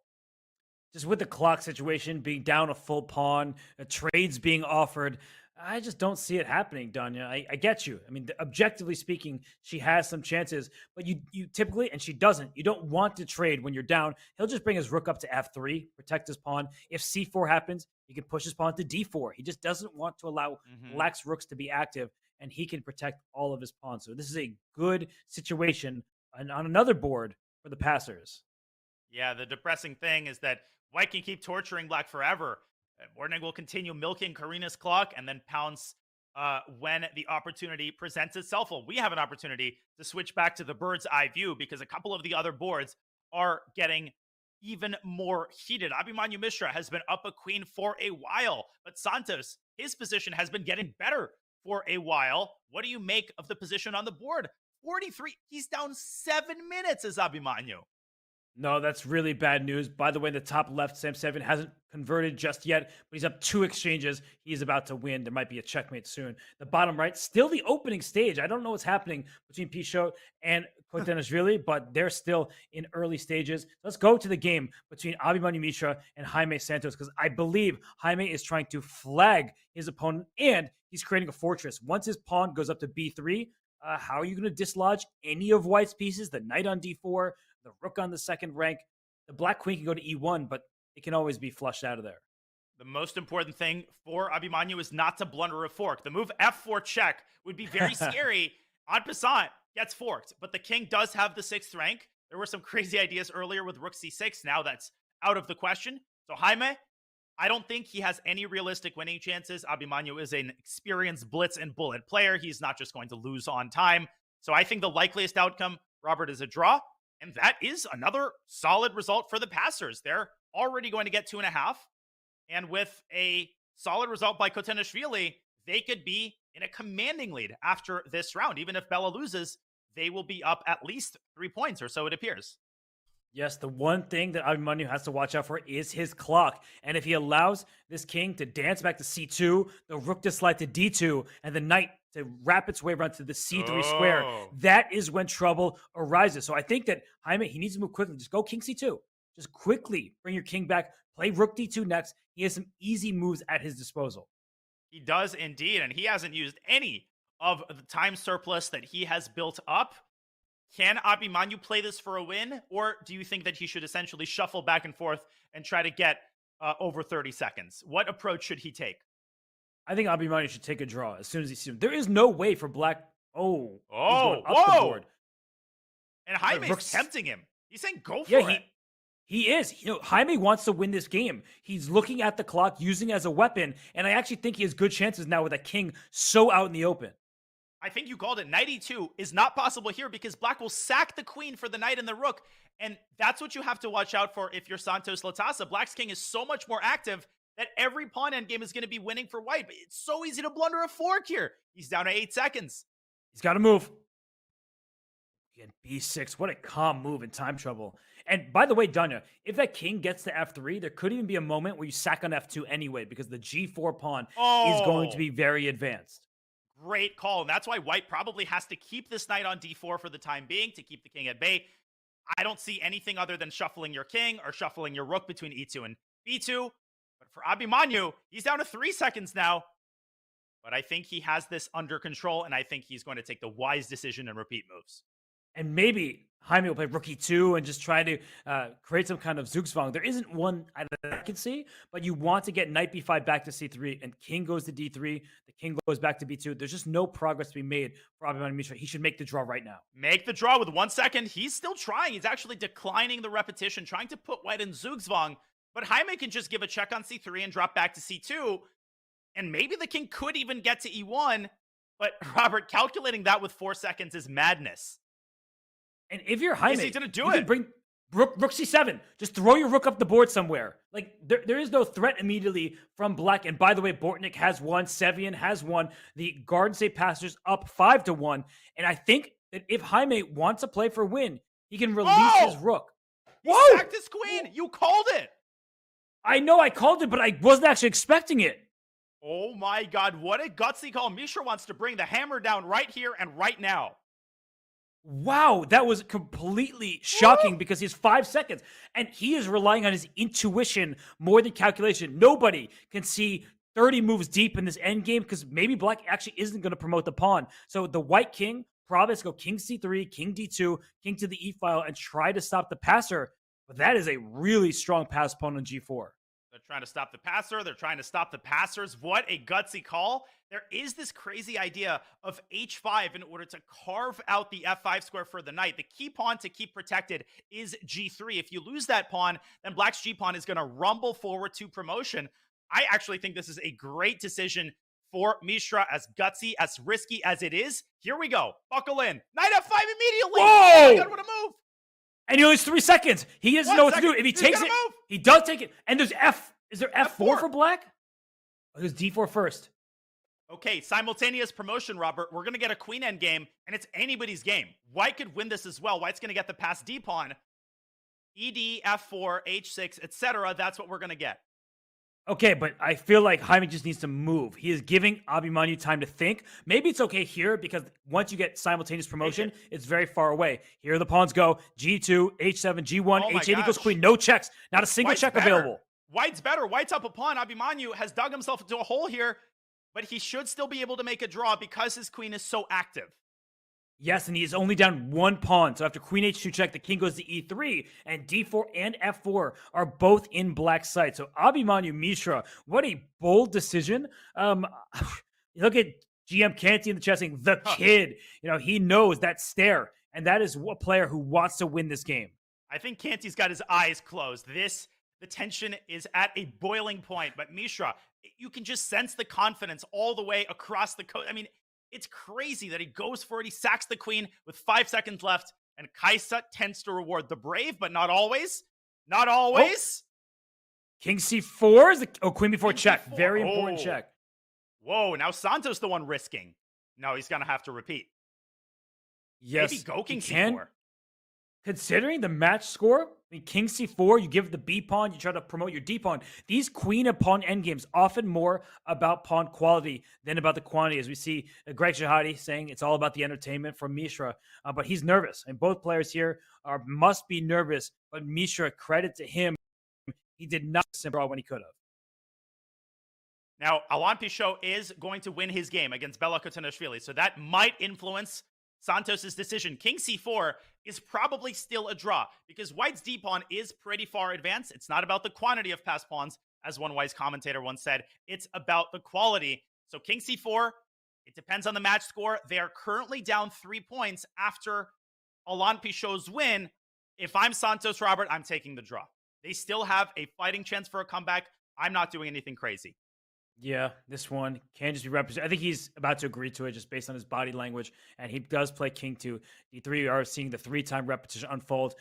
Wait, does that say 1126? Can someone at Chess.com give Abimanyu Mishra a normal rapid rating rather than 900? It went from 900 to 1126. So that is bizarre. Let's give them, normal ratings. But either way, we still have one game left. That is Alain Pichot taking on Bela Kotanishvili. She was the hero of the first round for the passers. Right now, though, her king is just getting checkmated. It is indeed, and this is going to be the first victory for the Spanish Maniac Shrimps. Not a good sign when it occurs as the last game of the second round, but still a little bit of work to do for Alain Pichot. His king is a little bit open, but look at that pressure that he is putting on the G6 pawn, and he is, of course, up in exchange. Yeah, easy. Up the material. White king perfectly safe over there on H2. The one thing you want to look out for is don't push your E pawn too soon. Because as soon as you play E6, a bishop comes to D6 with check, and then maybe your king gets in some trouble. So for Pichot, he just drops his bishop back. Now his queen can maybe slide in, but his queen actually can't move down yet because then the black queen enters as well. And Bella doing exactly what she has to do. That is her only source of counterplay. But that pawn, Robert, it runs pretty fast, still completely winning. And I think Alain is preparing queen e6, but there was queen e3. Okay, queen e6. Does that end it? Or can Bella defend from h4 with her queen? Yeah, it's a big question because queen queen 3 at some point is going to be really annoying. So queen e6, queen h4 barely holds on there. Maybe there's bishop h4 as well. Is that possible? Somehow Black's bishops are doing a phenomenal job defending all of the key infiltration squares down the F file. And here comes Bella's queen. Okay, so rook g2 would be a calm decision going after the g6 pawn. But if you don't start getting active for white, b3 is coming. And if you swap queens, you must be losing. Queen c3. She's got to move. She's going to flag. Nope. She makes a move. Oh, 0.2 seconds left when she made that move. Yeah, but on the next move, she might flag because she has to react to what Pichot does. I would go rook g2 and maybe cook up some sort of sack on g6. Speaking of sack, bishop a4, he plays it. Oh! She flagged. You called it. Well done, Danya. Unfortunately for Kotanishvili, it was a job well done by Alain Pichot. He earns that victory, and he's keeping the Maniac Shrimps in the match. So it was a 2.5, 1.5 match score for the Garden State Passers. Sevian got the job done. Bortnik won in an endgame. That game between Mishra and Santos, that was an electric endgame with a material imbalance. But Alain Pichot, he got the job done, the only player to do so for the Spanish Maniac Shrimps. Danya, I mean, a big lead for the Passers. The Shrimps, they're at least remaining in some semblance of striking distance. They most certainly are. The Passers are leading 5.5, 2.5. Let's not sugarcoat the situation. All that the Passers need is 3 more points. They can achieve that in the very next round. But we know what the Spanish Maniac Shrimps are capable of. I think Jaime Santos has not shown his best game yet. Robert, Alain Pichot is a monster. He just won, so he's feeling confidence. But Lance Henderson and Karina Ambrosumova, they are going to have to step up as a team in this crucial, potentially even decisive third round. And look at the team effort from the Passers, right? From top to bottom, all players are on the scoreboard. So it's a great look for them. And, you know, we are going to head to a break. But before we do, we just want to give a shout out to, a special somebody. It's not Valentine's Day anymore, but we do have a special bot available for you to play. So Luke AI, 4-time NBA All-Star Luka Doncic has officially launched his metahuman Luke AI onto the chess scene. For a limited time, you could challenge Luke AI's AI sidekick and watch it grow stronger with experience. Will it be enough for Luke AI to secure victory in the Computer Chess Championship? That much is up to you. Use the command Luka in chat to play now. And well, you may do that during the break because the break is short. And when we return, it's the third round of action between the Maniac Shrimps and the Garden State Passers. Don't go anywhere. We'll be right back.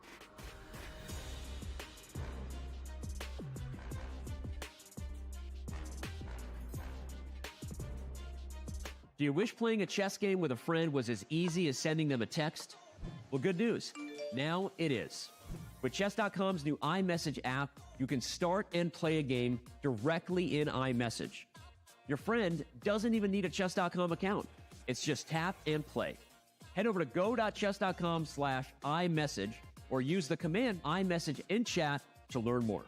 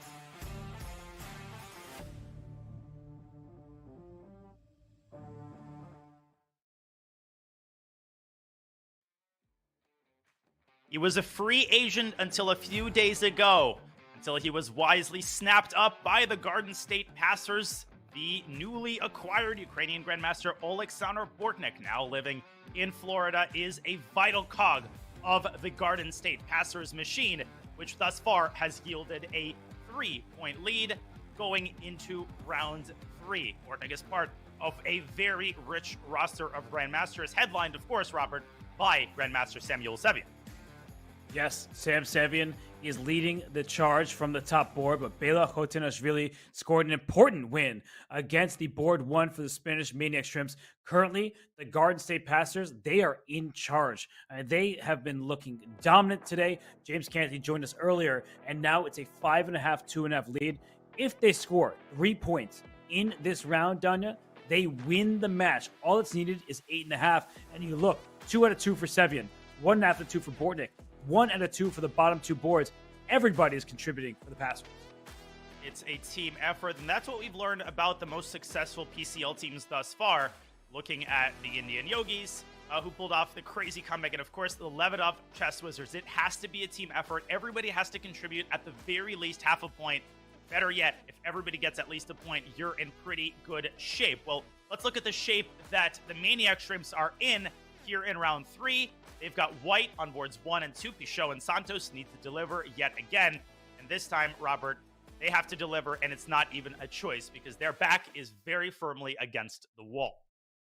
And we have 4 excellent matches in store here. But Dunnet, which is your favorite? Who do you see as the X factor, perhaps, for the Maniac Shrimps to be able to mount a comeback?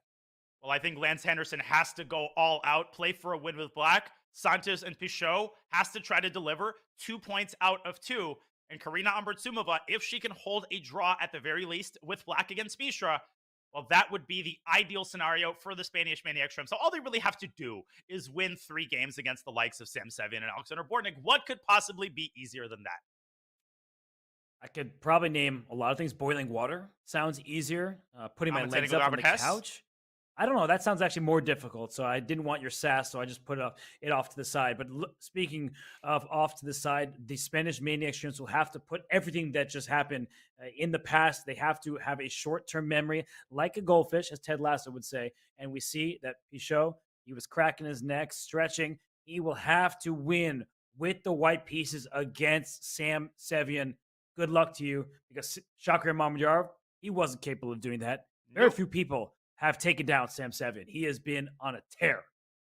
Especially with his opening preparation. Sam is a fan of e4, e5, especially given the match situation. Recently, he's been playing the open Rui Lopez, actually Shakir Mamedyarov style, with the early knight takes e4. But Alon, he plays everything here. He's played the Scotch. He can play an Italian. I think he hasn't decided what he wants to play, and he's got to choose carefully because Sam Sevian is booked up to the teeth in the open Rui Lopez. Maybe a d3 would be a good choice. Nope. Here we come. Open Roy. Knight takes e4 is possible here. B5 first, of course, but is also in line. He goes knight e4 and then b5. Donna, you called it. Open Spanish. Here we go. Ever since Sam Sevian held his own against MVL in what seems like years ago, but that was just a couple of months ago at the CGC qualifiers, Sam has displayed total knowledge of all the critical lines here. Alon Pichot better come prepared with some ideas, because a lot of these games, Robert, they end in quick draws, and Sam Sevian could not be more satisfied with a quick draw with black. And Pichot has great experience playing against the best players in the world. He represents his country in Olympiads. He has played in the Champions Chess Tour and many of the best online tournaments. And right now, he poses a question, and you're showing that black can take on d2, take on f3, take on e5. Give me that pawn. But knight takes d2. I think it could be met by h takes g4. I've seen the sacrifice before, and he plays it. It is a big decision by Pichot, but in a must-win game, Danya, I have to say, I freaking love it. I love it too, and this is obviously preparation. You don't waltz into an exchange sacrifice like this unprepared. And guess what? I was skeptical going into Sam Sevian's cup of tea, but right now, Alon Pichot is showing. I'm going to spare you the pun. You see, I didn't say Pichoting. I said he's showing that he is ready to meet Sam Sevian in his area of expertise, because Alon has been playing the Rui Lopez for many, many years, and he's not about to shy away from the challenge. No, he is not. And What a position this is, where queens are off the board, Jeez, white Louise. is up, down exchange, excuse me, but up a pawn, but Sam is moving instantly. Like, he is still well within his preparation. He just sat back and then said, "Let me test my memory here. I got this under control." Ladies and gentlemen, modern chess. Show this to Capablanca. Yeah, Capablanca would not be so thrilled, but Pichot, I think he still might be within the realm of his preparation as well. So this is just a wild start to the round. And speaking of wild things, I think we have to take a step back. Finally, Sam Sevian is thinking, but in another game featuring a different board 1 or 2 matchup, if we bring up our bird's eye view, we see that in the top right, Jaime Santos against Alexander Bortnik. White's pawns are out. They're just taking control of important squares, and Black doesn't have a single piece in the top right past his own 3rd rank, which is the 6th rank. So I like the spatial edge for Jaime Santos.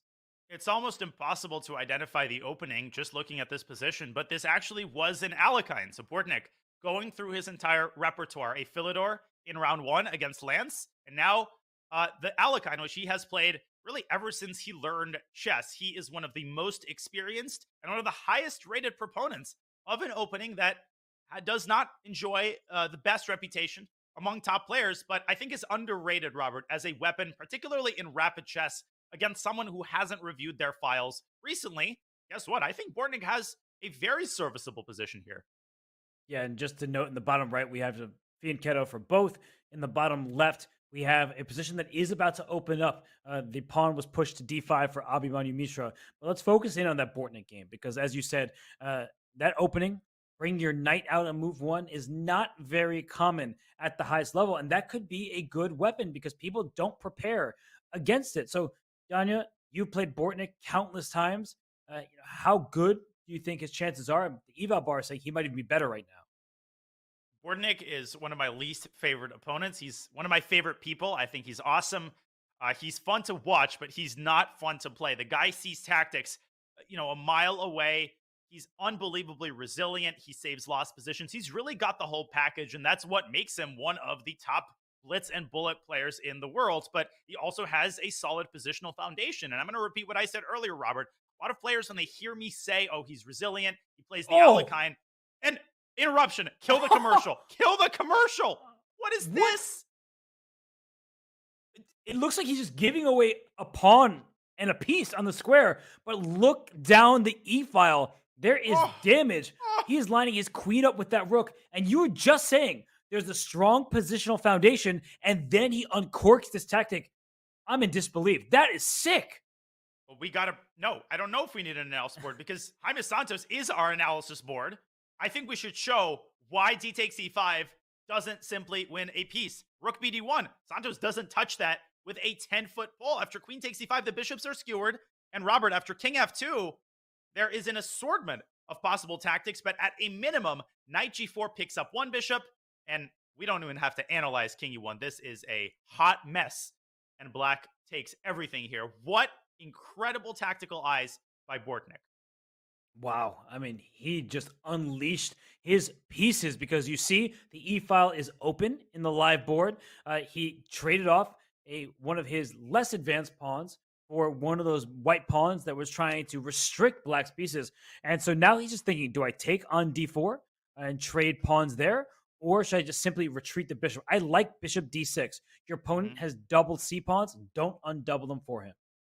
Absolutely right. Another downside of trading is that white could later create a passed pawn, which is one way to really exploit your bishop pair to the fullest extent. So I'm expecting bishop d6. Knowing Sasha, he's probably thinking about lines where he leaves the bishop on e5. It can actually just kind of chill there. But I don't think that idea is particularly effective because, remember, once the d-file opens, white can trade on d8 and the pressure is taken off the bishop. So there's a time for adventure and there is a time to be solid, and I think this is the time to drop back to d6 and enjoy, at the very least, a very solid position in this middle game. And Alexander Bortnik, he listens to team captain James Canyon III's slogan, and we have James with us. So James, what in the world? I think Bortnik, he's showcasing calculation is really over everything. Absolutely. In fact, actually, I remember you. Do you remember Daniel when we was at the Charlotte Open? Bortnick had this game. I don't remember what round it was, but it was one game where it was very tactical. I think he was playing a GM2, but it was like something strange out of the opening. He ended up sacking, and his rook got trapped. Do you remember that game? It Brigade. was crazy. Yes. Yeah, right. Oh Black my against goodness, what a Brigade. He won in 15 moves. Yeah, it was disgusting, but it was all COE, right? And of course, he just, when he walked by me, he was like COE, and I was like, "Oh my goodness!" I didn't know what to do. Right, it scared me. Now, of course, no. But Bortnick, on a serious note here, Bortnick is obviously a very good calculator. We have Sam, I am very good calculator. Mishra, very good calculator. Right, everybody on the team is part of it, and right now we're winning. Chat, pass us the ball. We need 3 more. That's it. Pass the passers the ball. That's it. We the Garden State passers, but it feel like the Golden State passers today. So it's a very good day for us, chat. And we're doing our thing, you know what I mean? So it's amazing. I'm feeling good about our squad here. We need 3 more points. That's it. James, quick question for you. Did you actually get a chance to talk to your team between the rounds? Because sometimes in like an Olympiad, when you're trying to formulate a plan, you say, it's okay. You play something solid, make it. What in the tactics is this? Way. Whoa. What in the world? I mean, that's Bortnick. You know what I mean? I expected that, right? Bishop D4. What is this? I just Queen E7, Rook D3. Oh my goodness. And then pawn takes. Yeah, that man, his puzzle rating, mine is at 35, trying to touch 3,600. He's like 38, something like that. So, and he does it actively on stream. It's part of, the COE lifestyle, being part of it. I understand what's going on here completely. Oh my lands. Bishop D6, that bishop on E5 cleared for takeoff, and he was not about to Bortnick the takeoff. He sacks it on D4 and skewers the bishops on the E file. The eval bar seems to approve. Of course, right? And he over there talking. Look at him talking to the air. You know what I mean? Like he's just doing this thing, talking to the air and playing. And Bortnick's playing some great chess right now. I love to see it. Rook takes D1. Rook takes it. We take on E3. This is a win. I'm calling it. This is going to be a dub. Engine doesn't think so, but if I may, there's a crazy idea that I'm thinking about. Queen takes E3. Can we bring up an analysis board really quickly? I assume Sasha will take. Is there the crazy? No, C6. Black takes with check. I apologize. So white, I guess, will have to move the king to F2. Mm-hmm. And what do we make of this endgame? Yeah, just rook goes back, and yeah, black is definitely not worse here. But there is a position where black is completely winning. And James, I know we brought you on to be in a good spirit. If we go to the bird's eye view just for a second, as this game does look level, look in the bottom right. Bela Hotinashvili with the white pieces. Is she down a full rook? I think she is. I don't know. Yeah, we ain't got to click went. on that game.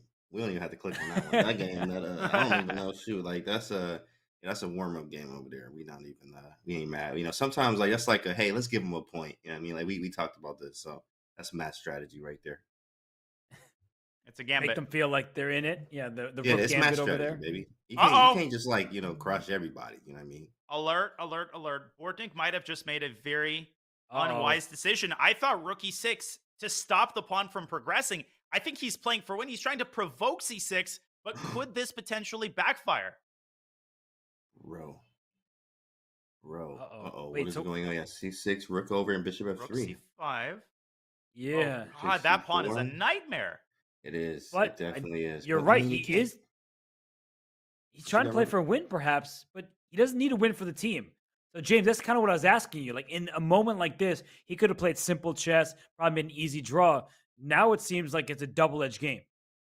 Yeah, and this is what we like. Bortnick actually thrives in the double-edged games, even though if we might need a draw, he still make it very double-edged. And like even in that game against Bruzan, that Nerdisky was talking about, that game at one time he was shaking his head like, "What am I doing?" And I'm like, "Dang, is he just losing?" But then he won the 15 moves. Right? It's like, oh man, he's winning. So of course this one is a lot. It's much tougher especially because the C pawn is so strong, and if C7 happens, I mean, it could be over. Literally, it is over if we get C7 in. So C7 is going to be really bad. So we have to deal with this now. Hopefully tactics will work for us. So maybe we could perpetually check. There's some tricks here. There are some tricks still, but definitely white's on the upper hand on this one. Yeah, I think one big thing is that bishop on F3 needs to stay in line with the C6 pawn. So G4 is a pretty big threat. Where's that bishop going? Not E4, not D5. So back to G2 or H1. But nobody puts that bishop in the corner, and the rook will give all these checks. So maybe Bortnick has worked this out, but he doesn't look very happy with himself. He had such a nice position, and now he's shaking his head and grabbing his hair. And I think the reason why is that C pawn still exists for white, and it's going to be a nuisance. Get G4 in, and maybe we just check into oblivion and just be done with it, bro. Like, really, where do you put the bishop? In fact, where I do you think put the H1. bishop? No, he puts. Oh, Whoa! E2. He Let's gives the go! pawn away. Give me the pawn. Dude. Let's go. Come on, Bortnik. You know what I'm saying? He got a little magic in him, like you do, Nerdisky. I don't know how y'all be doing that, but somehow it's a little magic. I can't believe what I just saw, and he didn't even think. He played that terrible move instantly. Shaking his head, yep. And you know what? I saw somebody in the chat that said, the Pastors had shrimp for breakfast, and I was laughing because it was very, very funny, and that's what it seems like right now. That's crazy. Oh, Robert, your mouth is open. Am I overstating the case No, here? That was I crazy. think I get it. We'll bring up an analysis board because it wasn't as easy as initially appears. And I think what he missed was this. He didn't spend enough time. So bring up an analysis. Bishop G2, let's say. Mhm. Rook C2 check. It looks like a perpetual check. King F1, Right. Rook C1, King E2, Rook Oh! C2 check. It looks like you have to go back to F1 to protect your bishop, but you don't. You give up your bishop by going to D3. And after Rook takes Oh bishop, my. push the pawn up to C7. You can't stop the promotion. That's gross. Wow. That's gross. I learned. Wow. I hope y'all learned something there, Chad. That's amazing, man. Whew. In games are so nasty. That was a sick one. And now look like Black might be pushing. Yeah, I A was little just bit. thinking, Canty. I mean, Santos plays King G2 here. That is a check and Mate. made on F1. Wow. Oh, There goes King E2. Draw. Obvious. I think it's Look, draw. man, look at Jaime. I mean, he's just not happy. He has not had a good day. This was really just the best chess of his life, and he wants to forget about this one. So yeah, he is just looking at this board like, let's just make this draw, get me out of here. And for Bortnik, that's great news for him and your squad, James. Because you only need 3 points total to reach match victory. And let's go away from this game for a second because I see one of the games going well for your squad is the one the bottom left, Abhimanyu Mishra, with a huge advantage against Karina Abartumova. Oh, it's the kid, especially when he sacked his queen, when you're up a queen and then you sack it and you don't get it back and you're still in position, like that was the game. That was the game of our match there, that last game. The kid's heating up, right? The kid is hot, you know what I mean? Look at him right now in the zone, already up. Engine says we have everything we need. But looking at the board here, you can obviously tell we have an open G file, bishop on H3, right? Tactics there. You can take on G6 at some point. Knight G5s are there at 94. What was this game, actually? Let me see the position from the beginning. I'm curious. Well, let's bring up an analysis. yeah, How look did this? down. How does White Two even back kings get again. 2 pieces for a rook here? That king's in there. Okay, It's this just is not good pretty for normal. us. I mean, this is normal, but Karina. Oh, this is cruel. This is cruel. G4. Ooh. Karina Ooh. thought she had him. The Ooh. tables G4. turn. The kid. That's some COE work. You know what I mean? Like another classic COE from the squad. And it's over. And this game is Clinical. just totally one-sided. Black has no counterplay, and Abhimanyu is going to lay down the wood on the king side. It's one of the worst feelings in the world when you feel like you've tricked your opponent and they say, gotcha, right? You've just been lured into their trap. So Abhimanyu Mishra did just that. Look at him. He is bopping to the music. He is ready to take this one home. And Danya, James, this is easily winning for White. You have 2 minor pieces for a rook. Your king on H1 is very safe. The rooks need open files. You can't even break free an open file. B5 is covered by White's pawns and knight. You can't play E6 because White has all of the firepower staring at the square. Yeah, this is just a closed position, and the minor pieces will shine. Absolutely nightmare here. It definitely is. And hey, we loving it on our side over here. Okay, we loving it. And then we also got Big Sam I Am doing the work too as well. So that looks like a dub over there as well. If he's able to convert, that'll be it too. And then the little draw would be close. That put us at 8. We'll be very, very close to what we want. And I'm looking at Bella's game. She's not going down without a fight. Unfortunately, I don't think she's got quite enough counterplay there. But she's trying. She's trying to deliver perpetual. If she holds the miracle draw and Bortnik draws, which she will, and Sam wins, you guys take the match immediately. But if not, you will still hold a commanding lead going into the final round. Robert, shall we take a look at Sam's up in exchange position? Let's go to that one because we can trust Lance Henderson to win his game. It looks pretty clear. This one, though, not so clear. An extra exchange for Black, but White has some chances because the C6 pawn is already targeted. And what happens if we just trade on E5 a bunch of times? Is that endgame actually a hold for White? That feels like a hold. That definitely feels like a hold. Page. 463 Dvoretsky's endgame menu. Dvoretsky, yeah. Yeah, that's exactly right. That's right. That's right on. Yeah, Naroditsky, read them. That's right. Okay. Now you could take on c6 first. Oh, I see what you're saying. Yeah, but the essential point is it looks like it's going to be a bishop and a pawn for a rook. And even if you just have a bishop for a rook with limited material remaining, you still have chances to draw. Whoa. A lot of moving parts here and moving bishops. Too. Yeah, a lot of bishops.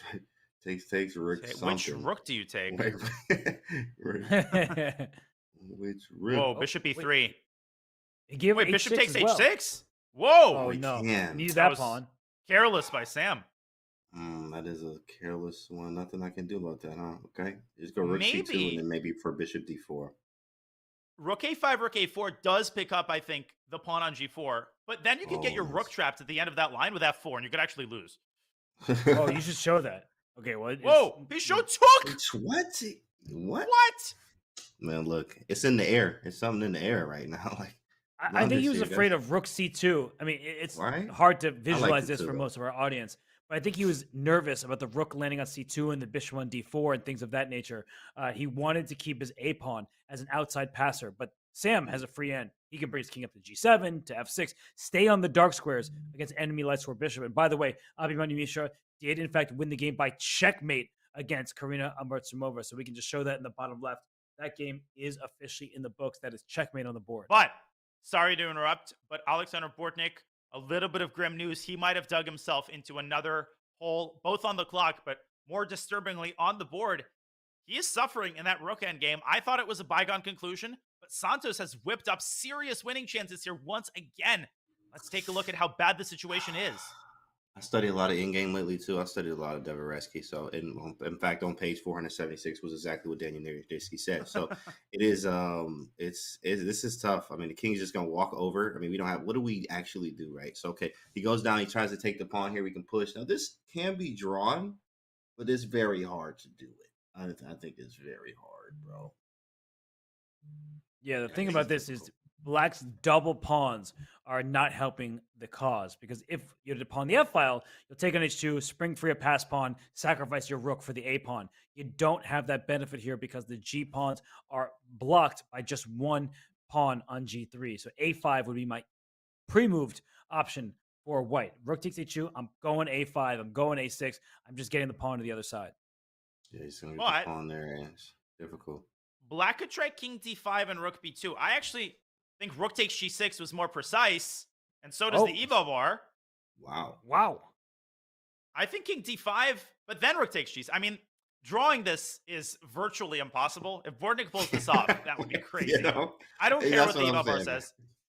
You have to often find like crazy only moves. Maybe even king e4. Who knows? Who knows, right? And then especially when you get these in puzzle rush, like I do these every day, PRs and I puzzle rush and doing these, and they give you these in games where like it really is something like king e4. Rook g2. Yeah, just go for the g pawn, and you can stop the a pawn, right? With a check on b3. And potentially, you could even allow white to promote and set up a fortress. And he finds it. He finds it. Bortnik, you better not be having the we told you about this, okay? Don't have the stream on. Okay, he played it. Do not have it on. That's why it's delayed. I forgot it's delayed. Okay, we good. We have to check him. All right, because that was nice. Rook g2 finds it, takes, rook check, takes, and then we push. Or he has his hand out. He can't believe something, right? You saw that? He's like, what am I doing?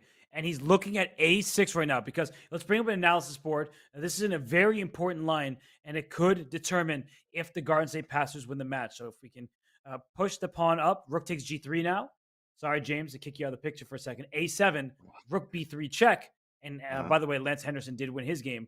You want to push the king onto the a file so you can stop the pawn. And then rook a3 check, and the g pawns will save the day. For black, if the king goes back, you have to take the rook. White queens on 8. And I guess this is somehow a theoretical draw. Yeah, but this position is on the board. It is literally on the board. Oh, my goodness. Look at that. It happened. Okay. Whoa, this is scary. So one pawn is like usually, in the Dvoretsky book, that pays like 1,000. Then you have this is actually like you can win with the queen, but with the extra pawn, it's probably in there. That's probably just way in the back of the book. Look at Bortnick's clock, by the way. He's down to 8 seconds. So mistakes happen when you're in time trouble, but he needs to just keep his rook, king, and pawns nice and connected. So G3 will be available to black at some point. You can go bring your rook up to F5, but you're in check. So step forward. Oh, ooh, step back. And zeros is a pretty asinine evaluation. Obviously, white is the one pushing. It's so easy to blunder your rook. The question, where do you keep your rook? Do you keep it on F5? White will move the king again, and you might end up in Zugzwang. Yeah, but I think you can just keep checking and then bring your rook back to F5. Maybe there's no progress because the white king is cut off. Wow. You have that extra what pawn. A fortress. Extra. Yep. You have the extra one. And you've got just usually with that one one square. It's draw or win. And that's all you need. All you need is that G5 square. White can't set up a mating construction. And by the way, Sam Sevian did win the game for the Garden State Passer. So a win for Sevian, a win for Mishra, and Lance Henderson won for the Maniac Shrimp. So this game, even if it's a draw, we still will have a fourth and final round, but it will be 8-4. And I'm saying that's it for the game because Rook F3, Rook F5, it's just a dead draw. That's amazing. I think I just learned a new endgame fortress that I haven't seen before. Just go back and forth between these squares. There's no way to checkmate. Look, it's pre-moving it. Pre-moved it, yeah. That is an alpha move right there. There's nothing to play for. It's just offer draw. That's sweet. That is sweet. Yeah, definitely. Hopefully y'all learned something, chat. This is on Devoreski page 1011. All the way in the back in the third chapter of in-games. There's 3 chapters on rookie games. It's ridiculous. And that is draw by repetition. Alexander Bortnick. I mean, that guy has excellent vision because he saw that this would be a draw in the end. So great job by him. James, before we let you go, got to ask you how you're feeling now that your team's up 8-4 and only one draw. We about to take it. We going to the ship. Okay, we ain't going to the ship, but that's how it feels, right? You know, when you win a game, you're like, we can do anything, right? Kevin Garnett, anything is possible, right? So like you feel great about this right now. The team is awesome. The energy's through the roof. New Jersey going crazy right now. Everybody taking off work. Of course they not because it's chess, but they are in our minds, and everything is going crazy right here in the chess world. So we feeling great, man. Passers for the win. Let's go. Well, James, thanks so much for joining us. We'll be watching out for you and hoping the best, but of course, we'll see you soon, buddy, and it's always great to have you on. Good to see you guys. Catch you later. Thanks, Canty. Good luck. James Canyon III and his Garden State Passers win that round 2.5, 1.5. It was a win for Sevian. It was, this is round 2. We'll bring up the round 3 scores in a second. But Sevian, he did win again. So even though that wasn't the correct round, he just doesn't stop winning. He doesn't stop winning. For any round, Sam Sevian is probably going to win. His individual score is 3 points out of 3 available games. But again, we have to say that it's almost always a team effort. Carlsen carried his team in the first week with 4 out of 4, but most of the time, you need your supporting cast to show up for the ride, and so they did, with Abhimanyu Mishra delivering an excellent smooth win over Karina Ambartsumova, and that is all they needed. Robert, we've got another 8-4 situation, just like we did in the previous match, and let's be real, with the kind of cast the Passers have, I think they've largely got this in the bag, but hey, it's the PCL. Yeah, we know that 4-0 rounds can happen. The Indian Yogis did it just yesterday, but we'll see if the Spanish Maniac Shrimps can do the same. It's unlikely, but it is possible. Danya and I will be right back for more from the Pro Chess League Week 2 matchup between the Indian Yogis, we were just talking about them, but the Garden State Passers and the Spanish Maniac Shrimps. Will be right back.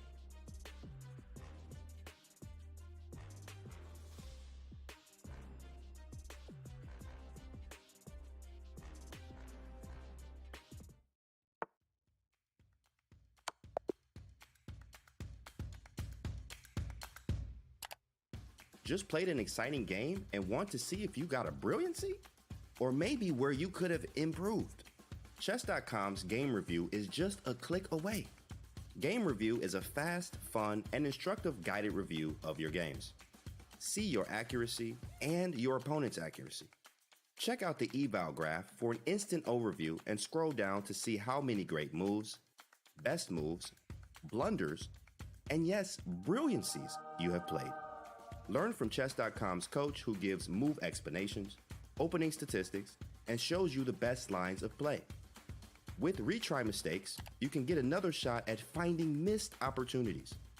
Try Game Review today on web, iOS, or Android.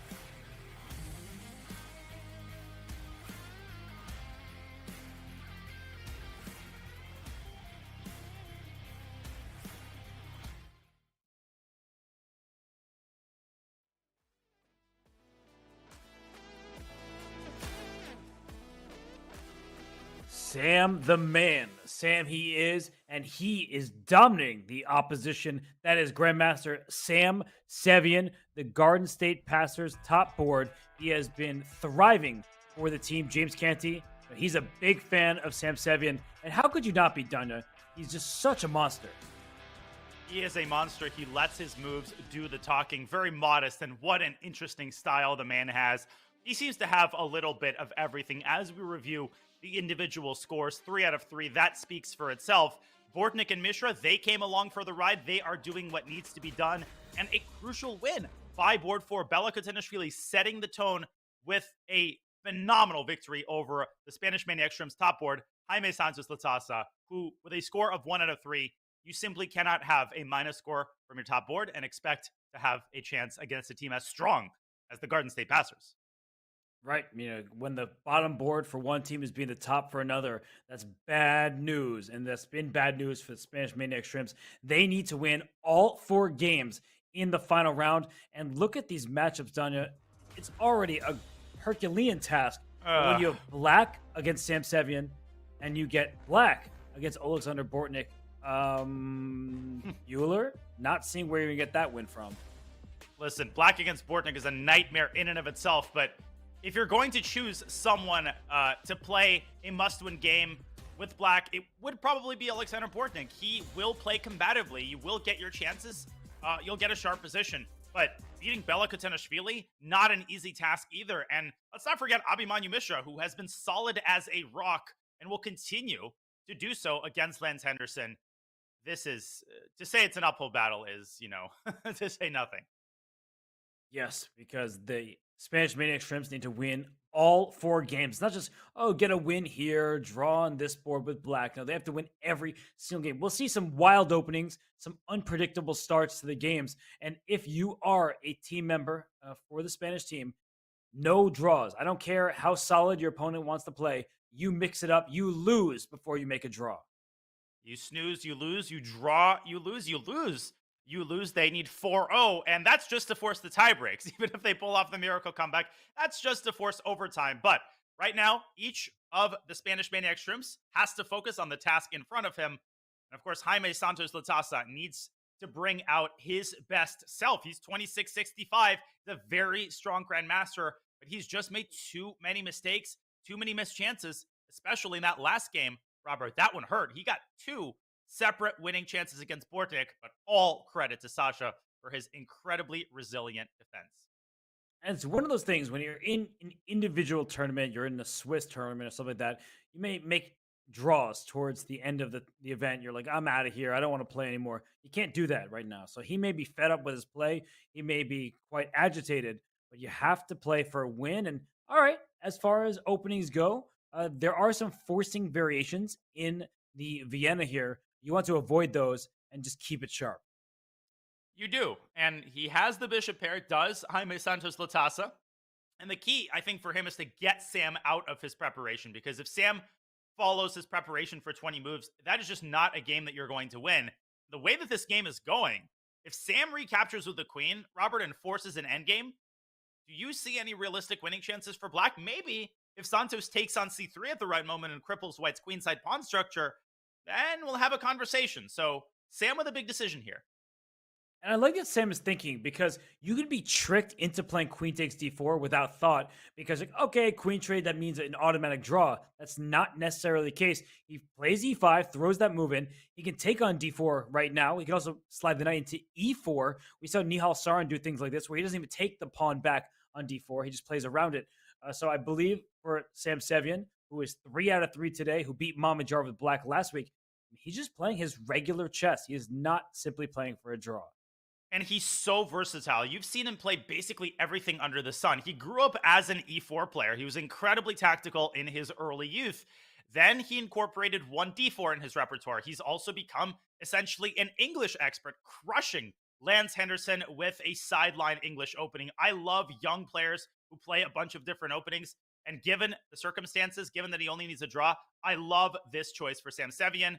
And Jaime continues to blunder. I think bishop takes c6 and rook takes c6 might be what the doctor ordered here.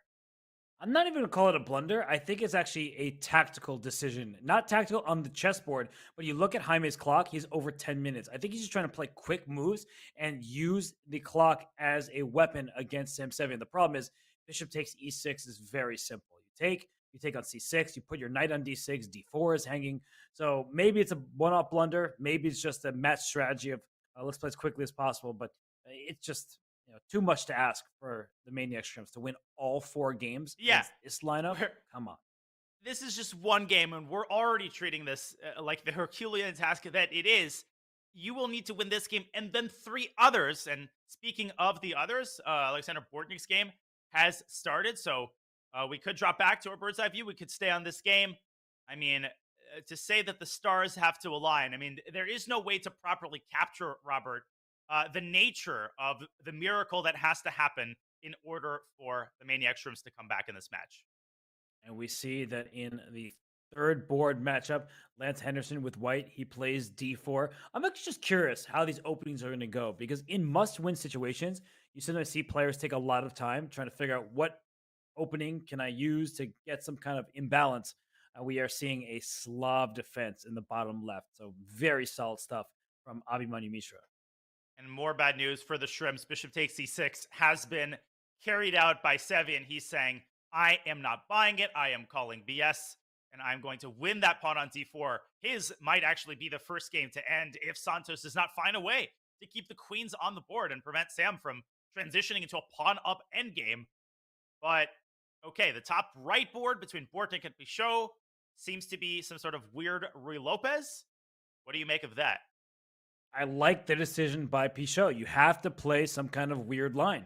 Weird doesn't necessarily mean bad. It may give white objectively a slight edge in some positions, but you actually see the eval bar saying black is totally fine going after the bishop on b3. They might get an opposite colored bishop position, which is not ideal when you need to win, but neither is Jaime Santos' position in the top left. We see that it's just clearly better for white. The d4 pawn will fall. So it's hard. I mean, I just don't know what to say, because when you need a win in all 4 games, we have to be realistic. We have to be objective. It's just so difficult to make happen.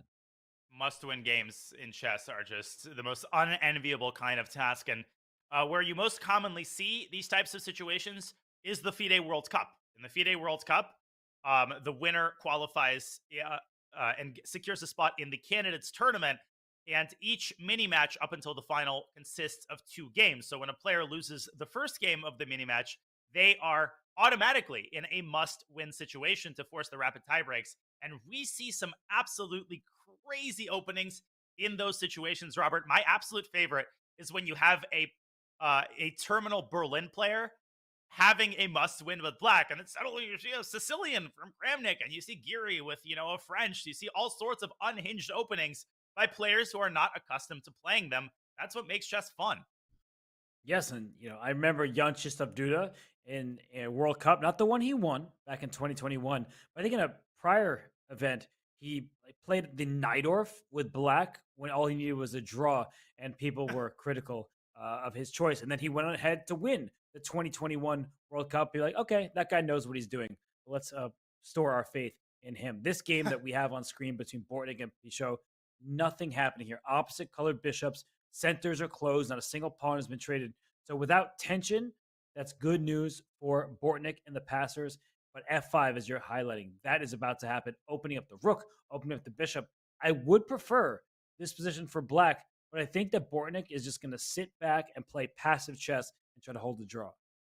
Yeah, but I think there's no disputing that black is better here. And f5 actually comes with great effect. If you can open up the diagonal, the knight doesn't have anywhere appetizing to go. It might have to drop back to h2, but that opens up the bishop's diagonal even further. So Alan doing exactly what he needs to do out of the opening. Your reference to Duda reminds me of another incident at the World Cup where Vasily Ivanchuk was leading in his mini-match against Anish Giri, and he played an excellent game with black. Anish Giri offers a draw because Ivanchuk has a perpetual, and Giri essentially gets up from the board, obviously expecting Ivanchuk to accept because he advances to the next stage, and Ivanchuk actually declines the draw, which is totally unprecedented, but I loved it because it shows you that Vasily Ivanchuk is an artist, right? He plays for the art He is always in pursuit of the objective truth. The game ultimately ended in a draw, but I just thought that was such a gutsy,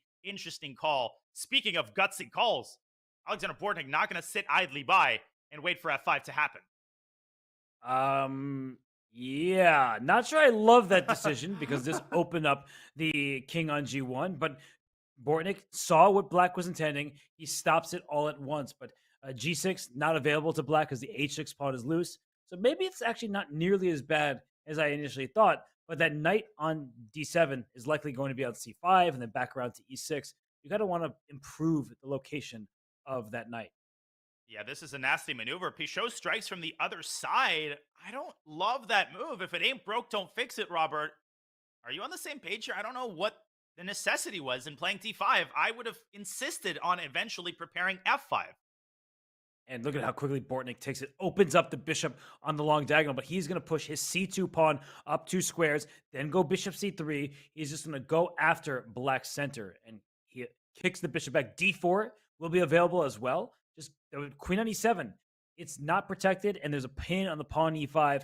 The rook wins that stare down with the queen.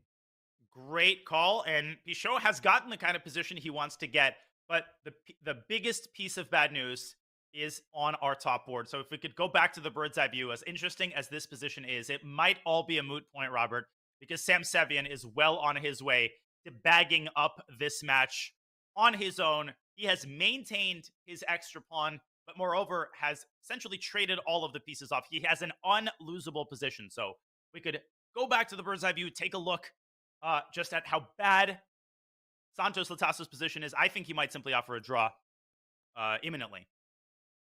Okay, well, let's look at that. In the top left, we see that white is up a pawn, and it's just a queen and rook position. No risk for white whatsoever.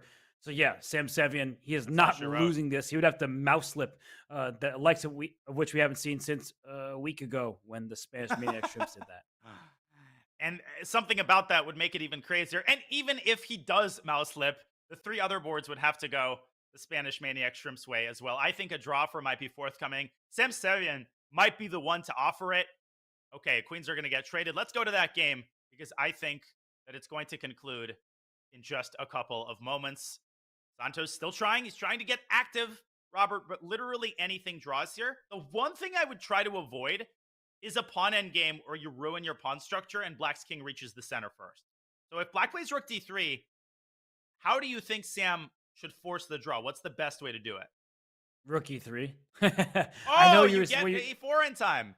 Yeah, I know you were saying that you can sometimes think, oh, I'm always taught to trade off pieces, go down to the king and pawn and give him up a pawn, but you wouldn't even have a passer there. So white can play rook e3 here and then just go king g2, king f3, and even if the e5 pawn is won, it will be a drawn king and pawn endgame. But hey, Sam shouldn't just play for a draw.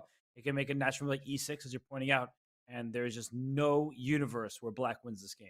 He is not going to sleepwalk through this moment. e6 is happening, and if black pushes f6, white is going to sack that e-pawn eventually, but drive the rook into e6. Santos might be the one to offer the draw, and at this point, this game is over, the match is over, and Sam Sevian is undisputedly, Robert, the MVP. So confident. He might just be playing for a win, actually. He might be like, hey, you know what? I want 4 out of 4. I want the individual honors. And why not?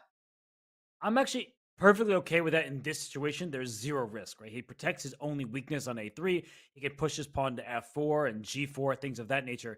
He is not risking a single thing. So Sevian, he looks like he is going to ice this match. Bortnik in the top right, that position has changed so much over the last few moves, and he's going for an attack against the black king. So Bortnik's doing well. Abhimanyu Mishra apparently has a slight edge with his queen over there on h5 in the bottom left. Everyone's better.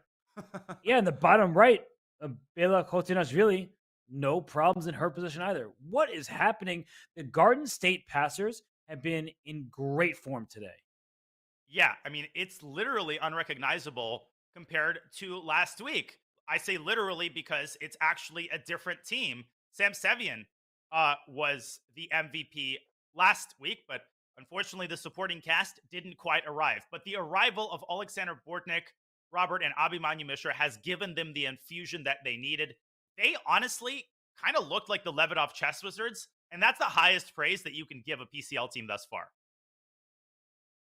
I mean, it is a different team. It is a new injection of skilled players for the Pastors. Let's go to the top right game between Bortnik and Pichot, just because that board is heating up and it feels like it's very bad news for Black. The knight on F5, a knife on F5, as Ben Feingold would say, a bishop on C3, slicing across the G7 square. If you block the diagonal with knight F6, I just want to show a quick tactic. We can just make it on the board very quickly. Knight F6, pawn takes D5, and unfortunately for Black, you can't take back on D5 because bishop D5 loses a piece. The bishop takes F6. You have to take with the pawn, otherwise your bishop on D5 is hanging directly, but you still get to take this bishop on D5 if you want it. There's maybe even checkmating attacks, but just take the bishop, knight E7 check, fork at the end, you win a full piece. So F6 was played by Alain Pichot there, but that was because he had to, not because he wanted to. There's a certain moment, at the risk of sounding like, San Francisco hippie from the 70s, when it feels like the energy has left the building for a certain team. They have collectively understood that they do not have any chances in the match. And I think that moment has arrived on Santos Latas's board. And for Alain Pichot, he also realizes that Bortnik is dominating here. That decision to play D5, Robert, has completely turned this position on its head. Pichot was off to a great start, but it was just a little bit hasty, and Bortnik pounces with the fury of a tiger. Wow. I mean, this turned around so quickly. G4 looked risky, and now it looks like it launched a great attack. So Bortnik, he's getting the job done, and apparently that was another mistake. Bishop B4, and then Rook C1 to follow. Yeah, that should win some material with Queen D4 in addition. Oh, this is just bad news, getting worse for the Maniac Shrimps. And by the way, if we zoom out of this one for a moment, because if we bring up our four-board view, Sam Sevian in the top left, that one's over. Completely winning rook and pawn ending. Unbelievable how smoothly he converted that. And if Black plays H4, then White drops the king back down into G4, forcing either a lost pawn endgame or forcing Black to give up a second pawn. I thought that Jaime might offer a draw earlier. Now I think he's just going to resign.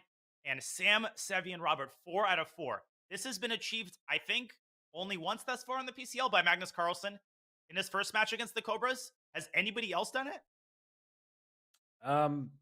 Yeah, Wei Yi did it. Wei Yi went 4 out of 4. Wei Yi did it. But we want to, bring on somebody who may be a little bit happy about what's happening here. James Canty III. He is here. He is the captain of the Garden State Pastors. And James, we in here, says your team, because we in here. We won. That's it. You did. We going to the ship. Okay, we are not going to the championship, but today energy is letting y'all know. Look, Sam I Am just did some historical 4 out of 4, right? They just mentioned in that, guys. It's the Garden State Pastors, but we feeling like Golden State right now as a super team in a way. We're feeling great, chat. Okay, let's get some energy in the chat right now. James, Golden State is 29 and 29, so okay, maybe they'll feel like Golden State in 20 games when they make the playoffs. Right, when they make the playoffs, of course, right. So we still have 2 more wins, of course, to make it. So, but this is the start of one good one. Of course, the Spanish Maniac Shrimps made it through the qualifier. That was hard to do, So they played some teams, they did their thing, and then they are very strong, and they have very strong lineups. But today we had a Bortnik on our team. I think that's one guy that we're going to rack up points. Sam I Am is going to do his thing. We don't worry about him. Then we had Mishra, and then we had Bella here, fresh off of a Georgian win for the women's championship. It's amazing how strong this team was today, and we just clinched it. But I knew this was going to happen. When I saw the lineup, I was like, this is it. This is going to guarantee us a win here. Now, of course, Spanish Maniac Shrimps are very strong, but I really feel good about this lineup. And as you see, chat, we're winning. We're going to the ship. I'm going to keep saying that. We're going to the championship, chat. So, of course, speak things into existence. But we are here. We are here, and we made it. And I'm proud of the team 100%. Well, James, after a match win like this, is it your duty to send an email? Like, what are you going to do for the players? Oh, of course, we're going to send them also $100 Starbucks gift cards. And then we're also going to send them $100 in anything if they want gift cards. And then we send them their payment that they get for being on the team as well. So I give them a little extra pats on the back, some COE gear. I mean, it's amazing, right? We're going to tell them you don't have to work this week. We're going to pay your bills. It's amazing. Yeah, it's nice. It's nice. They delivered, right? Oh, They delivered. So oh. amazing. We're looking He up took out now. 6. Of course, Sam Sevian has officially won. Look at this last move by Alexander Bortnik. The passers don't just want to end with a wimp or with like a 2-2 score. They want to wipe the floor and get to 12 points. Isn't that right, James? That's You're not about right. Yeah, interested of in course. tying the last round. Yeah, we want to we want to have shrimp for breakfast, lunch, and dinner today. So that's what we're looking to do, and it looks like it's happening right now. Gordon cleaning up. Look at him lean back, my guy. Are you telling him to do the Rockaway, James? Oh wow! I do the Rockaway and lean back. And lean back, Bortnik. He definitely leaned. Look at him. See, on command. That's my dog right there. So it's amazing to see what they did today, guys. I hope you guys are inspired. I hope you guys are having a good time too. Great commentary from Big Hess and Prophet Danya. It's amazing, chat, to see all you guys today. And as we win, all smiles over here at the Passers on the Passers side. So we're feeling great. We got the group chat going too with the manager and like some other people too. So like we're like, oh, going back like, oh, Mishra did this. Oh my goodness. Like we're going back and forth. It's everybody's hype right now. Gosh, it's easy to commentate when you've got this quality of chess being played. Bortnik doing Bortnik things. The queen coming out to f3. So this is going to be a second win. And we haven't even looked at Abhimanyu Mishra's game. He seems to have everything under control. Board 4 has everything under control. And Canty, it just feels to me that this roster in particular has no weak spots. Like everybody is in good form. Everybody has a proven record of playing well online. So is this roster, like, can we expect to see something similar coming into next week? Obviously, you don't have to reveal any of your personal choices. Of course. Well, I mean, with this roster, a lot of times this is like our I'm gonna tell you, our heavy hitting roster, swinging. You know what I mean? Like you ever see those boxing matches or like chess boxing matches? Okay, that's exactly what this one is right here. We're swinging left and right uppercuts. Tyson's on every board in this lineup, so it's very fun. And I think we're gonna have more of this. We actually are. So we're gonna talk a little bit to see who we move around. What we do for the later ones, obviously, but. Feeling good, so lots of hits. Boom! Hitting. Lots of hits everywhere. Oh my goodness, you don't want to get caught with one of those. And that's exactly what's happening right now. Well, James, it looks like Bortnik won on board 2. So that means the match is just, you already locked it up, but your team keeps winning and won't stop. But, we don't want to say goodbye to you, but we have to. And the reason why, if we're being honest, is we're going to bring on Sam Sevian. So, James, we love hearing your thoughts. We love how enthusiastic you are. Before, I do let you go. What should I ask Sam? You have a question for him that I can ask? You know what? I want to, let me see. Ask him if he's been using the diets and the lifting program I gave him. I gave him that at CGC and we talked and he was like, yo, how do I I'm trying to get swole. I'm like, all right, let's go, bro. So I gave him a whole thing. So let's see if he's been using it because right now it seemed like he's been using it. Okay. So let's All right, James. Well, great to have you on. We will ask that question, but congrats again to you and your team. It was an awesome week for the Passers. Congrats, James. Man, oh man. And it continues, Robert. The fireworks continue. Mishra saying, hey, I want in on the party too. Yeah, why not? If the match is already locked up, let's keep getting those wins. And there probably is a little bit of pressure when you're on a team roster. You can only pick 4 players, but the team has more than 10. You want to prove that they should pick you week in and week out. So for Abhimanyu Mishra on board 3, 25-49, that's what the average rating needs to be for your team. Right? The rating cap is at his level. I mean, he's proving his worth, and he is going to take down, it looks like, Lance Henderson in this game, but time trouble. That's been a bit of a burden for these players, and it's not going to stop here as Black sacrifices piece. He does, and I think he's going to pick that piece back up. If F takes C4, the queen swoops in and captures the knight, but more importantly, it hits the bishop, and even more important than that, the bishop pins the knight. So White seems to have a threat on G7, but he can't move any of his pieces. Lance is dropping on the clock, and this is just a total and utter devastation, a massacre by the Garden State Passers. And Canty deserves to be proud. What a lineup he assembled for us today, Robert. This wasn't even close. You would have thought that the passers need to win a few games in this final round. The way they're playing, they're not just accepting equal positions. You could tell by Abhimanyu Mishra's play that he was going for it from the start. And Lance Henderson, I mean, he's dipping down on the clock. He's well under a minute at this point. And for Mishra, a minute lead, he's also grabbed a pawn in the center. You take the knight on e4, down goes potentially this knight on e2. So many pieces are hanging right now. Yeah, Nicholas the knight.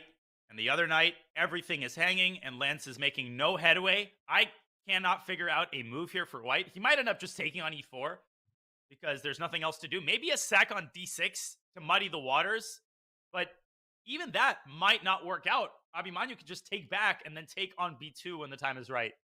Queen takes e2 coming to a theater near you.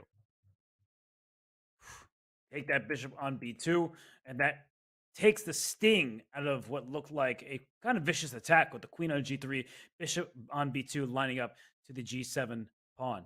So, yeah, this looks like it's all Abhimanyu Mishra, but there is a bit of good news, a silver lining for the Maniac Shrimps. I'm looking at their board 4 game. Karina Ambartsumova, she is a fantastic position against Bela Kotinashvili. So even though Bela won the first game against Jaime Santos, it looks like her day kind of spiraled downwards from there. And what I'm learning about the PCL and about the sort of psychology of being a part of a successful team, not that I really know what that's like yet, but setting the tone in the first round is incredibly important. Maybe that'll be obvious to most people listening, but when you know that you're up 3-1, that already feels so good. You feel like you have to be a part of a team that delivers and doesn't choke away the lead. Conversely, when you're down 1-3, even when you're down 2.5, 1.5, Robert, that additional pressure that you feel, you immediately already feel that you're in a must-win situation. That creates additional pressure. And man, it is hard to handle these players as it is. Add in the additional pressure of feeling like you already have to win, and you've got yourself an insurmountable task. Speaking of pressure, these two are under time trouble. And Oh! Rook takes f6. Wait, what's going on here? King Bishop takes h2? Or what's the idea? What is the idea? King h2? Oh, it's maybe just queen c1 or b1. Yeah, something like that. Oh, I'm not sure no, what square. you didn't. And there's no checks. Like, there is a check on f8, actually. And maybe Lance should try it, but the king walks out to d6 and takes the knight. Oh, the king just runs away. So it's a single check and then no more. And rook h1. Where's the follow-up? This queen e1 check, I guess. Oh! Oh! Oh, he takes everything. Unbelievable tactical eagle eye by Mishra. He's going to take the rook and defend d6, or take the knight and take the rook and take the king and take the match. Rook f1. Rook f1 check, forces the knight back. The rook on f6 is hanging with check to boot. That's a win for Abhimanyu Mishra. And you see that he is pumped up. That is the youngest grandmaster of all time. He scores another big point. Not that it was needed, but he's just saying that I am here and I will be a force in the Pro Chess League. So one game remains. And Danya, the Garden State Passers, they only needed a half point. It was the Maniac Shrimps who needed a 4 out of 4 score. And suddenly it looks like the Passers, they have a shot at going 4 to 4, but there's a pawn on d7. Karina Ambartsumova still in control. Nothing to sneeze at, Karina, if she can finish this off. And that is a big if, because she's got 18 seconds. Still needs a little bit of accuracy. So we will go to our final game of the match. That will be a major bright spot for the Maniac Shrimps, who are not out of the competition, but they have their back against the wall. They will have 2 match losses, 3, and you're out of the PCL. They've got a good lineup, Robert, and a lot of it really does come down to the kind of form that your top players are in. If Santos Latasa had scored 2.5, 3 points out of 4, we might have been talking about a different match. But Sam Sevian, speaking of form, that guy is in phenomenal form now for what feels like ages. Yeah, he's been on a tear, really just playing great chess. And this one here, 11 seconds for white. It doesn't matter for the match score, but you see a knight coming back to e6, stopping that passed pawn. It is 1 square away from promotion, but I can blockade that. Ooh. There is a chance to survive. Queen c5, I think, and black could start to try to weasel out of this. And queen c8 check, but still black is controlling the promotion square. It's not over yet. Bishop f8. F8? And then there could be some 5 checks against the white king. The knight is also hanging. That's easy to blunder. Mm-hmm. King The G7, black- maybe get out of the pin. Oh, but there's some kind of knight moves there. The 96 is under attack. The D pawn promotes.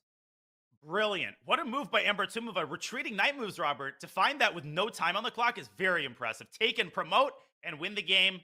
And an honor goal scored by the Spanish Maniac Shrimps. Yes, the queens are having a stare down. White is up a full queen and is about to deliver a checkmate. What? What? What?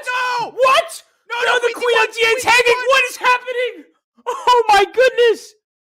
Oh my lands. Black could have just taken on D8. Oh no. Oh my. Imagine if that would have Thankfully- been the decisive game.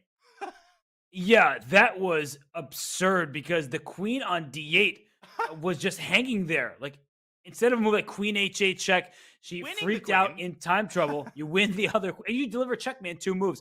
But oh my goodness, that was ridiculous. It didn't matter for the scoreboard or the standings. And while some player who did contribute and helped his team to victory, we have him here with us. While this game concluded, the board won for the Garden State Passers. He is joining us for an interview that is none other than Sam Seven. So, Sam, congratulations. How are you feeling after a 4 out of 4 performance? I don't hear you guys right now. You don't hear us. You don't hear That's us? a good thing. That's better for your life. Yeah, But, exactly. All right, you're gonna- it's good now. It's good now. Oh, well, that's a little awkward. What I was saying was, congratulations, 4 out of 4 performance. How are you feeling about your performance and your team win? Yeah, today I'm really happy with how I played, and I mean, it was really smooth from game 1 to game 4, and my team just played phenomenally as well. I'm really happy with today's performance. Sam, in the final round of the last match, the match didn't go your way, but you scored a brilliant victory against Shakar Mamedyarov. How much confidence did that game alone give you going into today's match? I mean, I've had a lot of confidence since last year playing all these rapid events online, so I didn't really need that game. But I mean, I'm feeling really good playing these 10, 15-minute time control. So you're feeling good, and your team captain, James Canthird, he joined us. He was praising you, but he had a question for you. He wants to know if you're following the diet and the lifting schedule that he apparently gave you during the Global Championship. I have been following some of it. Yeah, I've seen it. I've used it a couple of months ago. Sam, before we let you go, we've got a couple feature chat questions. First from Dan Plays Chess. That was not me. Somebody else named Dan asked, Sam, do you think it's better to have a top-heavy team or a balanced team? And I will extend that by asking you, do you personally feel like you want to show the PCL that you don't actually need to have somebody technically over 2,700 FIDE to succeed in the PCL? I mean, I really hope so, because if more teams are balanced, the league is going to get better. It's going to get more eyes. Like, balanced teams playing against top-heavy teams is really exciting to watch.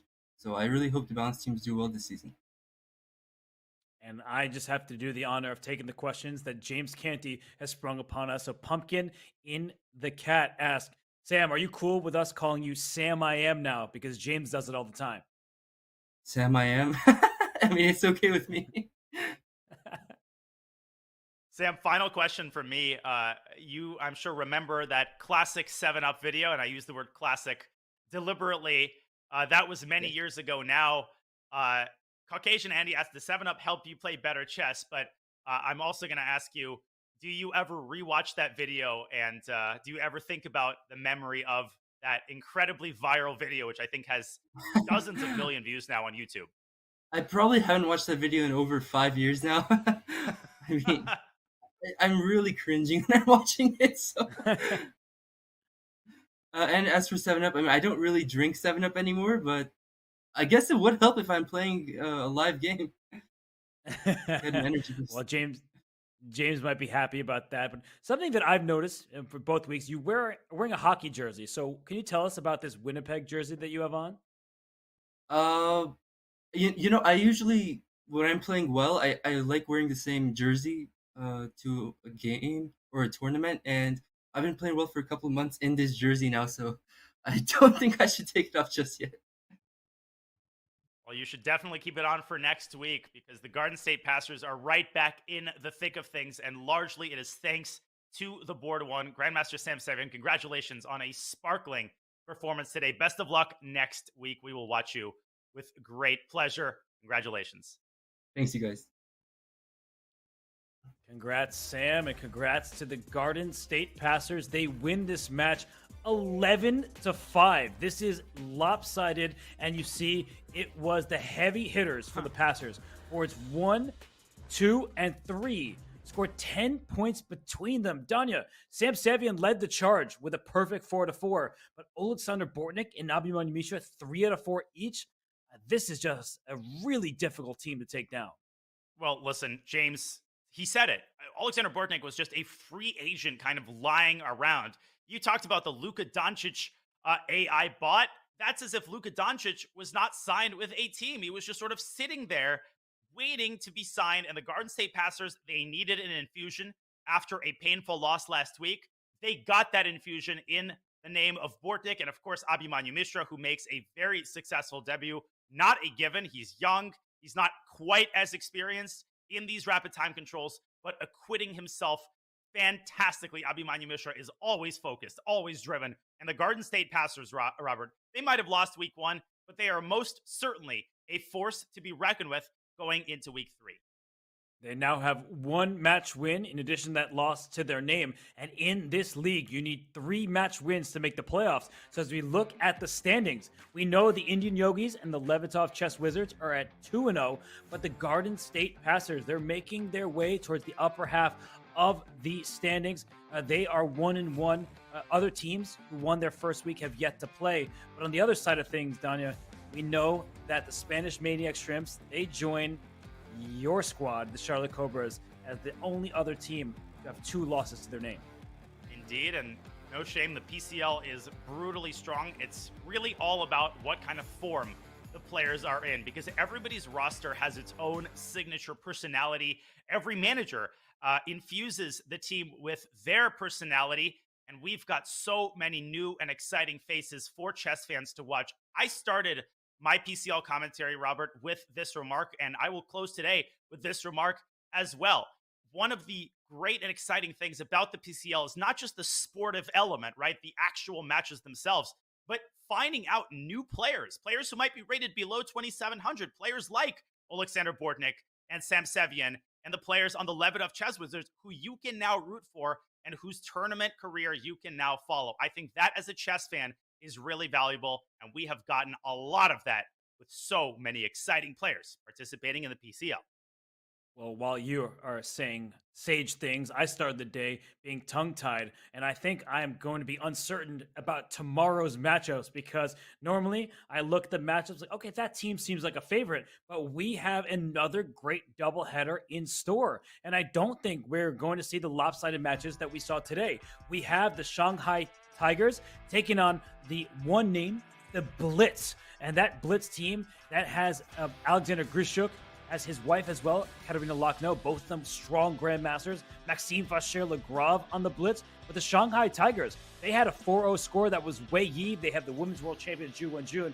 Donna, what do you think is going to happen in that matchup tomorrow? Shanghai Tigers are just ridiculously strong. They're underrated. They're experienced. They seem to have a little bit of everything. They have Zhu Wenjun, an ace up their sleeve. The women's world champion. They've got absolutely everything, and their low 2,500 GMs are A, ridiculously solid, and B, incredibly dangerous. So I am looking for Shanghai to be the slight favorites in that match, but do not sleep on the Blitz. They are going to try to blitz those Tigers and make them into a paper tiger. And of course, St. Louis was a paper tiger, much to everyone's surprise, and they are going to try to transform themselves into a real tiger as they face MGD1. Surprising that St. Louis and MGD1 are the matchup between teams that lost week 1. Fabio Caruana, he will be playing for the Archbishops. Arjun Erigaisi for MGD1. So it will be another great day of chess tomorrow, no matter if the teams won in the first week or not. But Danya, it was an absolute pleasure. We saw 2 matches with dominant wins. It was really kind of a hectic day, but some control there. The passers in particular, they were impressive. So, Daniel, how would you summarize what we saw in those 2 matchups? We saw 2 well-oiled machines. We saw the Levitov Chess Wizards setting the tone in the morning. They've got stars on all boards. And we saw board 4 defeating board 1 in both of our matches. That set the tone. It was really a wire-to-wire victory for both of the victorious teams. It was an 8-4 lead going into the final round. And rather than ending with a whimper, rather than pulling out one draw and then losing the other games, no, both teams, they ended with a bang. And they have shown everybody in the PCL that they have come to play. The Levitov Chess Wizards and the Garden State Passers, put them on your radar because they are here to stay.